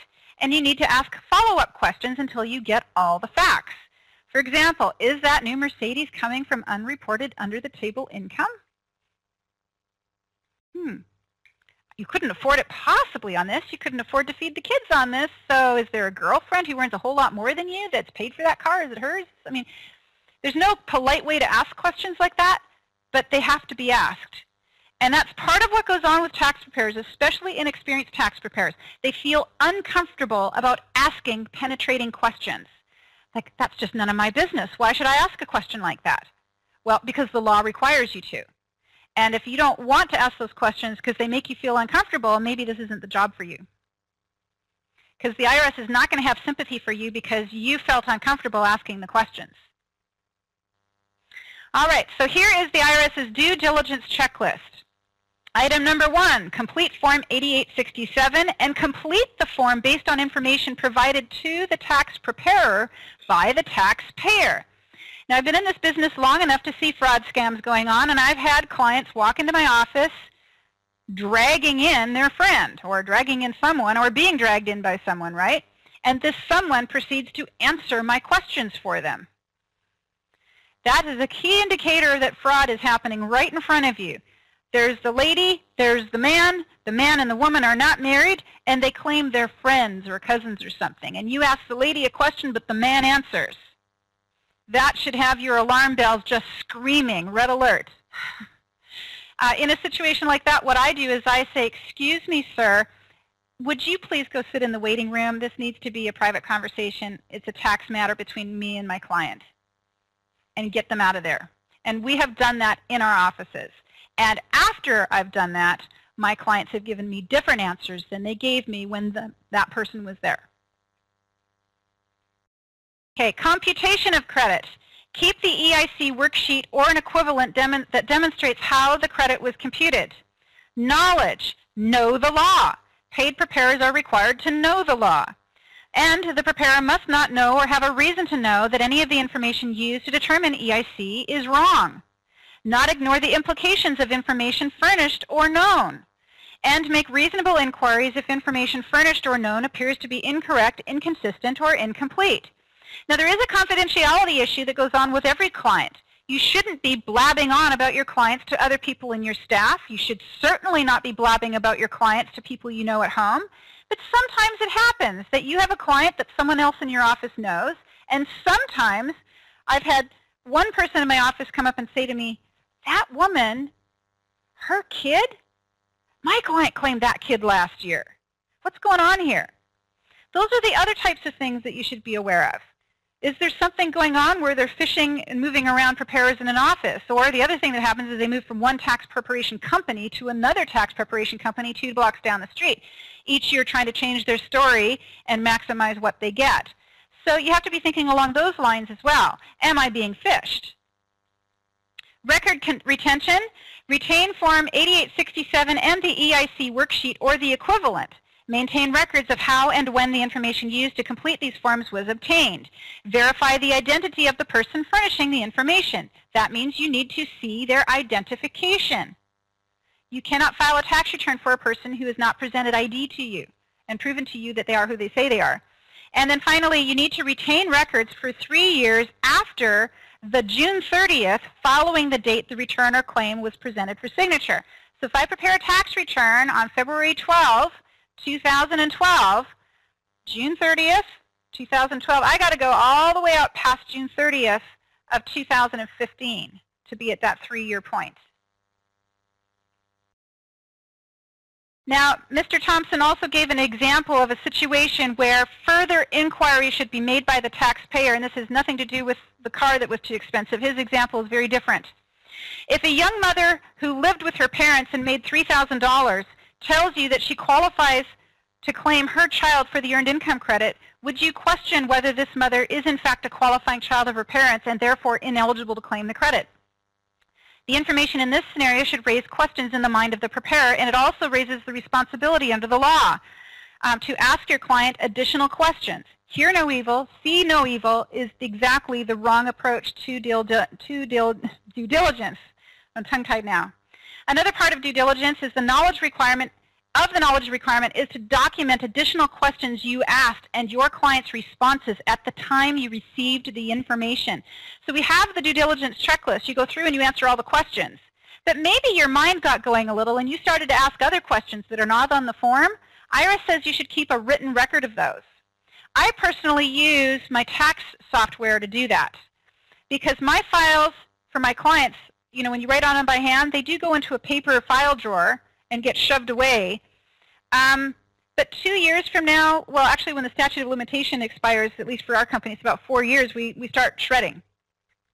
So written records that went on 3-4 years ago might be difficult to find or they might be gone. But my tax software backups last at least a decade. I'm able to retrieve tax returns from our system that we filed a decade ago. So if I'm able to go into old tax software and see notes that I took at that time, that's much easier for me to access and will be retained for a much longer period of time. So pretty much every tax software I've ever worked on has had some kind of a field where you can enter notes. And I use those notes screen to describe any questions I asked my client, any answers that they gave me, and my conclusions based on the outcome of that interview. And I have, in fact, written comments on computer screens. This client attempted to claim a dependent they were not entitled to claim. I told them they were not entitled to claim that credit, and I leave that note in there. And a year later, if that client comes into our company and sits down with another preparer who doesn't know them, that note will be there. It may also, for my part, have a note that says something like, well, Jane lives with her mother. Jane is not a dependent of her mother and is not a qualifying child of her mother. And I'll describe all of the questions that I asked Jane so that I finally came to the determination that Jane is in fact entitled to the credit. And I have those notes in there. And a year later, when Jane comes in and sits down in front of me, I go, oh yeah, I remember that. And I'm already in a position to say, are you still with your mom? And how much did you make? And those types of questions. Because believe you me, I've gone a day where I've done 8 tax returns in a day, and I've gone at the end of the day and picked up the file that I started the day with, and I could not remember that person. They sat in front of me for an hour and 15 minutes, and I cannot remember them to save my life. But I got this file with their personal information in it. Okay, in our business, you just cannot remember every detail of every person, and notes are your salvation. Now, if you are a person who deals with the earned income credit at all, The IRS has a website that you can go to, and I've got the URL linked to it here in the manual, and I went and checked it out. It's kind of cool. It has videos, and they're really funny. Kind of like the old private investigator videos with the sultry jazz music and the tax client waddling in and sitting down and filing her nails and chewing her gum and trying to get earned income credit. And it's so true. I mean, it's exaggerated in the film, but it really shows you how a preparer should handle a situation like that, the types of questions, and also shows the client reacting to it unfavorably. Because if you send a client home to get proof for you, do they like you because you sent them home for proof? Do they complain? Now, this due diligence thing, I'm giving you an example under earned income credit, but it applies to any kind of situation where your client is trying to claim anything on their tax return. If you ask them for something that isn't convenient, they're not going to like you for it. And the fact that it's not convenient to them does not mean you can ignore it. So earned income credit is just all the more emphasis on due diligence, all the more scrutiny on due diligence. But due diligence applies across the board to every number you put on every line of your tax return. Okay, so best practices for due diligence. Ask all the right questions. Get all the facts. Document as you go. That is, keep a written record of all questions you asked, the answers provided by your client. Don't rely on tax software alone. Keep up on training and education. Scrutinize questionable returns. Turn away dishonest filers. Review the return for quality. This means managers should review the work of their tax preparers. In Oregon, that's a law, but it's the only state where it is a law. In Oregon, the law requires that if you are a tax preparer, someone overseeing your work must review every return you prepare. That rule only goes away when you become a tax consultant. But we're the only state with that rule. Outside of Oregon, there's no law that requires review. However, due diligence for earned income credit, the IRS specifically states that the tax return should be reviewed for quality. So that means if you're a manager of a tax service and you've got preparers preparing EIC claims underneath you, it's your responsibility to make sure that they're filing those claims correctly. Even though the penalties of tax returns filed in 2011 and earlier years, that penalty was $100 per violation. Beginning in 2012, that penalty has increased to $500 per violation. Now, in 2011, the IRS started sending out letters to tax preparers that it identified as having higher than average adjustments to tax returns that had claims for earned income credit and to tax returns that had claims for self-employment, I think rental property, and Schedule A. So the IRS is using the new PTIN system, Tax Preparer Identification Number System, to identify the accuracy rate of tax returns that preparers are filing. And where it establishes that that tax preparer falls outside of the norm, that tax preparer is now receiving a letter. And tens of thousands of them went out last year. If you got one of those letters, the IRS is looking at you very carefully. And you cannot underestimate the importance of improving your diligence and improving your accuracy. Now, one of the areas of inaccuracy on tax returns, one of the most common errors ever made on all tax returns across the board, EIC and otherwise, is the head of household filing status. The head of household filing status is allowed under the law when a taxpayer meets specific tests. The law often conflicts with what a client believes their status should be. For many filers, head of household can mean the man of the household or the person in the household who earns the most. But these ideas of head of household are not IRS definitions. It is the tax preparer's duty to determine if a client meets all tests for head of household and qualifies for that status. A good tax preparer learns to phrase questions to his or her clients in non-technical terms. So here are some do's and don'ts of due diligence. Due diligence demands the tax preparer ask questions that can help you determine if a client meets the conditions for receiving specific tax benefits. Earned income credit, head of household, dependent, tax deduction on their tax form, Schedule A, or on their business tax form? What are the types of questions you should ask? Well, firstly, don't ask, are you the head of the household? Well, that's my job as the tax preparer to decide whether you're head of household. If I ask you head of household, well, why are you here? You can do your taxes on your own if you already figured out filing status. That's 90% of my job, is getting that right. Top line on the tax form, select the right filing status, and that can be hard. Okay, so you don't ask them if they are the head of the household, or don't say something like you are the head of the household, right? And get a confirmation from the client. That's completely the wrong way to do it. So what do you say?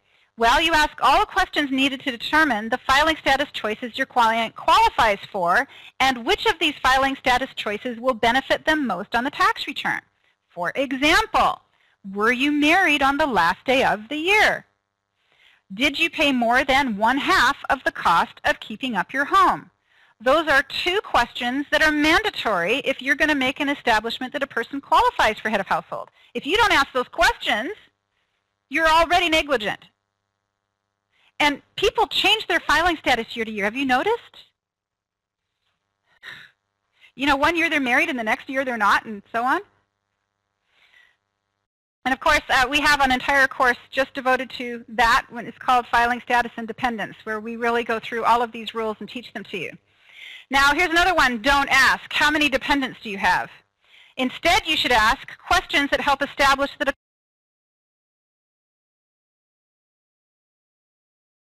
client meets requirements for claiming a particular filing status, and if they have dependents. Examples of these kinds of questions could include, please tell me about your family situation. Do you live alone or with other people? Who are the people you live with? Whose home do you live in? Do you own your home or do you rent it? If you rent, is that your name on the rental agreement? Who else lives with you in your home? Are there any other people who lived with you during the year? How many months did your children live with you during the year? Did your children spend any time with other family members who lived or did not live with you during the year? Is there anyone else who helped care for your child? And if so, what is that person's relationship to your child? Etc., etc. Those are the types of questions you should ask. You should not ask, are you the head of household and how many dependents do you have this year? Or who are your dependents this year? Over and under reporting income. To avoid errors and to comply with due diligence requirements, tax preparers need to be on the lookout for questionable W-2s or business income that works to either qualify a taxpayer for earned income credit or to maximize the amount of earned income credit.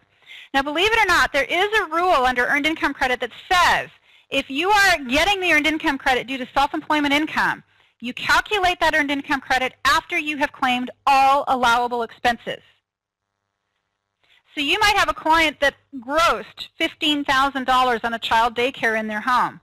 And they come into you and they say, yeah, I don't have any expenses. Okay, well, did you feed the kids? And if the kids were with you in the home, then you probably qualify for business use of home, which is deductible. So it's impossible to have no expenses. So you can't ignore that there probably are expenses, and the law, oddly enough, requires that you put some down if it's reasonable to expect that they had them when it comes to the earned income credit. Now, when we're doing a Schedule C audit for a person who doesn't have earned income credit, the auditor's going to be kind of looking in the other directions. Prove to me you had the expenses. But on earned income credit, if the expenses are such that EIC has been maximized, the auditor might say, prove to me you didn't have expenses. So the instructions for the earned income credit claim are that you file an accurate Schedule C for a self-employed person that claims all allowable expenses. And after you have filed an accurate Schedule C, if they're entitled to the earned income credit, by all means give it to them. But no, do not attempt to work the Schedule C P&L to maximize the credit. They'll nail you. Eventually you'll get caught. Maybe not on this client, but if you do enough of them, it'll catch up to you. All right, also you should be looking for fake or altered W-2s and 1099 miscellaneous forms. So a handwritten 1099 miscellaneous form in a fishy story might be a reason to verify the accuracy of that 1099. maybe by calling the business that issued it and making sure that they actually did issue it. I've done that. I've had a W-2 in front of me that I knew was fake. It was like the Social Security calculations on it were wrong. The withholding was absurdly high compared to the wage amount reported. I went, this has got to be the fakest W-2 I've ever seen. And I did everything I could to find that business. It was non-existent. So yeah, that tax, I just turned that one over to the IRS. I thought this is prime for the fraud department, and I turned it all over. And that was the last time I saw that client, oddly enough. Okay. Earned income credit checklist. This is one of the 2 colored pages that the IRS has on its website that you can print, and you could then post it on your desk, turned around so your clients can read it and walk them through the rules. One of the things that goes on with clients is they are suspicious that their tax preparer may not know as much about the earned income credit as they do, and very often they're right. I've been doing taxes for 20 years, and for 20 years I've been listening to my tax preparers interview tax clients and make determinations on their earned income credit. And remember that story I said, do not take the age rule for the person without a qualifying child and put it in the column for a person who has a qualifying child? That's based on experience. I've had preparers working for me who have done that. And then my clients have come to me and said, your tax preparer does not know what they're doing. I think they did my taxes wrong. And I ask them a few questions and I go, you're right. You know more about this than my tax preparer does, and that's highly embarrassing. So when I focus on something until it's just like driving you into the brain, why is she talking about this? Because it's kind of trying to make a point. And if you own a business, it matters that your preparers get it. And if you are a preparer, it matters that you get it from both sides. So how can you help do this? You have the checklist on your desk. You read through it with every single client. You show it to every single client to make sure they understand the rules too. And then if the client is suspicious that you were wrong, but they can see in writing in front of them that you're right, maybe they're going to be more inclined to stay and not take their W-2s and walk out. I personally don't like it when my clients take their W-2s and leave. I feel defeated. Don't like that. Okay, so qualifying tests for EIC, I've already gone through these with you, but this is just one more chart. Again, something you can put on your desk. And it's got the tiebreaker rules down at the bottom. And of course, the tiebreaker rules are all about what to do when 2 people qualify to claim the same child. And the IRS looks very carefully at tiebreaker rules because under the tiebreaker rules, you can have 2 people that are entitled to the child. If both of those persons are the parents of the child, then the credit goes to the parent who lived with the child the longest. If both parents lived with the child the same amount of time, the earned income credit goes to the parent who earned the most money. If the 2 people who are entitled to claim the child, one is the parent and one is someone other than the parent, no matter what, the parent wins. And the final equation is you have 2 persons entitled to claim the child and neither of the persons is that child's parent, then the person with the highest income wins. You have to know those rules. If I spout them off and they sound easy, they're actually not. I've just said it enough times over enough years. But they're here in writing in front of you. Okay, on to the first-time homebuyer credit, and it is a refundable credit. So even though we talked about the first-time homebuyer credit a little bit ago, we did so underneath payments. And now we're into getting a refund from it. But I can also see we're due for a break. So let's take 10 minutes, and when we return, we will move on to the first-time homebuyer credit.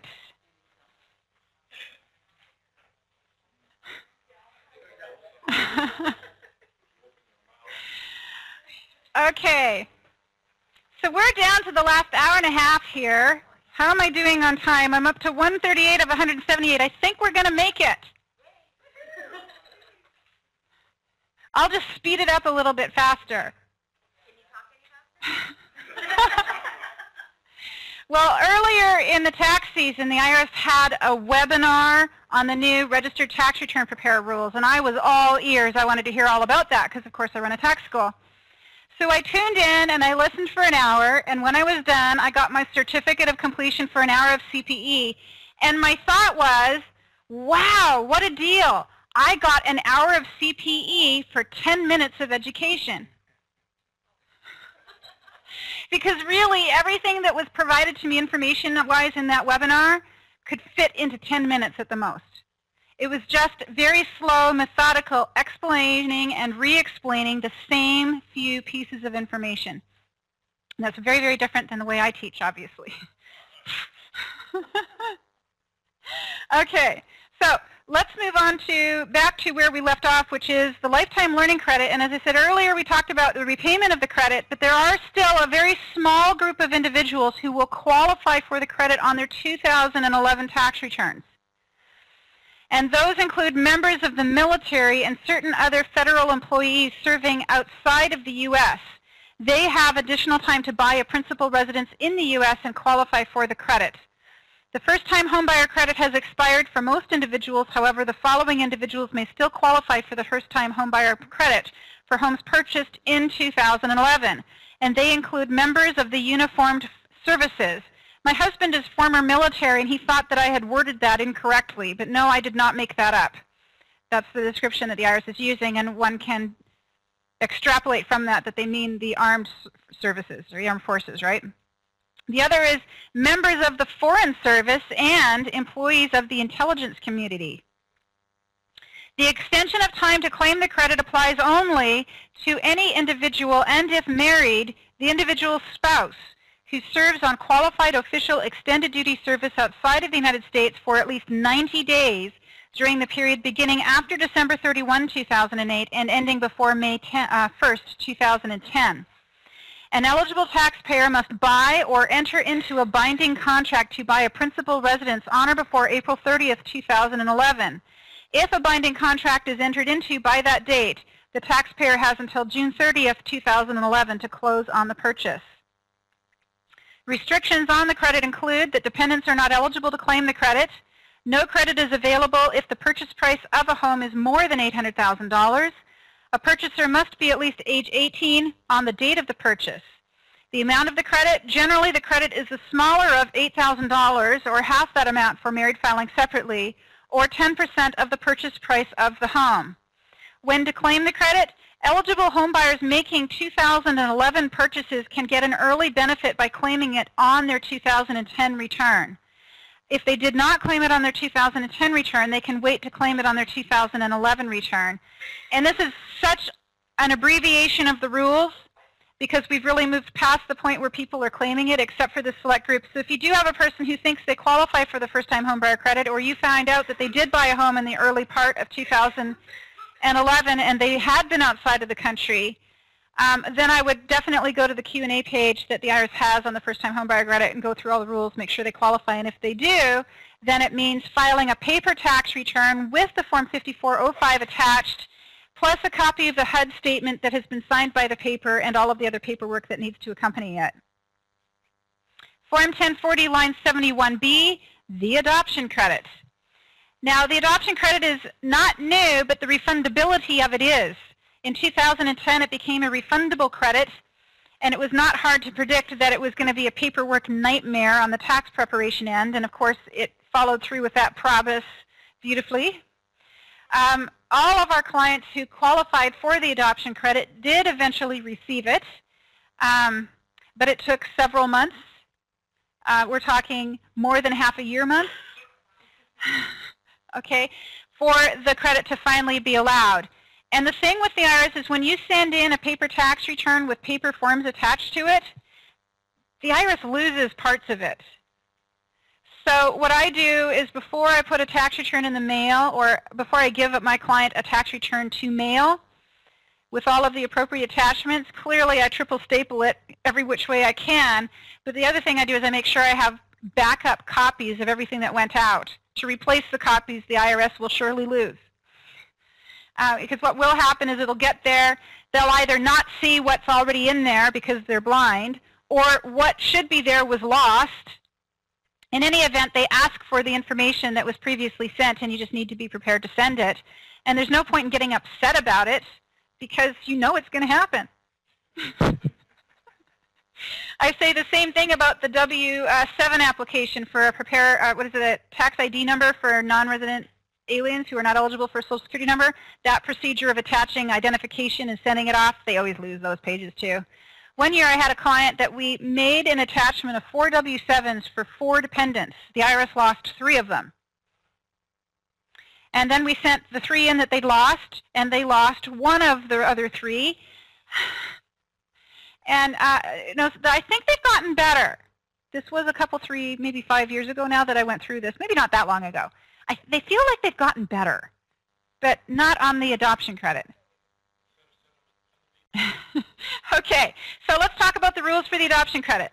You may qualify for the adoption credit if you adopted or attempted to adopt a child and paid qualifying expenses relating to the adoption. The amount of the credit is as much as $13,360 for 2011. You may be able to claim the credit even if the adoption does not become final. If you adopt a special needs child, you may qualify for the full amount of the adoption credit even if you paid few or no adoption-related expenses. If you carried forward an adoption credit from 2005 or later because the credit was more than the tax you owed, you could claim the carry-forward amount as a refundable credit in 2010. You can find the amount of any unused carry-forward amount on line 23 of the worksheet on page 5 of the 2009 Form 8839. So why am I repeating this for 2011? Well, it does occasionally come up that a person qualifies for the adoption credit even though they had no adoption expenses.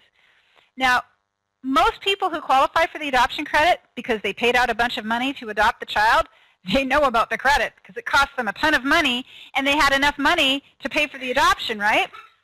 They came up with the money and they may have involved an adoption agency, and that adoption agency would surely have informed them about the rules.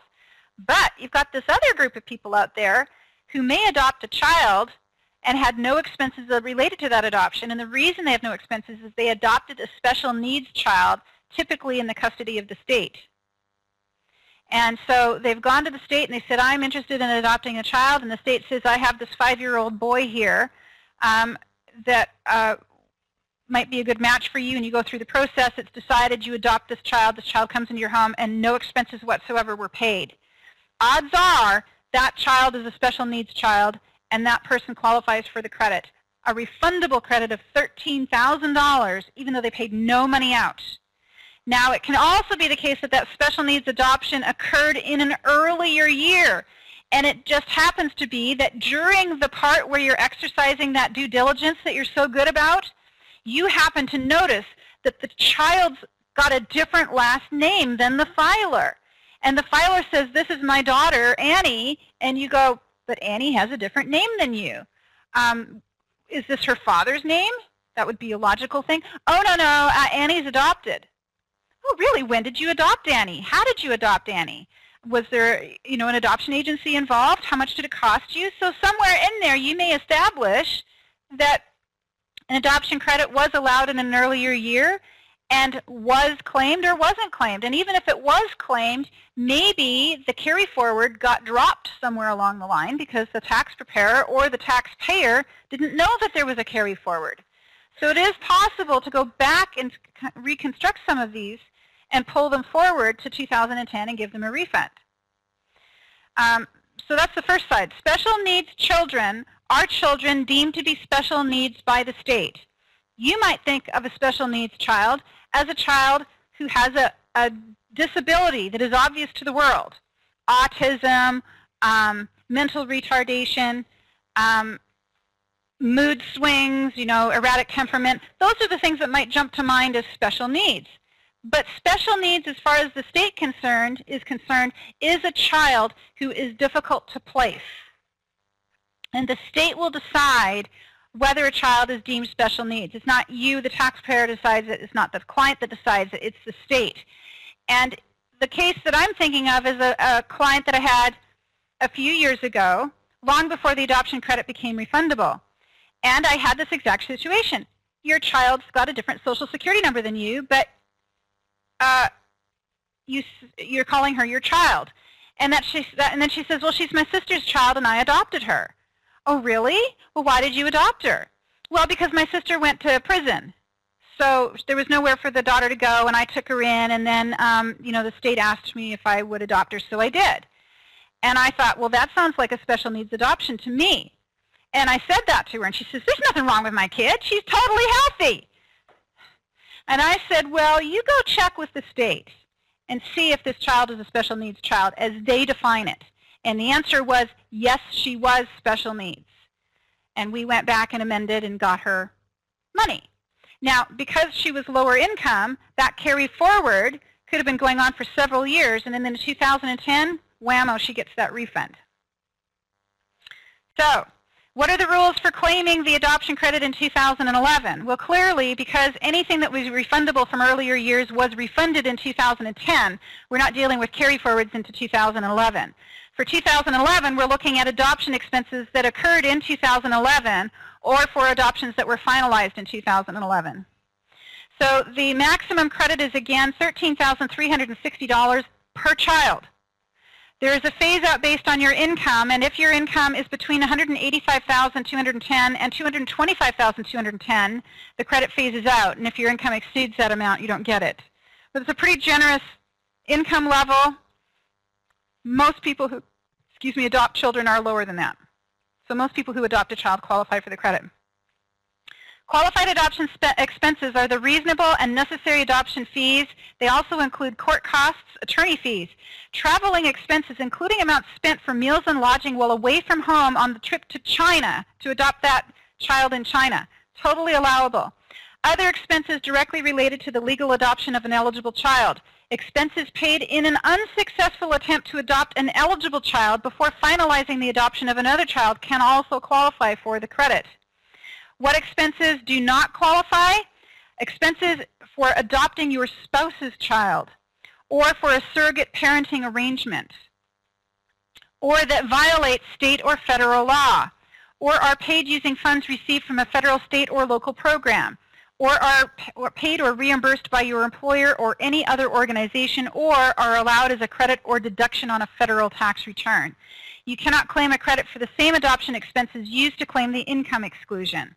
But it is possible to claim a credit and an exclusion for adopting the same child. For example, if you spent $20,000 adopting your child, you could qualify for an adoption credit at the same time your employer could have paid for part of that adoption and excluded from your income. So who is an eligible child? An eligible child is a child who is under the age of 18 or an individual who is physically or mentally incapable of caring for him or herself. In other words, you could adopt an adult if they met that definition. When do I claim the credit? Well, it depends. If you adopt a child who is a U.S. citizen or resident, you can claim the credit any year before the year the adoption is final, as long as it was the year that you paid, any year before the adoption is final, but if the adoption is not final, you claim the credit in the year after the year of the expense. If it is the year that the adoption is final, then you claim the expense in the year the adoption is final. And if it is paid in any year after the year the adoption is final, then you pay it in the year of payment. But if you adopt a foreign child, and most of my clients that do adopt children are adopting them from China. I'm sure we're all aware of that's a hugely popular place. Korea is also popular. If you paid expenses for that kind of adoption, and you paid those expenses in any year before the year that the adoption is final, you can only claim them in the year that the adoption is final. And if you pay them in the year the adoption is final, you claim them in the year it was final. And if you pay them any year after the year the adoption is final, you claim them in the year of payment. There's more information in here about excluding adoption expenses that were paid by your employer from your income. I'm not going to read that to you. Let's move down to what records should I keep to claim the adoption credit or income exclusion. Well, the records include receipts for qualified adoption expenses, entry visas for foreign adoptions, a final decree, certificate, or order of adoption, home study by an authorized placement agency, child placement agreements or court orders, and determination of special needs status by a state or the District of Columbia. So if you're making a claim that I have a special needs child, you have to maintain that certificate, and actually you'll have to mail it in with the tax return if you want that money. And the third password of the day is EAGLE, E-A-G-L-E, as in our national symbol, right? And here is the Form 8839. And yes, it is possible to get $13,000 for each child. That is definitely made clear on the form.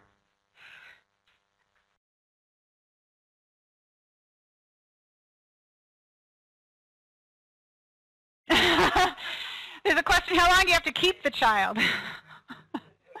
Okay. All right. Next line of the tax form is refund. Hey, we've gone through all of the payments. Now we've got to the refund line. And what do we do with that refund? How do we get our money? Well, there's all kinds of different ways that the government can give us our money. And we make those choices sometimes, not always, but sometimes we make those choices on Form 8888. Series I bonds. The IRS now allows you to invest part or all of your federal refund to buy Series I U.S. savings bonds. You can purchase Series I bonds in multiples of $50. The balance of your refund is issued as a paper check in the mail or by direct deposit to your bank account, depending on which delivery method you choose. You should receive your savings bonds about 3 weeks after you receive the remainder of your tax refund from the IRS. So how do you complete the form? Well, you use Part 1 to tell the IRS the portion of your refund that you are not using to buy savings bonds. That means the amount you want them to send you. Use Part 2 to show the amount you wish to invest in the bonds. Use Part 3 if you want to receive the balance of your refund as a paper check in the mail. And then in Part 4, you add up the amounts in Parts 1, 2, and 3, and the amount shown on the line of Part 4 should be the same as your refund on line 74 of your 1040.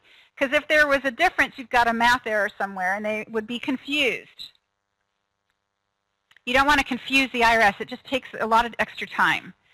So here is the Form 8888. One of the other things you can use the form for is to divide a refund between multiple accounts. So on the Form 1040, you can allocate a client's refund for direct deposit to their bank account, but it only provides space for a single account. If your client wants to have the refund divided between 2 accounts, for example, you may have a husband and wife, and they both want their share of the refund into their separate accounts, you can do that with this form in Part 1. While we're on the subject of refunds, let's talk a little bit about refund anticipation loans. Now, some of you may find that this is a very big part of your business. Some of you might say, I've never done a refund anticipation loan in 20 years. This is such a waste of my time. Well, unfortunately, I feel it's necessary to talk about stuff that large numbers of taxpayers use. And so I feel even though it's not for everyone, you should still at least be aware of the rules and what's going on. The refund anticipation loan industry has been around for close to 20 years. And this is the last year of it. 2011 is the last year refund anticipation loans of any kind will be issued. The IRS has essentially shut them down. The only last remaining holdout that is offering refund anticipation loans is Republic Bank. Republic Bank is being used by some Jackson Hewitt offices, probably all of the Liberty Tax Service offices, and hundreds or thousands of independent tax services out there. It is not used by H&R Block. H&R Block did not offer refund anticipation loans in 2011. It will not offer them again in 2012. So why has the IRS shut it down? Well, it's been said for many, many years that the banks that offer refund anticipation loans and the tax services that push them on their clients are using predatory lending practices that take advantage of lower income people, particularly people entitled to the Earned Income Credit. Now, if you are like me and you've had clients for the past 20 years who come in every year with nothing more on their mind than Santa Claus is coming with their Earned Income Credit check and they're going to pick it up from your office, you know that the clients may feel very differently about this. It is people who analyze the industry and the practices of the industry who have decided that these are predatory, not necessarily the clients who are receiving them. So there's lots of clients out there who are upset that they can't get them. They don't understand why they can't have them. And they're wondering why they're gone. And even though Republic Bank is offering them, it's offering teeny little checks, $1,500. So if your client has a $6,000 refund, they're only going to get a check for $1,500. Is that going to make them happy? Well, it's the best deal in town because the other deal is there's no refund loan at all. That's the only deal. Now, to qualify for a $1,500 loan, the refund must be $2,000 or more. And if the refund is more than $2,000, they may qualify for the loan. If they qualify for a loan, they'll get the $1,500 check, usually overnight, and then the balance of their refund will come after IRS deposits the money. That's how the system works. What's the amount of time that the loan lasts for? Usually a week. If I file and get a refund loan today, my refund would probably come to me in its entirety without a loan a week from now. So it's a very short-term loan, and of course the thinking behind it is you don't need a loan that only is for 7 days or 10 days. But a lot of clients really don't blink an eye at paying $100 to get their money 7 days earlier. They don't give it a second thought. My refund's $6,000, so what if I get $5,900 instead? Give it to me now. That's what's on their mind.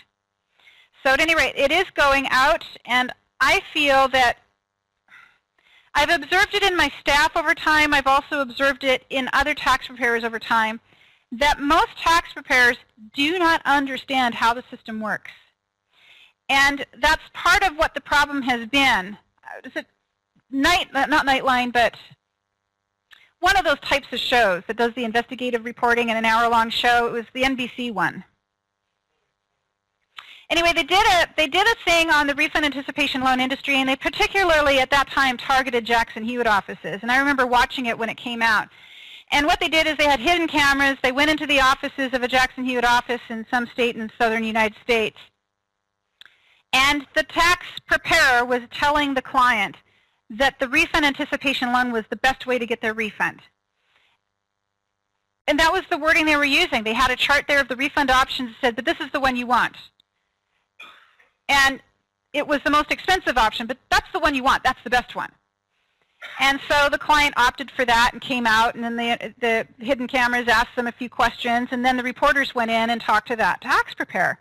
And it was obvious to me that that tax preparer had no clue why that was the best option or the worst option. All they knew is they had been told to say that to their clients by their employer. They had no idea how the program worked, why it worked the way it did, and why it may or may not be an option worth considering for a particular client. So today I'm going to explain a little bit about electronic filing and how it coordinates with refund anticipation loans, refund anticipation checks, and direct deposit.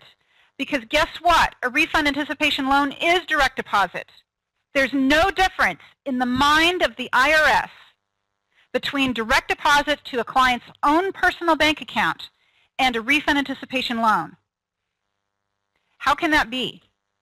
Well, here's how the system works. You are a client and you go into a tax firm and you ask them to prepare your tax return, which they do, and then the tax return is electronically filed with the IRS by that tax service.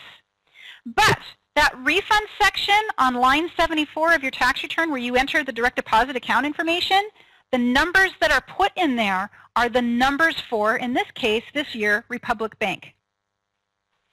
And they're probably going to include your Social Security number, that is the filer's Social Security number, and a routing number for Republic Bank. And that tax return gets filed electronically. At the same time it's filed electronically with the IRS, an electronic file goes to the bank. And the bank looks at that client. They're going to run a credit check. They're going to look for delinquent student loans, child support collections, back tax liens. They also look at where's the refund coming from. Is it a big refund? Is it all from earned income credit? What is the filing status of the filer? Do the children on the tax return have the same last name as the filer? It's looking at all of those things, trying to make a conclusion of whether or not they're going to lend that $1,500. Meanwhile, IRS is processing the tax return and comes back and accepts it with an acknowledgement. At the point the IRS accepts it with an acknowledgement, the bank has made a decision whether they're going to lend or not. If the answer is yes, I'm going to lend, the check gets printed and delivered to that client. Now the bank's out $1,500 and is waiting to see if a week from now the IRS deposits that money. Is there any risk to the bank? Absolutely there's risk. The reason there's risk is that the IRS could hold that refund. The IRS could decide to audit the earned income credit. The IRS could decide that there's a tax lien and all of the money is going to go pay that debt. So the bank is out $1,500. Guess who else is out the money? The tax preparer. Because the tax preparer typically sets it up so that their tax refund will pay their tax preparation fees. So the tax preparer has delivered a service on the promise that they will get paid from a refund. And if that refund never comes, the tax preparer is not paid. And what percentage of these tax returns that file for refund anticipation loans default? It depends on where in the country you are. But if you look at the percentage of tax returns that the IRS does not deposit on, the highest I ever saw was 20%.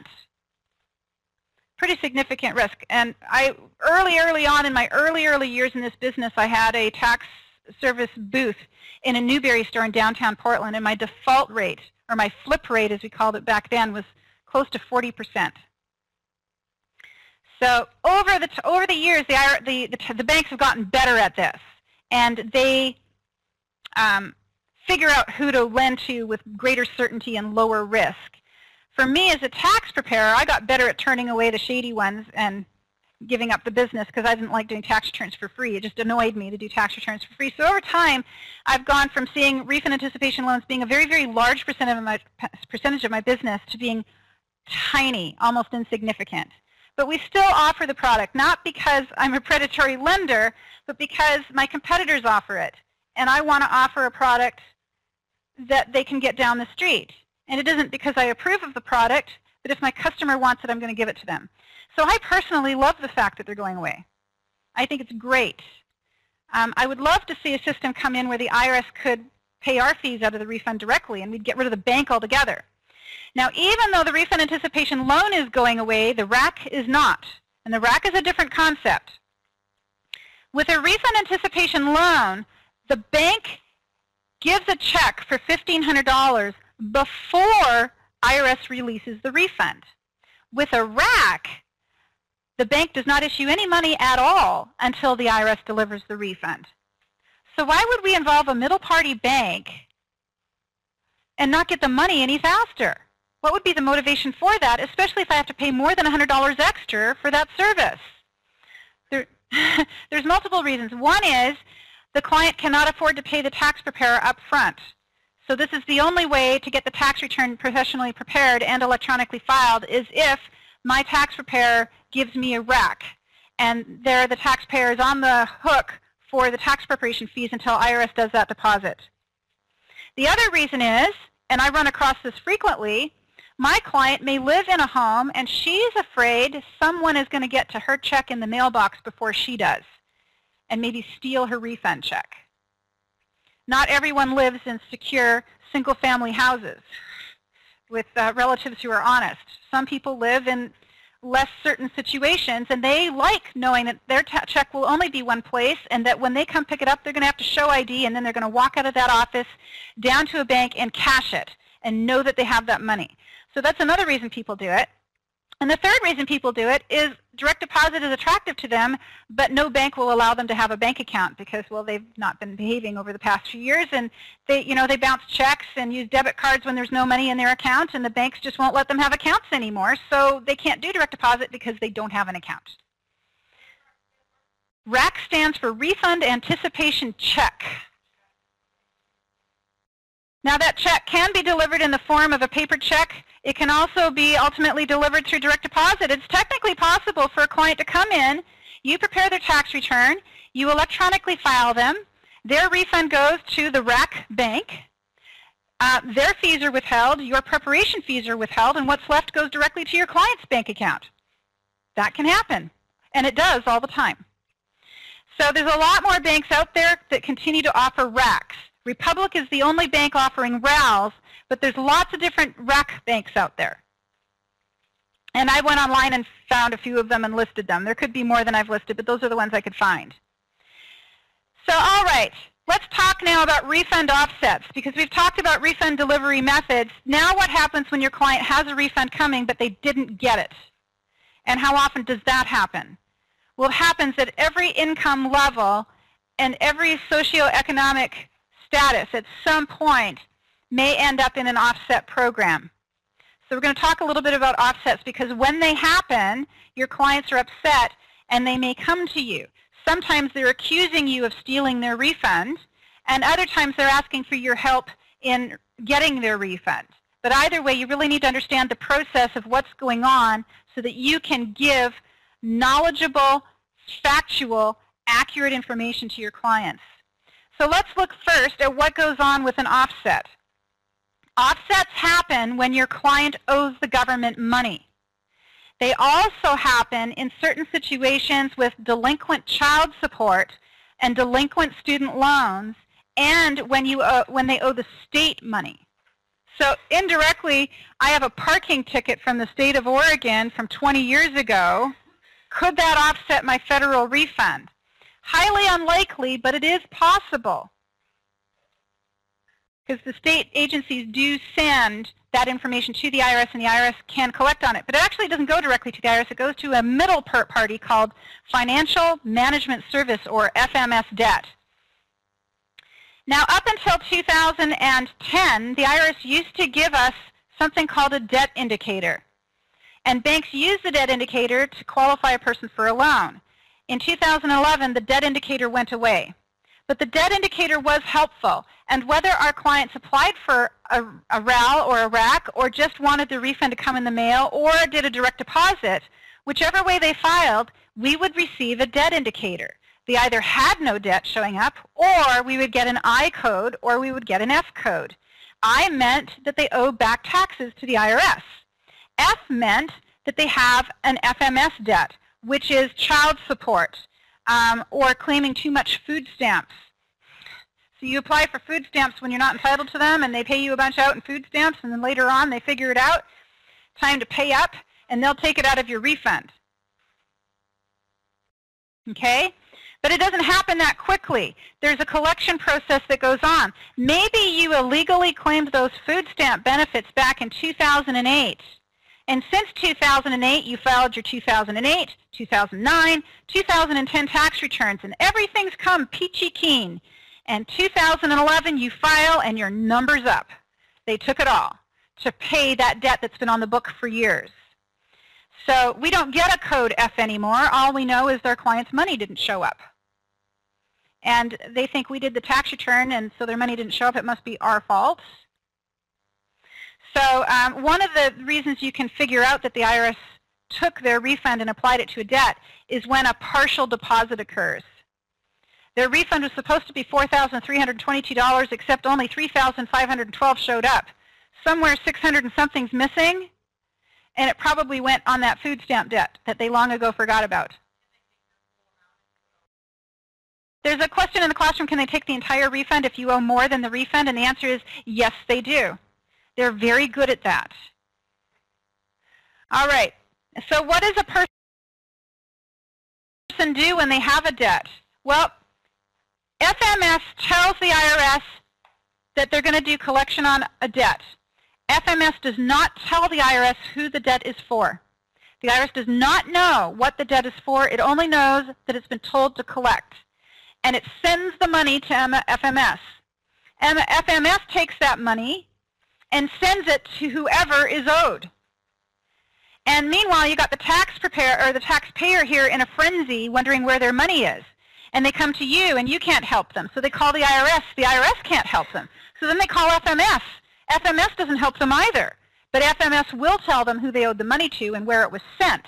And then they go back to that original agency. And if they get anything back out of that agency, it's directly through that agency. Now, the flip side of this is I've had clients who've had debts on the books for years.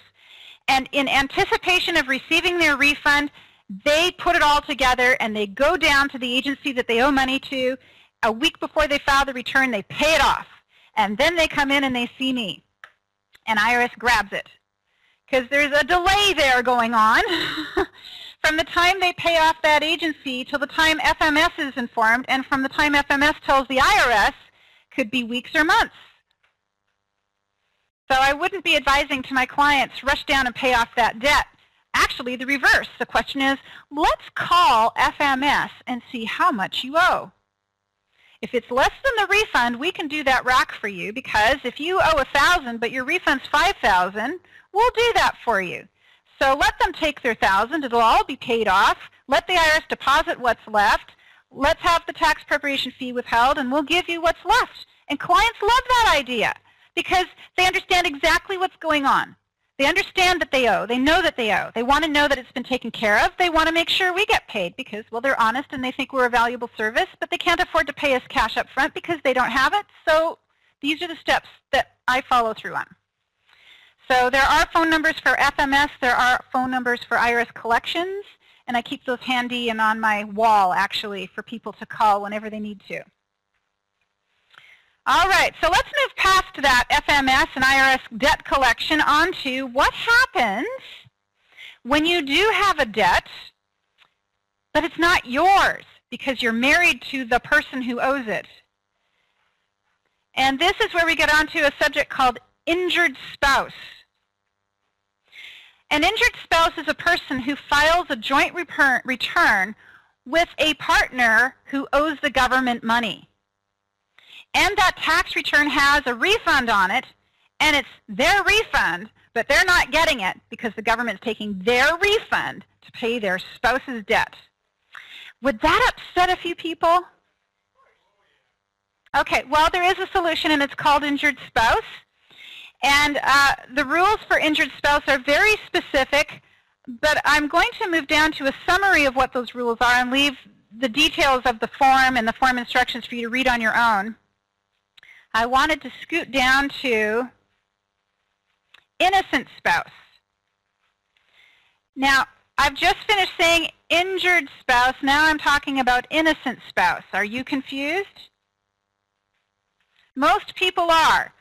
A, they didn't know there was such a thing as an injured spouse. B, they didn't know that there's a thing such as an innocent spouse. And C, there's a difference. There's an enormous difference. So let's look at what an injured spouse relief applies to. Injured spouse relief applies when you have a married couple who file a joint return for the current year. And one spouse, the non-injured spouse, owes a debt to the IRS or to another agency collected on through FMS.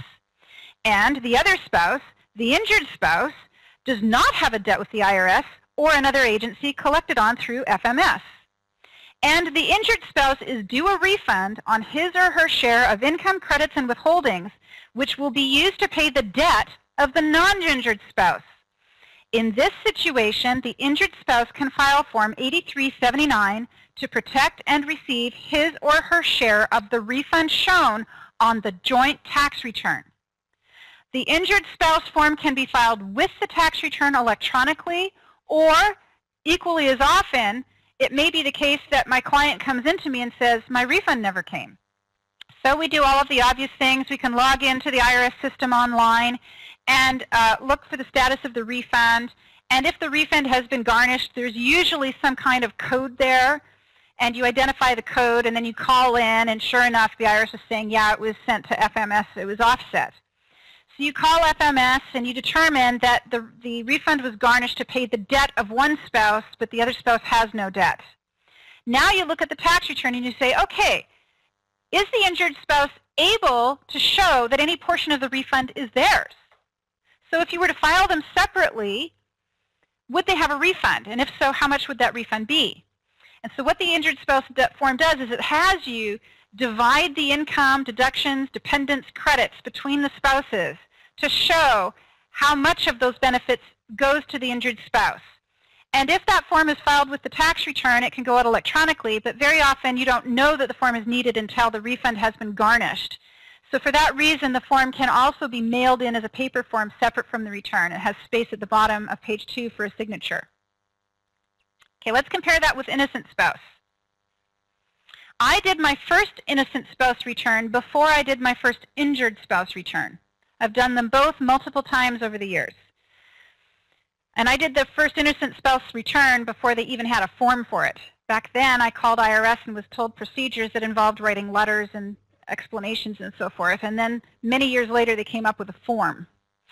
You may qualify for innocent spouse relief if you signed a joint return sometime in the past, and the IRS has determined that tax is owed on that joint return because the return showed tax was due and it wasn't paid, or the IRS has amended a return that understated the amount of tax, and you can show that the understated tax is due to erroneous items of your spouse or former spouse, that at the time you signed that joint return, you did not know and had no reason to know that there was understated tax. And taking into account all of the facts and circumstances, it would be unfair to hold you liable for the understated tax. So what's an erroneous item?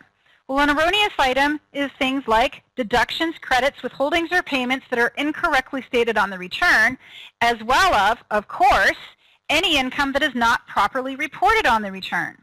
When you file a joint return, the law makes both you and your spouse responsible for the entire tax liability shown on that return.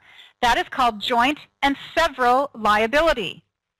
If you sign a joint return with your spouse and the IRS comes along later and establishes that there was an underreporting of income on that return, and you had no knowledge about the income because it was your spouse's income and your spouse never told you about it, then you're innocent of that.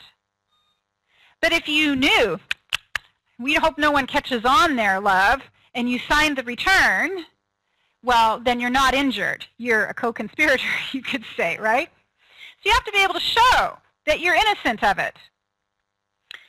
So what does joint and several liability do or apply to? Well, it applies to the tax liability that you show on the return, as well as to additional tax liability the IRS determines to be due, even if the additional tax is due to income, deductions, or credits of your spouse or former spouse.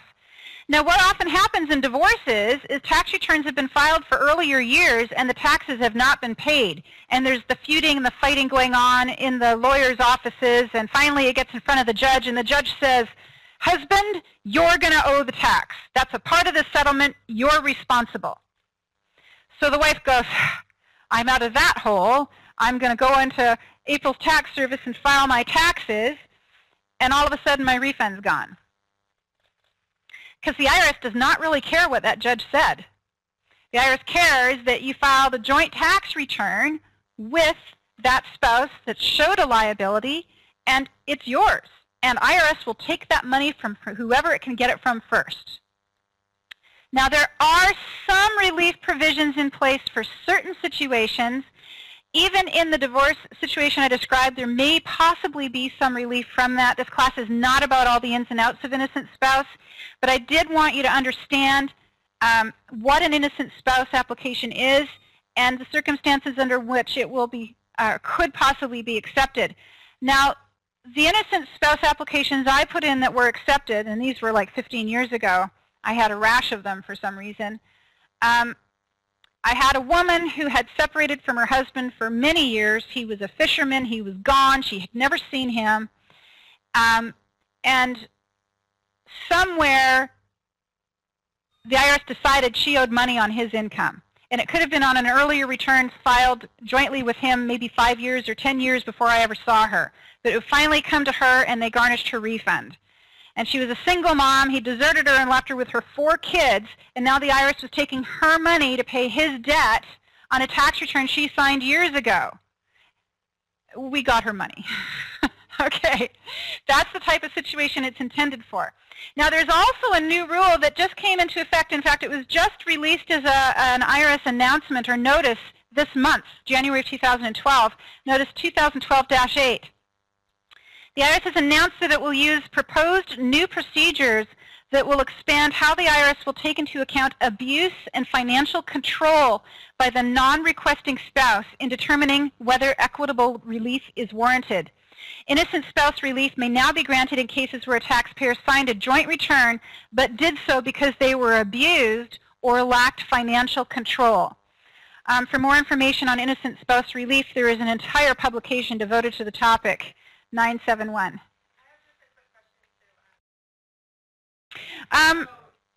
Okay. Okay, there's a question in the classroom about injured spouse, and we're back on page 151 looking at item number 4 here. The statement is that the injured spouse is due a refund on his or her share of income, credits, and withholdings, which will be used to pay the debt of the non-injured spouse. So essentially what we're looking at is you can have a joint return, but you're a housewife, you had no income, and the entire refund on that tax return is due to your spouse's income withholdings. You're not going to be able to claim you're injured because if you filed without your spouse, you'd have no refund. So you have to show that independently you earned the money necessary to qualify for a credit. That's what that's about.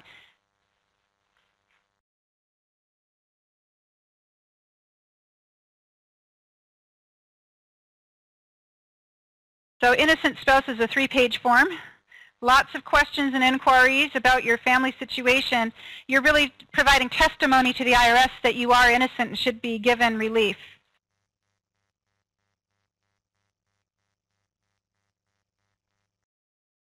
Okay, so, well, we talked about what happens when you have a refund but you're not getting it for all the various reasons we covered.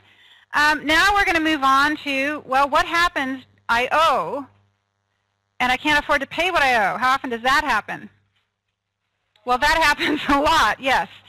And it's the opening paragraph. Because of the current economic recession, many taxpayers will not be able to pay amounts owed with their 2011 tax returns. The IRS offers taxpayers the opportunity to enter into an installment agreement or a partial payment installment agreement. Tax preparers should be aware of the two plans and the criteria for each. So IRS appreciates it when we as tax practitioners can explain to our clients how to pay. And we sometimes have clients come into us, and the only reason they came into us is they figured their tax on TurboTax and they owe and they can't afford to pay it, so they want us to help them with that. So their clients expect us to understand these rules. And again, when I have any member of my staff who doesn't understand what the rules are, it's a hardship for my business and for my clients. And because I see over 20 years of experience that I've had staff who don't understand these rules and clients who've complained that my staff has not understood these rules, not necessarily today, but over time it's come up, I know it's a problem everywhere. So clients owe, and when they owe, they need to pay. And if they can't afford to pay, what do you do for them? How can you help them? Well, there's different options out there, and the most obvious and simplest of these is an installment agreement, and you request an installment agreement on Form 9465. Now, for the 20 years I've been in taxes, it has been my policy to have no charge associated with this form. I'll give it to you for free. So if I prepare your tax return, and you've paid me for preparing your tax return, but you can't afford to pay, the bonus is I will help you set up an installment plan. So you file this form if you cannot pay the full amount due with your return.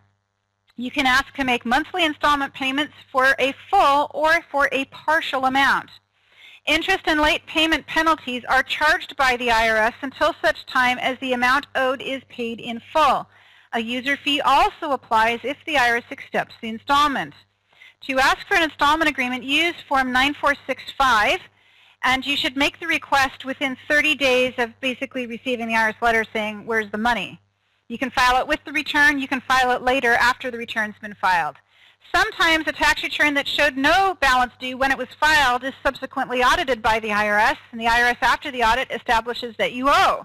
And you don't have it because, well, you spent the money, right? So in those situations, that can mean that the IRS auditor is giving you an installment agreement at the audit table as you're signing off that, yeah, you really do owe. I've seen that. So how much is the application fee? Well, it's $105. That is an increase. It was set at a much lower figure, $43 for many years, and then before that it was no fee at all. But the IRS, I think, has gotten tired of people filing for installment agreements when they owe $50 or when they owe $200. So one of the mathematical equations I do is if when you file your tax return, you owe $1,000 that you can't afford to pay, the late payment penalty is 5% or $50. You're better off not asking for an installment agreement. If you can maybe go 2-3 months and come up with the money and just send it, it'll cost you less. The penalty for late payment is less than the installment agreement fee. But when you get to bigger numbers, and even if it is only $1,000, but they won't have the money, the most they can do is $50 a month for the next 3 years, then you're kind of left with an installment agreement. But the IRS does have a lower $43 payment option, or payment charge, or fee, that's the word, a lower $43 fee that is assessed for lower income individuals, and they determine whether or not you meet the requirement for the lower charge or whether they'll make you pay the higher charge. Now, if you voluntarily set your direct payment option up with the IRS for electronic funds withdrawal, that means on a specified day of each month, the IRS will just suck that money out of your bank account. They'll only charge you $52. But if you're relying on them to send you a monthly bill and to pay that monthly bill, They want their 105. The 105 is a one-time fee. No, 52 is a one-time fee. But what does continue to accrue over time is interest on what you owe. Now, if you ask for an installment agreement, you are still charged a late filing penalty, but the penalty is reduced to a much smaller number, like 1 or 2% rather than 5%. So that equation can go in there too. If they owe a lot of money, say $10,000, asking for an installment agreement for only $105 can be a good deal because they'll get a much reduced penalty. The IRS guarantees that an installment agreement will be available to most individuals who owe less than $10,000 or $10,000 or less, as long as for over the last 5-year period you have not failed to file any required tax return or failed to pay the tax on any such tax return or entered into an installment agreement for the payment of any tax. So essentially, the IRS says if you haven't filed for the past few years and you owe or you owe more than $10,000, it's not automatic. But my experience is that I've never had a client turned down. Even when they owed $50,000 or $80,000, I've never had one turned down. The IRS seems eager early on to accept these agreements.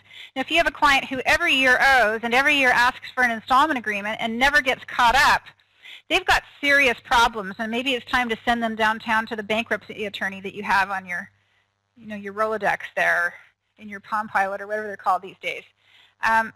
And bankruptcy is an option I do recommend to clients regularly. As a tax preparer, you get to know their financial situation, and if they owe $10,000 and they earn $20,000 a year and they just lost their job and their credit cards are maxed out, bankruptcy is maybe where they should be headed. And they can get their taxes sometimes included in that, sometimes not. The other option that's frequently talked about and advertised on the news in commercials is offers in compromise. Those are not easy to get. They have very specific criteria. Most people do not and never will qualify for an offer in compromise. So for those people who really have no prayer, bankruptcy is sometimes the only option. But if they do have the ability, you think, over time to pay it off, they can keep it under control. They can either ask for an installment agreement or they can ask for a partial payment installment agreement. And a partial payment installment agreement requires that you file financial statements with the IRS where you show the IRS your income, your expenses, your cost of living, the resources and assets that you have available which you could sell in order to pay the taxes. And if after all of that is done, the IRS sees that you have no ability to pay, they can actually put part or all of your tax debt into something called a non-collectible status.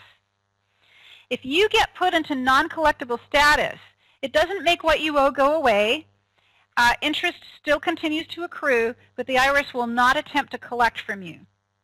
And typically, they'll only revisit your case once every 2 years, and after 2 years, they'll ask you to basically submit more financial statements to establish whether or not you can afford to begin making payments of some kind or to increase the amount of payments you have been making, or whether they need to go another 2 years before they come back to you. It is potentially possible to go far enough out, like 10 years or more, where it drops off the books completely. Of course, taxes that are 3 or more years old on tax returns that have been filed 3 years or more ago can be discharged in bankruptcy. But taxes that are newer, like if you file a 2011 return that shows you owe $5,000, you don't have it and you're already filing bankruptcy for other reasons, they won't be able to add it in because that kind of debt can't get discharged unless it's more than 3 years old. For more specific information, go to a bankruptcy attorney. I am not an expert on this. This is just what I've picked up over time. Okay. So more information on partial payment installment agreements. Let's move on to some other issues to talk about. Among them is non-1040 updates. Form 941 is the quarterly report filed by employers to report employee wages. And for 2011 and for at least the first quarter of 2012, we have a reduced employee portion of Social Security withholding going on that report. Also, the reform itself has been amended or changed for 2011 and later years. They've added a line, a checkbox line, to indicate whether or not you have received a Section 3121Q notice.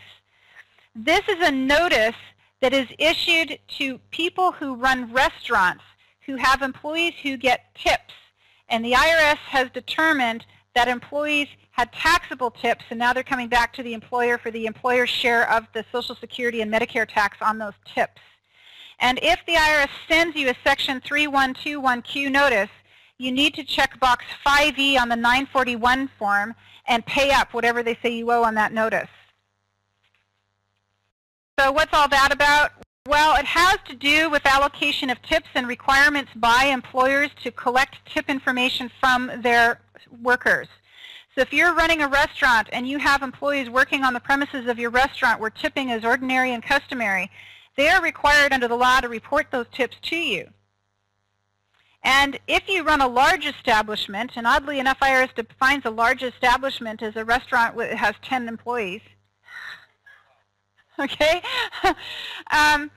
you're required to file a form, Form 8027, to show the amount of tips that you're collecting or that were collected by your workers. And there's formulas that go on in there that basically say if you are not collecting 8% or more of your sales, then you will have to do an allocation to the workers and pay taxes on their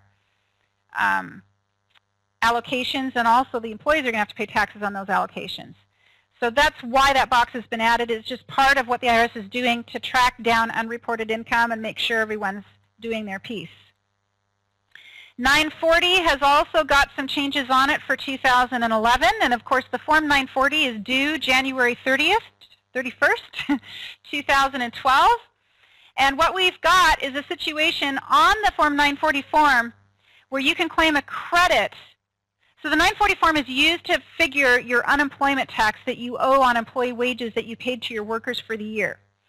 And that tax is based on a percentage. It has a maximum amount and it also has a minimum amount.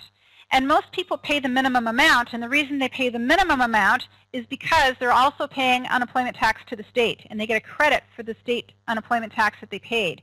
But this list of states here paid out more in unemployment benefits than it paid in back to the federal government, or the federal government had to pay out for these states, and it hasn't been reimbursed by these states. And so if you are doing payroll for anybody who has employees in these states, then there is a credit reduction, and you have to attach Schedule A to your Form 940 and use Schedule A to figure a reduced credit. In other words, for most people, the maximum FUTA tax or federal unemployment tax owed on a worker's wage for an entire year is $56. And for this year, people in these states will pay more than that. And the formula that you go through will figure out how much more you have to pay. Also, we have a Form 8952, which is a voluntary classification settlement program. Now, if you've been in taxes for a while, you might be aware of the fact that there's a lot of people out there who are 1099ing people who are employees that should really, in fact, be given W-2s. And you may know about this because the employee came to you with a 1099 when they should have had a W-2, or you may know about it because you are doing their taxes or accounting, and you see as the tax preparer or accountant for this client that they're paying out large amounts of money to the same people over and over again, and so you say to them, who is this person? And they tell you, oh, that's my employee Josh. He cleans the kitchen or whatever. Well, you're not allowed to 1099 Josh. You've got control over his work. Direction and control means he's an employee. You should be W-2ing him. Oh, I've been 1099ing for years. I don't want to open up that can of worms. I don't want to get caught. They're going to make me pay all this tax. Or what you talking about? That's the other option that they're going to give you. Well, this is a big problem. It's been going on for a long time, and the IRS has an amnesty program in place on it. So at this point, we have a window in time where employers can come forward and voluntarily tell the IRS that they have misclassified workers whom they have been issuing 1099s to, and they want to correct their mistake and begin W-2ing them. It's a very specific process, and it's a very generous amnesty. The amnesty says, come forward and disclose the workers that you should have been paying on and the amount of wage that you paid to those workers. And for the calendar year that precedes this year, we'll charge you 1% of the wages you paid. And that's your penalty. And you're done. Compare that to the opposite, which is all of the Social Security withholdings that should have gone on, all of the matching Social Security payments that should have gone on, all of the withholdings that should have gone on, that business could be held accountable for if the IRS finds out that they were incorrectly paying those workers and did not come forward under the amnesty.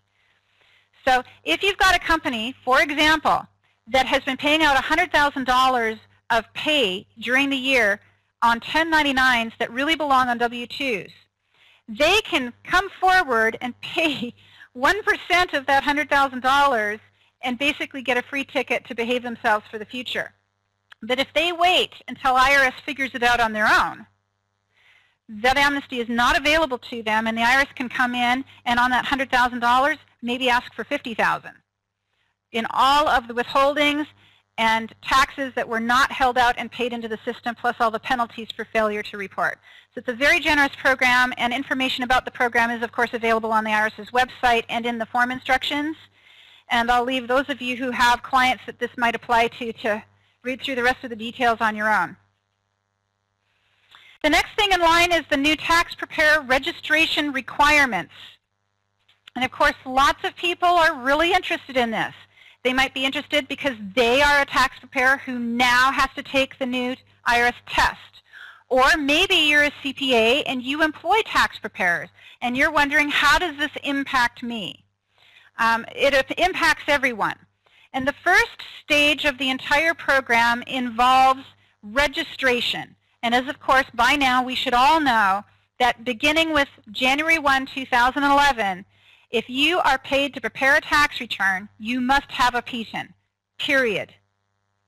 You can apply for that PTIN electronically, or you can file it by apply for it with a paper form. But either way, you have to have that PTIN, and that PTIN must be entered on the tax return that you prepare. That's the first rule. The second rule is how to keep that PTIN. We're in a phase-in phase right now, where certain people are getting provisional PTINs. And if you have obtained a PTIN and you are an enrolled agent, or you are a CPA, or you are an attorney, you do not have a provisional PTIN. You have a full-blown original PTIN. You've got the real dandy thing. But if you're a tax preparer who is not an attorney, an enrolled agent, or a CPA, you have a provisional PTIN. And the rule for keeping your provisional PTIN is that you must pass the IRS competency test by December 31, 2013.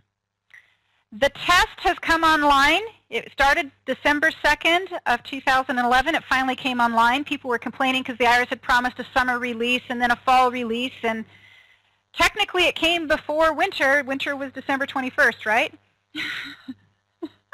Anyway, it is launched. Now the way it's working is the IRS is saying that beginning April 17, 2012, it will no longer issue provisional PTINs. So if you already have a provisional PTIN, you have until December 31, 2013 to pass that test. There's no limit on the number of times you take that test, but it is $116 each and every time you take it. The test is 120 questions. It is 2 hours long. It is held at Prometric testing centers throughout the United States.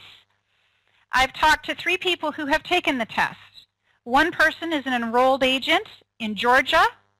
The other is one of my staff.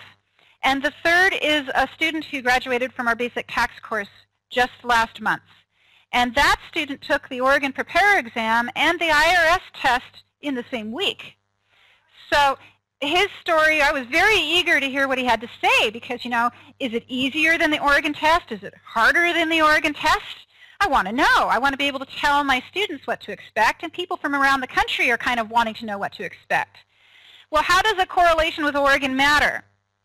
Well, Oregon's test has, at this point, a 65% overall pass rate. And that, it is an open book test. You get 5 hours to take it. It's 200 questions, open book. You're allowed to bring IRS publications in, and you sit at a table for 5 hours and fill out circles. No. The IRS Prometric test is much closer to a closed book. It's done on a computer screen. You go to a terminal, and the terminal does have the ability to allow you to open up an HTML code version of Pub 17 as well as the Form 1040 instructions. And you have 2 hours to take these 120 questions. Well, my staff member, who is a tax school instructor, said that the Prometric test was easy. The enrolled agent in Georgia said it was very rigorous. And my preparer student, who took both tests, said he felt more confident about his performance on the Oregon test than he felt about his performance on the federal test. Okay, so what does all of that mean for the federal test? Well, the first thing we look at is how difficult is the federal test, but we also have to look at what will be the passing grade. If the passing grade is 50%, that's an entirely different thing than if the passing grade is 75%. In Oregon, the passing grade is 75%. So 65% of students in Oregon are able to achieve a score of 75% or higher and get their license. What will the pass rate be on that Prometric exam? We don't know.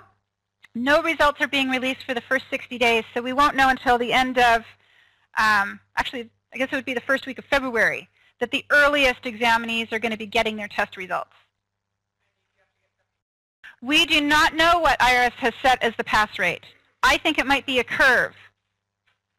I've heard that the enrolled agent exam has a roughly 30% pass rate, but I don't know if that's true. It's just numbers I've seen in cyberspace with no reference. The deadline for taking and passing the test is December 13, 2013. So we've got 2 years. April 17th is the last day you can apply for a provisional PTIN. So let's just suppose you're not a tax preparer and you come along in, I don't know, June of 2012. And you take a couple of tax courses and you say, yeah, I think I'm going to become a tax preparer. So you apply for a PTIN. The IRS will not give you a PTIN until you pass the test. You're not eligible for a provisional PTIN because you are applying for it after April 17. Yes. Now, what happens if I'm a CPA and I employ staff? Does my staff need to have a PTIN? Does my staff need to pass the test? Well, it's up in the air right now on some of the details. The reason it's up in the air is AICPA in particular has been lobbying the IRS to make it such that CPAs who have staff working for them, that staff shouldn't have to pass the test because after all, they work for a CPA and that CPA is responsible for the return. As we're sitting right now, the IRS has conceded somewhat and said, if the staff prepares the return but does not sign it because the CPA signed it, then those persons do not have to pass the test, but they still have to have a PTIN. If they prepare the return and they sign the return, then they must also pass the test. Now, I, as an educator in tax law, employ a CPA who works for me. I am an enrolled agent. And I would not for the life of me ever want a tax preparer to touch any tax return if I wasn't confident that tax preparer could pass a minimum competency test. Ethically, I don't even want to go there. And the man who's in charge of all of this, for IRS, who's in charge of the testing program, happened to be at an IRS thing here in Portland a month ago, and I walked right up to him and I said, what is up with this rule? I cannot tell you how dumb I think it is. And he said, I couldn't agree with you more, and the future may bear otherwise than the facts say today. So what he was communicating in that is that right now they're focusing on the core 350,000 tax preparers who are not enrolled agents, who are not CPAs, and do not work for enrolled agents or CPAs. Those 350,000 people are covered. You have to take the test. You have to pass it by December 31st, 2013. Those other people who work for CPAs and enrolled agents, they're not going to have to take the test yet, but in the future, the IRS certainly is reserving the right to change things. Now, the flip side of it, or the extra information with it is, how come IRS is only testing on 1040 law? Well, more tests are in the works. Once they have fully implemented the 1040 program, it is their intention to introduce additional tests, such as a payroll test, to show you understand payroll laws and can fill out payroll forms. And fringe benefits and employee wage reporting are, I could spend a week training you on that. That's pretty complex stuff. So I think that that's fair that they would eventually test on it, and of course eventually have tests for states, trusts, corporations. But it's just baby steps. They're doing what they can as they can. And, you know, this is an enormous agency with, at this point, 750,000 people who've registered for and have received PTINs. So they're just doing it as they can and bearing all of those facts in mind. So if you want to know a little bit more information about the PTIN system, who's affected, why they brought the laws into place, I have kind of a brief summary of that in our manual. Oh yeah, this is the guy I talked to right here. David Williams is his name. On page 165, he's kind of grumpy. At least he was the day I met him. He wasn't grumpy with me, but just in general, I found him grumpy. But yes, I did. Question is, did I meet this guy in the picture? The answer is yes, I met the guy in the picture, and he was grumpy on that day. Can't speak for him as an individual in general, but on that day. But I didn't care if he was grumpy. I still talked to him. Okay. All right. Also, the IRS will be doing compliance checks on anyone who applies for a PTIN and anyone who renews a PTIN. The compliance check has to do with, did you file your tax returns if you were required to do so? And if you filed them and you owed, did you pay what you owed? The reason being that if you have not filed when you should have, or you not paid when you should have, how can you possibly be trusted to be preparing other people's tax returns? So if you owe and are not involved in an accepted installment agreement, then they won't give you a PTIN. So if you owe and you can't afford to pay, and then you went into an installment agreement, that's okay. But if you don't have an installment agreement, you're in, and you owe and you haven't paid, they won't give you a PTIN. Next up is continuing education. And oh my gosh, we've been going through that for the last 8 hours today, right? Okay, so what are the rules on CPE? Well, if you are a CPA, you look to your state board of accountancy to determine what your CPE requirements are. Your state establishes those. If you are an enrolled agent or a tax preparer, you look to the IRS for those concerns. And of course, if you are a tax preparer in California, you must also meet CTEC requirements. And if you are a tax preparer in Oregon, you must also meet Oregon requirements. But at the IRS level, these are the IRS rules. If you are an enrolled agent, you have to get 72 hours every 3 years, and you must get at least 16 hours plus 2 hours of ethics every year. So you can't save all 72 hours for the same year. If you're a registered tax preparer, you have to get 15 hours every year, broken down as follows: 2 hours of ethics, 3 hours of federal tax law update, and 10 hours of other federal tax law. So for today's class, we're giving you 3 hours of update, and we're giving you 4 hours of regular. So by the end of 2012, anyone who has to renew their PTIN and is not a CPA, EA, or attorney, you've just got 7 hours today, and you've got to make up the difference somewhere else. So we have other programs, of course, to cater to your needs there. So what's IRS doing with the money that it's getting from all these PTIN fees? Well, some of it's going towards administering the program, and some of it is going to public awareness and service enhancements. And this is the part I'm excited about, because although we've had licensing in Oregon since 1973, the Oregon Board of Tax Practitioners has never had a budget to advertise its existence or inform the public about the fact that preparers here have to be licensed.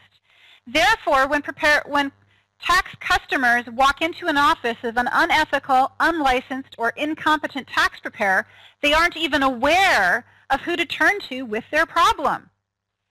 And it's just one of the problems with Oregon's system. Now, California is the opposite. California has a huge public awareness campaign. They spend lots of money on it every year. And so the public in California is informed that they should be looking for a person who is registered and has their little certificate on the wall.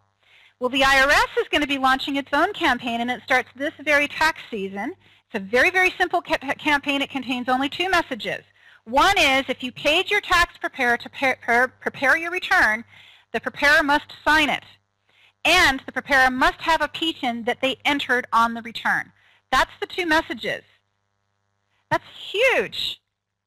So if they go to a tax preparer who doesn't sign the return, that's illegal. If they go to a tax preparer who doesn't put their PTIN number on the return, that's illegal. That's a start in and of itself.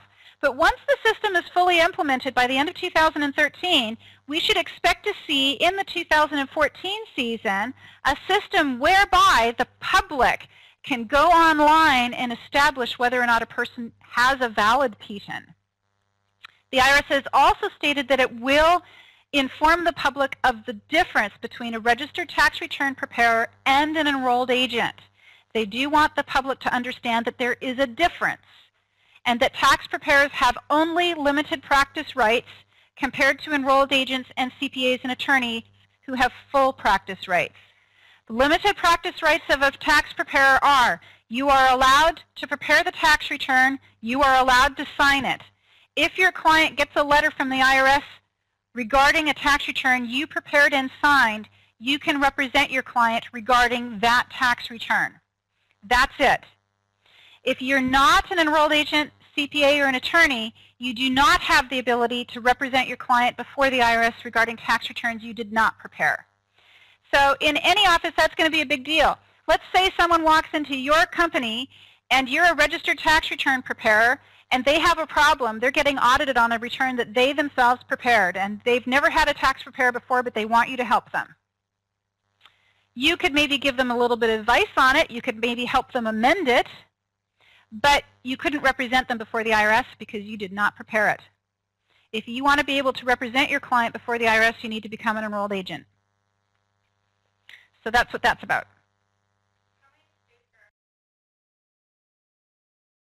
I beg your pardon? There's a question in the classroom: how many states have licensing laws? 1, Oregon. There are 2 states with registration, actually 3 states with registration laws. There's California that requires registration, New York requires registration, and Maryland requires registration. New York's registration is give us your money, $100. California's is you have to take a 60-hour course, but there's no test. Okay? And give us your money. And Maryland was going to introduce its own test, and Maryland's new law that created a licensing program for Maryland did have a test requirement, but interestingly no education requirement. So Maryland's proposed laws are more similar to what the IRS has enacted than anyone else's. But as soon as Maryland found out the IRS was conducting its own test, they're deferring to that. So the only requirement for Maryland registration at this point is that you have a valid PTIN. So Oregon is it. Yes. Okay. Next we're going to talk about the tax preparer e-file requirements. For 2012, if you prepare and file 10 or more tax returns, you must file all the tax returns electronically. This includes 1040 series returns and 1041 series returns. That's it. Now, there is a question that came up that was discussed at the IRS forum that I was at.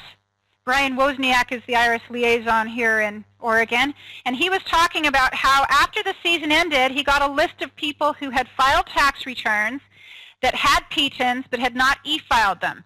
And he started calling them. And he got hold of a tax preparer in Alaska. And the Alaskan guy said, you know, hey dude, my clients are out in the bushes. I get in my plane and I fly out into the middle of nowhere and I prepare their return, and there is no way in heck you're going to talk me into e-filing. And I refuse to participate in this program, and by the way, it does not cover me because my clients mail the returns in and I do not. And Brian scratched his head and said, but it says you have to do it anyway. Well, I don't care. Take me to court. Sue me, he said. Then we clock forward, and I start actually reading the form instructions and so forth, and it does say that you have to e-file if you file 10 or more returns, not if you prepare 10 or more returns. Now the thing is, if your PTIN's on the return and you signed it, how does the IRS know whether you put the stamp and put it in the mailbox or whether the client put the stamp on it and put it in the mailbox? There is an opt-out form. And last year, we did have a few situations in our company where clients could not e-file. I don't know if we had any situations where the clients absolutely refused to e-file, because in our office we said, we had one client in our office who refused to electronically file.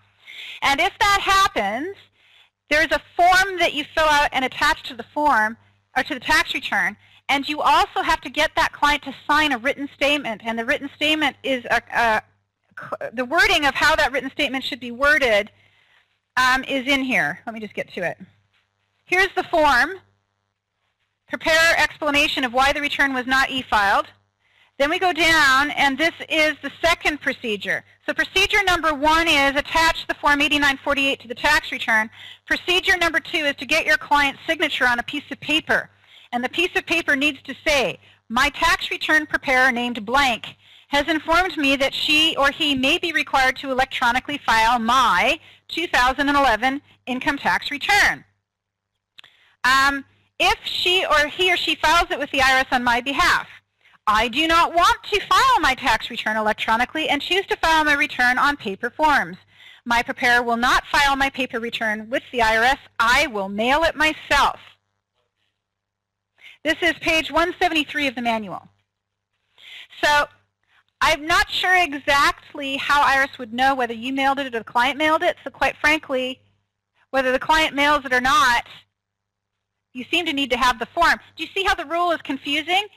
The IRS is interpreting the word file as prepare. And because they're interpreting as prepare, well, I'm interpreting as prepare. But if you want to be out there as a tax preparer and say, well, I didn't technically file it, then you can deal with the IRS when they call you.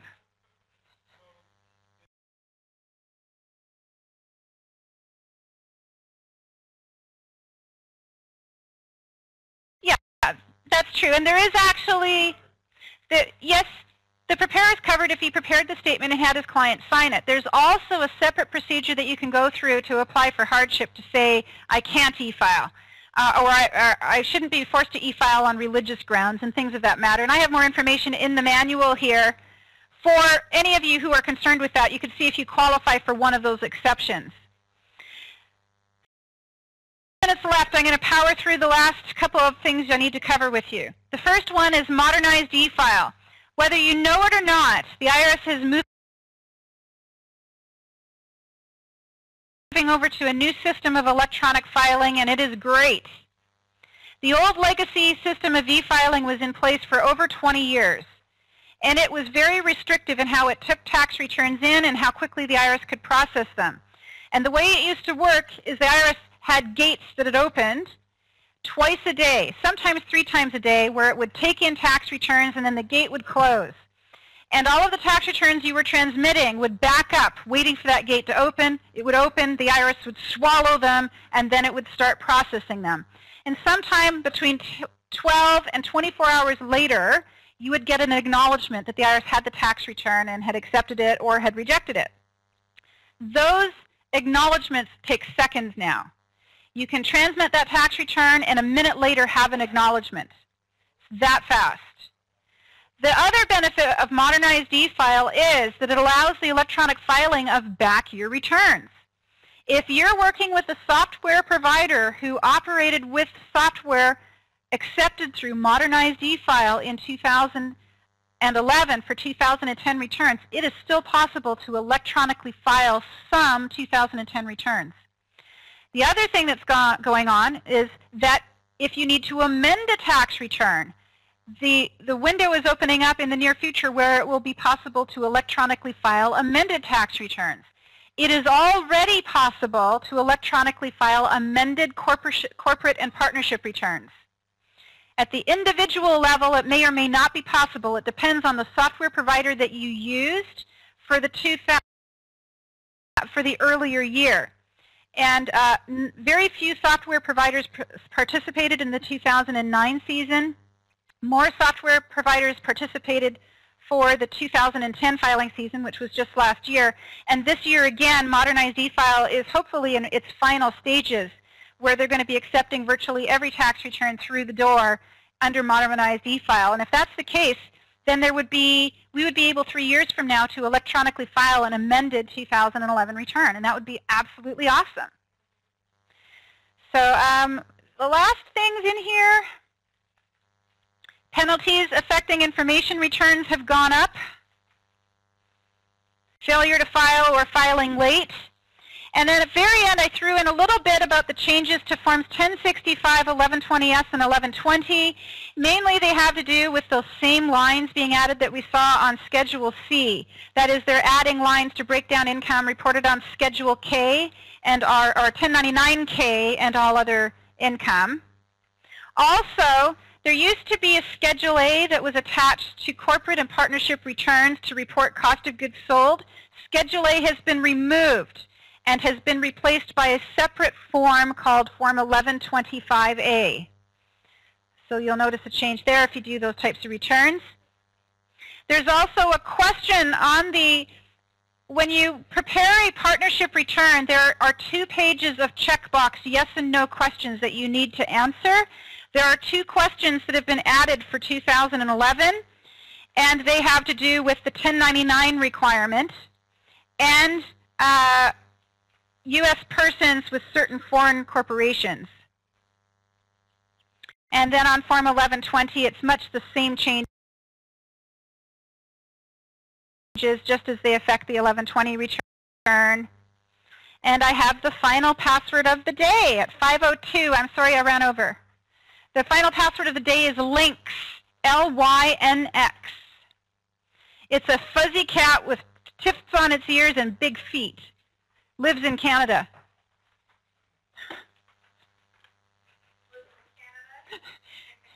I love Lynx. They're so pretty. Okay. So those of you who are online students, class is over. You need to return to the LMS and take your password test. When you pass the password test, you can print your certificate of completion. I'm going to go to our website where you have the login button, and then you need to log into the LMS. LMS stands for Learning Management System. And I'm going to scroll down to the course that you're enrolled in today, which is the Federal Tax Law Update. And you go inside and you see my picture, and then you see these tabs. And of course, the Course Manuals tab is where you go for the student manual. It's right there. Forms and Publications is where you go for forms. Join Webinar is how you got to me. Tab number 5 has tests. And you will see that there's the password quiz. And that's the mandatory test. You need to get 100% on it. All of the passwords should be lowercase letters. Do not put any caps in there. Underneath the Answer Keys tab, this course does not have answer keys yet, does it? Oh, there is an answer key. So after you pass the course, if you want to, you can actually go and open the answer key to see how you did. And the answer key is password protected. In order to get the password to unlock that answer key, you need to open and print your certificate of completion, which is right here on the completion certificate page. And you just scroll to the bottom and click certificate, and the certificate will open, and you can then print that certificate. Thank you. And the certificate has a password on it that you can use to unlock that answer key. And there's also a survey for our course, which we hope you enjoyed. So are there any other questions for me today? I do see a question from Robert Blake. Do I have any other live webinars in the next week or two? The answer is, well, I have one on Oregon tax law, but I'm sure that doesn't interest you. And then I become a tax preparer for tax season. That's what I'll be doing. And then I'll pick up classes in May. So I will teach for several weeks straight, beginning in May, probably all the way to up close to July. But between now and then, we have probably 24 self-paced online courses available, all of which have webinars that were recorded. So if you enjoyed the webinar format, self-paced online is really, really similar. You just can't text me because obviously it's a recording and not live. So did I answer your question, Miguel? Yes. Okay, good. All right. Question from Jenny, aren't you doing one for California? The answer is yes, because of you, Jenny. I'm doing one for California. And as soon as it's done, I will let you know.